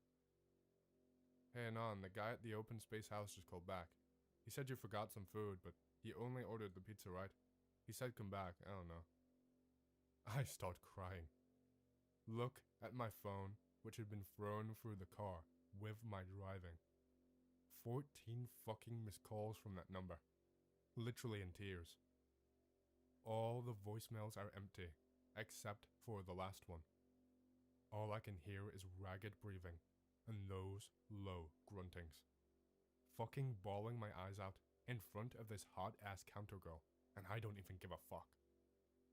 Sit for 10 minutes and calm down. Remember the change on the roof. Go out to car and turn on flashlight. The roof of my car was covered in the most viscous, weird liquid, but it smells like blood, and I throw up immediately. In the panel gap between my trunk and the end of my rear window, I find the quarters, covered in the same maple syrup, thick goop blood shit, and stuck to it are soft little chunks of what I can only imagine is tissue. Go to open my car. There is a single line of blood going from the front quarter panel to the driver's side door. The fucking thing tried to open my motherfucking door when it was next to me at the stop sign. Tactically cry and poop my pants more. I go back in. Tell counter girl to try and call the number again. She tries over and over and over, but the phone goes right to voicemail. Next morning, I give the number to my uncle, who is a police captain a few towns over. Says the number is from a burner phone, paid in cash, basically untraceable, and it appeared to be off for now. I sleep with the lights on now. I'll be lurking for comments or suggestions or something. Like, is this fucker gonna stalk me or kill me or call me again? I'm fucking terrified. Check out this coin. It's a masterclass in how design is used. I don't browse X often, but I have some good stories to share with you. Tons of creepy stuff happen. I sleep with the lights on now. I'll be lurking for comments or again. I'm fucking terrified.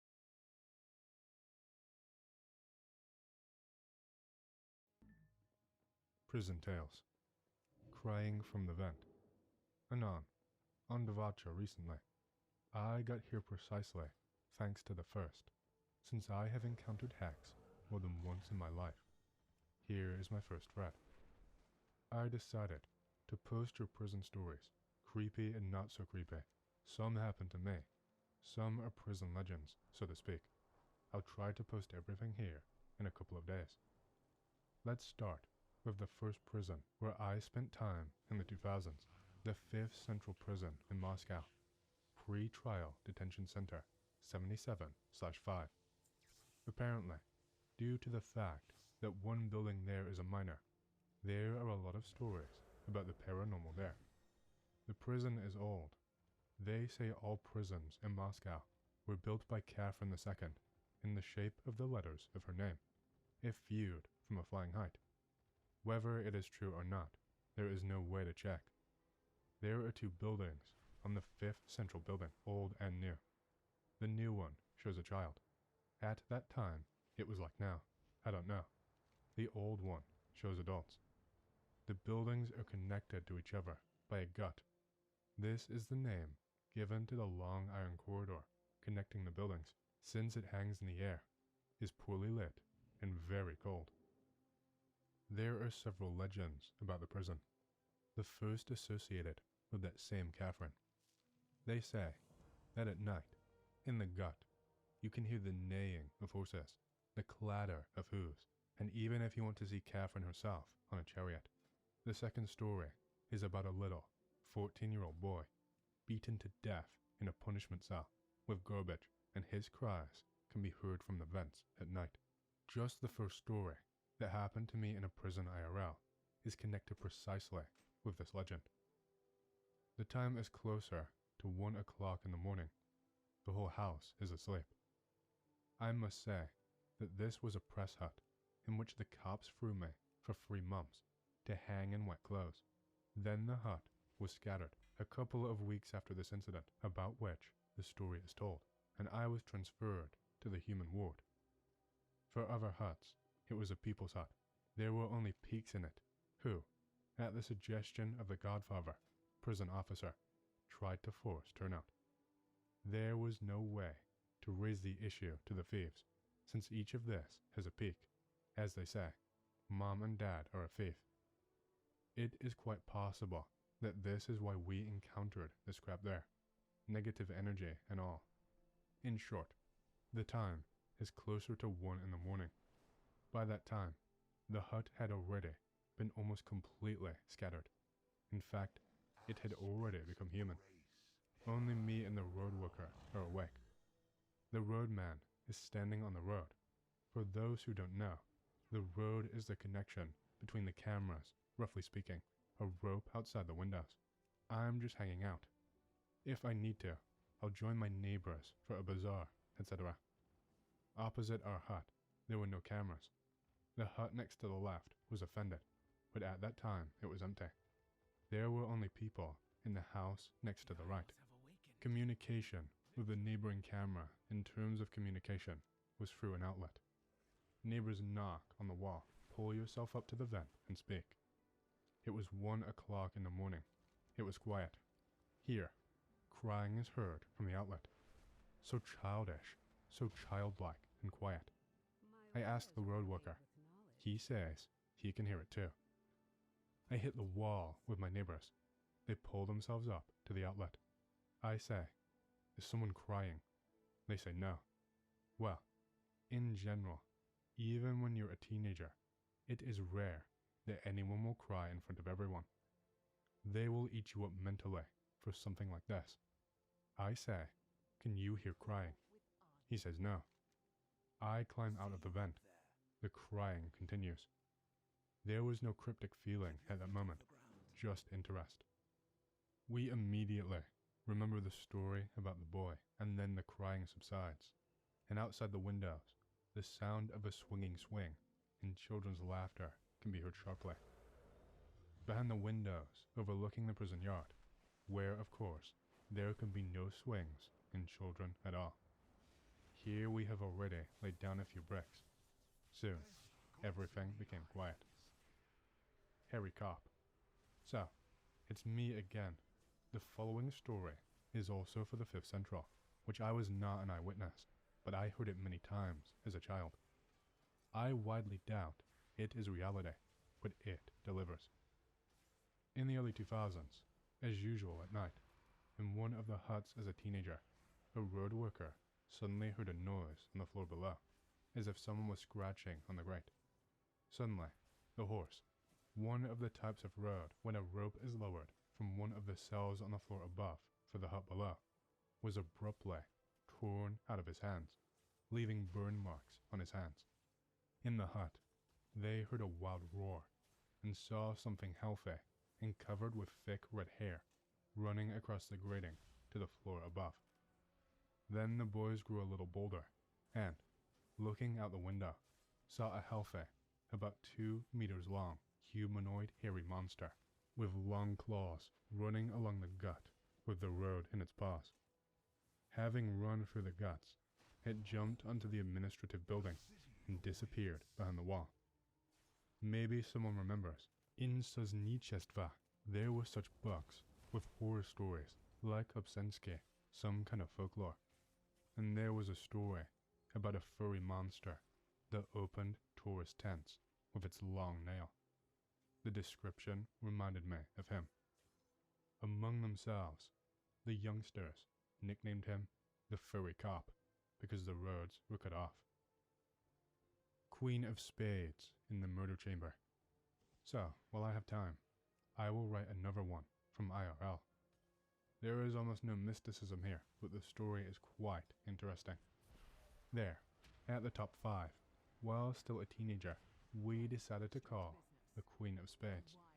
There were about 9 of us in the cell. 7 of them were imprisoned for murder. Some have 1 corpse, some have 4.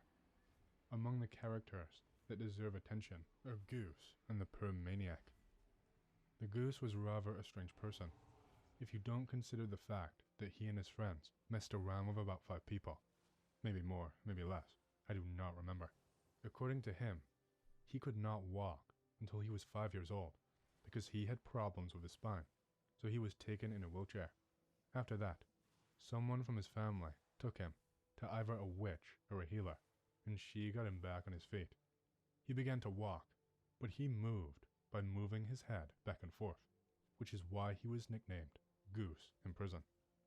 As Goose grew up, he began to kill. He was imprisoned because he and a couple of friends killed a bunch of drunks who occupied a gazebo in a small forest belt where they were hanging out. Among these drunks was the champion of speed skating of the USSR. Don't try to Google Anon. I tried, but I could not find it. But in the case materials that Gus gave me to read, I saw it with my own eyes. They warned the drunks a couple of times to vacate the gazebo. They did not listen. A couple of days later, Goose and a couple of his friends came there, armed with knives and a stick with a nail. Having stabbed one booger who had gone away from the gazebo, either to take a walk or to take a piss, they went out into the clearing in front of the gazebo. This is the most satisfying part. The drunkard, they did not kill the women, saw them with knives in their hands and bloody, and muttered in a frightened voice, "Guys, who are you? I read all this myself in the case materials. To which Goose's accomplice replied, "We are not guys. We are Satan, and let's kill our friends." He left in one of the victims, as I remember now, 132 holes in his head, pierced with a stick and a nail. We called the perm maniac a cunt, who, as it later turned out, was also a cracker, but luckily for him, he had already been taken away from the central station at that moment, who, together with a friend, killed 4 people in one night. 2 14-year-olds in perm inhaled glue and argued how many people they could kill overnight.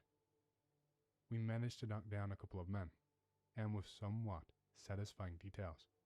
For example, having killed someone at a bus stop, he sat on his corpse and breathed in glue, and people walked past, and no one really gave a fuck, and they cut off the leg of another, and wanted to boil it and eat it, but changed their minds.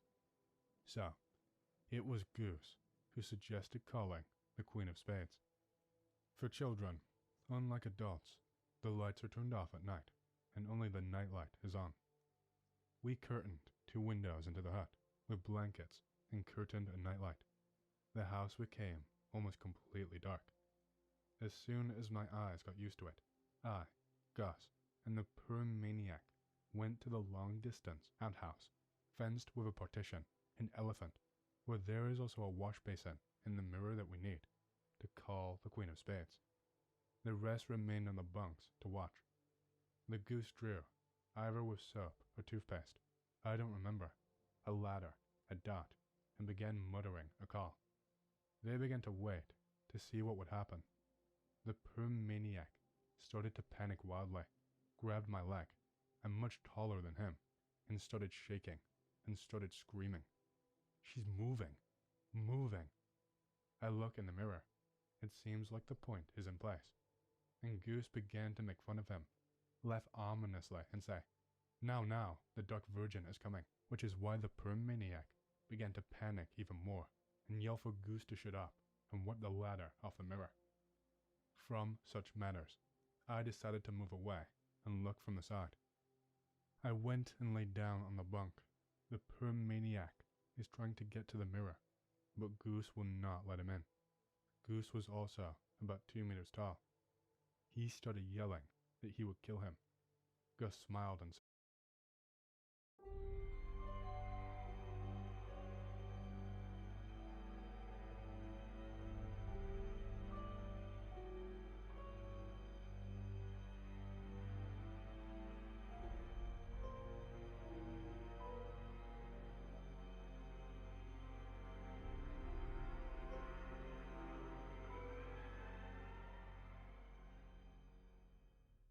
Here you have 2 cases that don't seem to be connected in any way other than the person involved. Yet there's this one detail that sticks out in both cases that seems to connect them.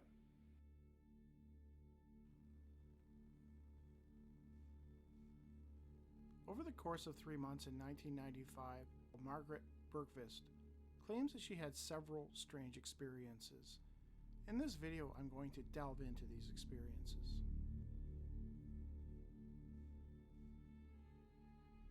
Through the window of her Ogre Vambo, Sweden home, 79-year-old Margaret Bergqvist saw at a distance a sphere of light which slowly moved above the edge of the forest. It was December 1975, just before 9 in the evening. She had gone into the bedroom to switch off her radiator when something outside caught her attention. Pulling back the curtain, that's when she saw it. She was paralyzed and could not take her eyes off of it. Margaret's house was situated across a field, the tree line, a small village road. It was quite far away, but she could still see it somewhat clearly. When the light neared closer to the field, a couple 100 meters from her window, it suddenly cast something out of it. Margaret likened it to a dark, quote, rope cord. At the same time, a transport was traveling on the road. 2 light beams shone onto the roof of the vehicle. The truck, Margaret noticed, was all over the road, as if something was impeding its ability to drive straight. The sphere, which was at a very low height, continued to come closer. The light it gave off was intense. Just at the side of the object was something which Margaret thought looked like a large cloth. As she stared, the cloth or material suddenly changed into something akin to a round, quote, cushion, surrounded by a coarse, quote, iron railing. On the left side were 4 dark spots with spikes. The cushion, for lack of a better word, was lit with a natural light color and looked to have a rough linen structure. It was in fact very much like the curtains Margaret had in the window in her kitchen. The thick, long cushion was pointing up towards the sky. Margaret began to wonder how long this object would remain there. Suddenly the cushion completely disappeared. Now there appeared a large silver-colored area at the side. She was transfixed on it. It was heavenly. I was fascinated. The surface kind of flowed and took the form of a flat diamond. From the top point was a long, thin antennae with a rectangular shape at the top. From there were stacked 4 others directed upwards, stuck out. They vibrated. As Margaret continued to examine the object, which was now far closer than she felt comfortable with, she began to realize that spikes seemed to be sticking out from the object, giving off light and vibrating. In the middle of the object sat 2 very oblong vertical windows. The upper part of these windows moved. It was like a mosaic of light and dark pieces of glass, similar to a kaleidoscope, each prism falling from one position to another before settling into one place. Between the windows was something round, perhaps an opening or an additional window, she guessed. On the right underside of the craft, a stack of 4 parts stuck out like, quote, cotton reels. On them were vibrating blue-gray things. She noted that these things reminded her of, quote, leaves on a tree. They moved as if they billowed or surged back and forth like waves on the sea. As Margaret stared at them, she noted that it was as if some kind of rope was on the upper part of the window. Everything was so strange, she noted. When she looked back again at the window, it suddenly began to become illuminated, like somebody inside had turned on a light. That's when she began to make out some kind of presence behind the window. There was someone there, and Margaret sensed that they were watching her. It was at that moment she realized how utterly bizarre it all was. Whatever this thing was, it wasn't normal. It wasn't a plane, it wasn't a helicopter, it was not any conventional object she was aware of. And now somebody on board that whatever it was apparently watching her. That proved to be too much for her, and she immediately pulled back from the window and shut the curtains. She quickly walked to her phone and dialed up her son. Lena, his wife, answered. Their home was only a few hundred meters from Margaret's. Margaret related that she had seen something strange. Lena had been busy washing her clothes and hadn't noticed anything unusual. She wondered if her mother-in-law had possibly seen one of the power station vehicles and had become confused. Margaret did not believe it was that. The next day, Margaret decided to notify a UFO group about her sighting in hopes that they might be able to figure out what she saw. Gudrun Anderson of the Wasserslagen UFO Society immediately got involved in the case.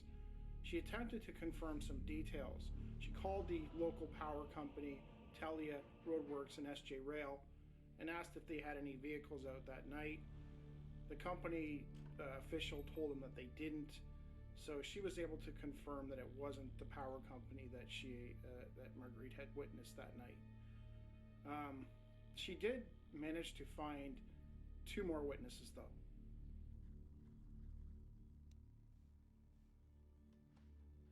On the same night that Margaret had her sighting, about 3 kilometers from Ogravambo, at around 5 p.m., Sandra Berglund, 15, and her mother, no name given, were returning home from a day out running errands when they noticed a bright light moving slowly across the sky.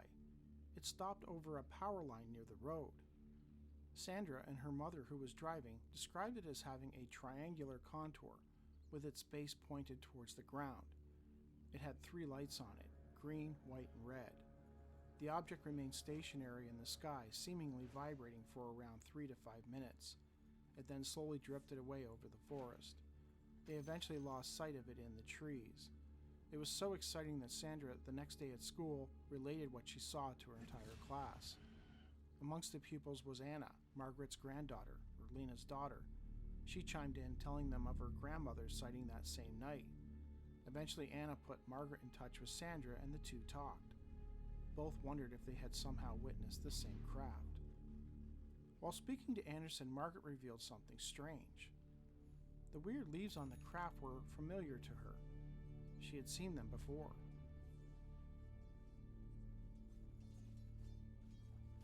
Margaret told Anderson that 3 months earlier, in September, she had spent a few weeks recuperating at the Levicka hospital. She recalled an odd thing that happened. She hadn't thought much about it, but after the December sighting, the memory of the leaves suddenly took on a much greater importance.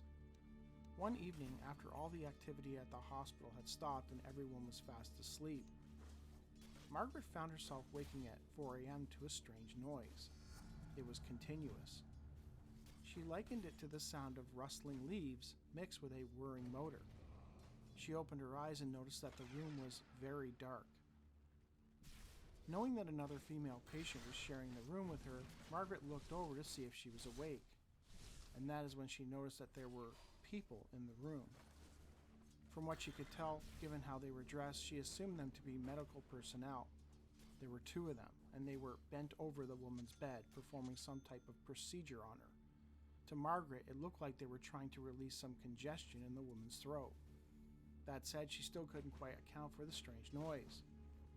As well, she never saw the hospital workers' faces, as the room was very dark, but she noted that they appeared to be regular people. Or were they? She eventually drifted back to sleep.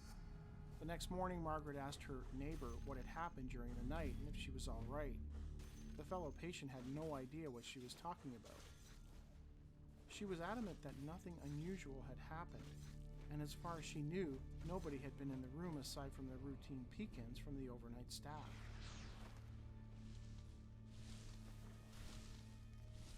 Margaret revealed to Anderson that when she saw the leaves, which were attached to the weird cotton reels on the object 3 months later, it struck her that she'd actually seen these leaves earlier at the hospital in Levicka.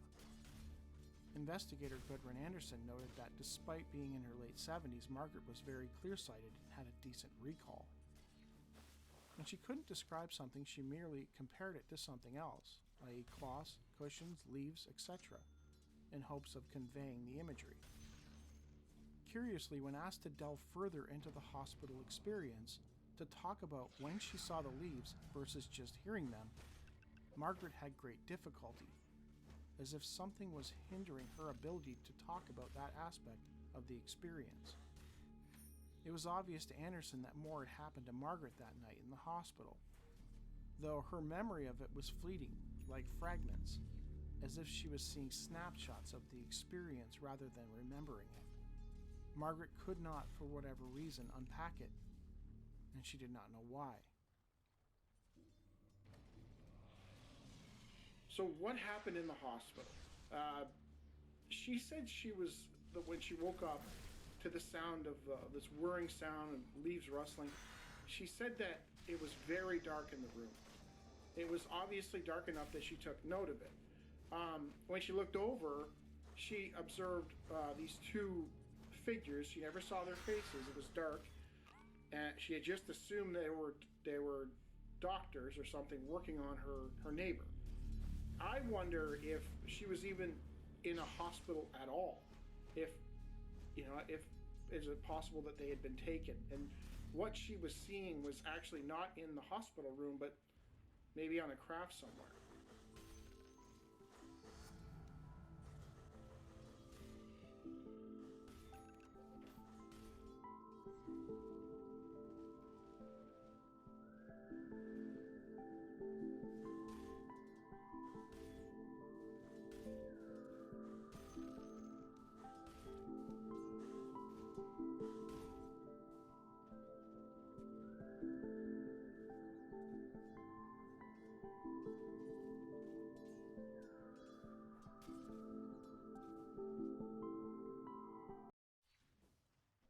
From such matters, I decided to move away and look from the side. I went and laid down on the bunk. The poor maniac is trying to get to the mirror, but Goose will not let him in. Goose was also about 2 meters tall. He started yelling that he would kill him. Gus smiled and said, "Come on." The perm maniac rushed about and ran to the tongue near the windows, a shelf in the wall, secured with large bolts. The point is that we loosened one of the bolts and took it out of the wall, and the bolt is of such a size that it is quite possible for them to break the head. We made a hole in the wall for them, a hole in the wall for communication with the neighboring hut. Well, this fucking perm guy runs up and grabs this bolt. Let's start yelling at him to put him in his place, but he rushed towards Goose. Goose stood up in the distance, seemingly ready and waiting. The maniac runs into the distance, looks at Goose, looks at the mirror. Suddenly, his face is distorted in horror, and he begins to hammer into the mirror with a bolt, and the mirrors in prison are such that it is impossible to break it. More precisely, it is left covered with cracks and nothing more. Well, he cracked the whole mirror for us, and only after that he calmed down. I went and removed the bolt, and went to bed exhausted. We decided not to try to call anyone else in this house. Cat dog. This story is not creepy and without mysticism, but it deserves attention. And after that, I will write the last one, which happened to me directly in another prison. So there, at the 5th Central, there was a longitudinal garbage. The youngsters nicknamed it Cat Dog. The point is that at night, on the night of his duty, one could hear quiet meowing or yapping from the length prison corridor.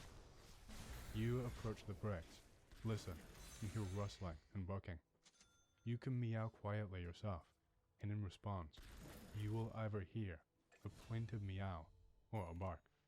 So this whole garbage had fun like that. The fact is that he did not do this to amuse the juvenile defendants.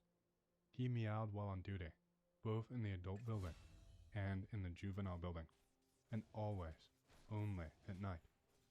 The cop was clearly crazy, but no one fired him. They kept him.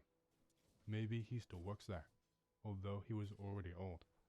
That he is crazy is even proven by the fact that during a check in my house, he grabbed one of the boys by the arm, for which he received a right punch to the ear. The boy was not even sent to the isolation ward for this. Well, according to prison legend, this cat dog once took part in the harsh suppression of a riot as part of a mask show. It was rumored that at that day, the prison special forces were especially brutal, and the mask of one of the most cruel was torn off, exposing his face. This was the cat dog. After which, the thieves were released, and Kotop's family was slaughtered, his wife and daughter. I don't know if it's true or not, but they say that he went like a cuckoo right after that. Suicides at Mutsoysk Central.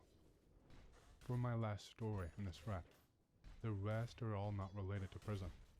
I drew you a plan of a prison cell so that you can understand what we are talking about. So, this happened at the Mutsoysk Central, in the cell of which I was awaiting the next stage when I was already an adult. We sat in the transit hut on the first floor of the prison. The first floor is located in a semi-basement. You look out the window and see the feet of garbage passing by the way. The same thing on one of the buildings at the Voronezh Central. The house is constantly damp. You come from the bathhouse, hang up a towel, and it does not dry completely. At the moment, the three of us sitting there were me, the Serpent, a 19-year-old guy who was in prison for the second time for stabbing a taxi driver in the neck because he called him a goat, and Dolphin, whom I knew from the 5th Central School, from childhood. He also rose to adulthood. The hut is a 4-bed. The Serpent was keen on all sorts of mysticism and esotericism, and suggested to us the idea of pranking the one who comes to our house, saying that we are sectarians. At that time, I was a little out of my mind. I had been confined to 4 walls for almost 2 years. I still did not at the camp, and I walked around the house and pushed all sorts of topics about the apocalypse, the four horsemen, the battle of light against darkness, etc., which is what egged him on to this prank. I agreed. Dolphin did not care. In general, the serpent painted the four corners of the hut with different symbols. I don't really understand them, but in addition to the pentagram, there were some Egyptian symbols and something else that was unfamiliar to me. A boy comes to our house. His name is Stas. He also rose from childhood and was imprisoned for the murder of Garbage. At first, he fell for our prank, but soon saw through us, as we quickly got tired of it. But the serpents did not erase the symbols. So, one evening, if the prison is in a black situation, then usually all the action there is at night. We started hearing stories about various calls. I told a story that I heard back in Sosniki while in the village about how the boys called Satan. They sat down with one of them in an old trailer, drew a pentagram on the mirror, and one stood opposite with a cross in his hands. At 12 at night, the king of hell allegedly climbed out of there and began to tear the cross out of the boy's hands. Others did not have time to erase the pentagram from the mirror, and when the cross was torn out of his hands, the boy died. After these stories, the serpent was inspired to carry out this experiment in our house. I did not have much of a desire, or rather, I did not have one at all. Dolphin was not interested in all of these topics at all, but Stas became interested. They basically drew a pentagram on the mirror at about 12 at night.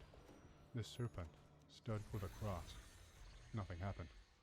They erased everything from the mirror. The next day, we learned that in the assembly room, the cell in which they are kept upon arrival at the prison, before being taken to the hut. The assembly was also on the first floor. A man took his own life with a sheet at night.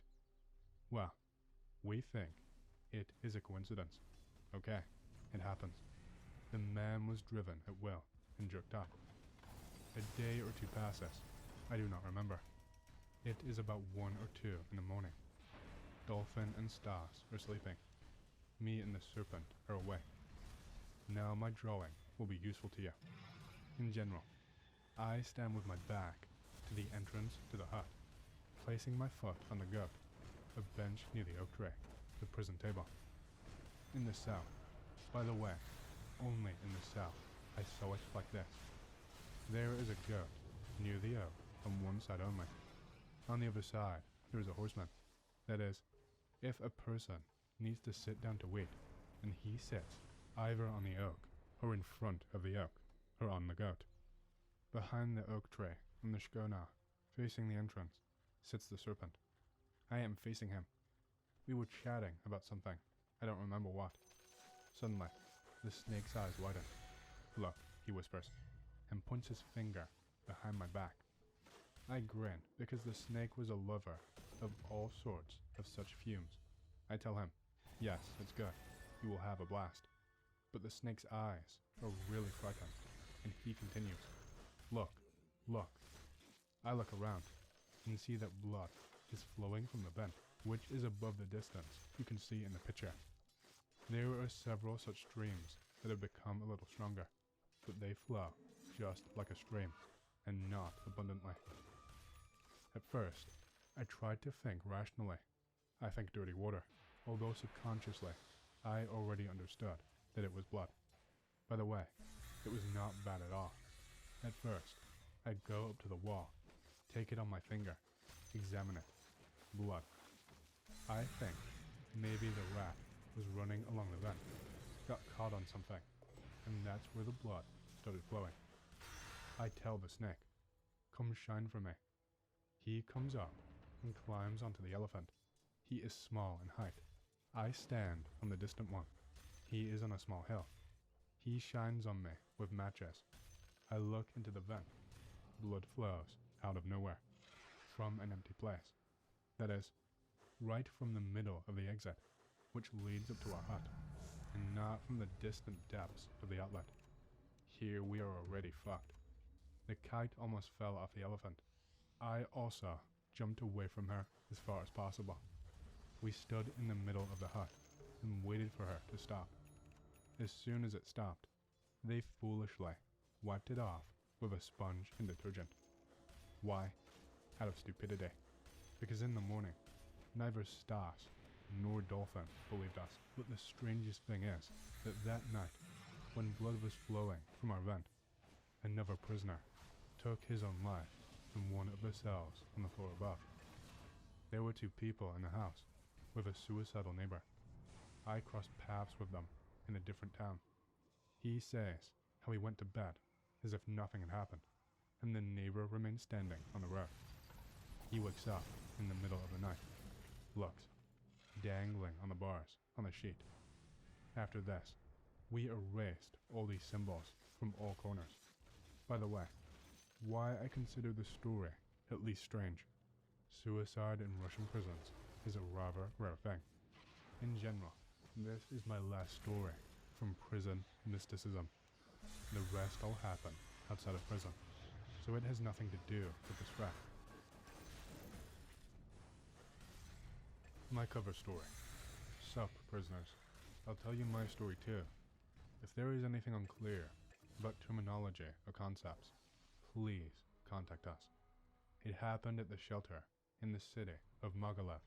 I am from Belarus, where I was sent for the rest of my sentence, 2 to 3 years, to serve out my sentence from the zone at the end of 2012.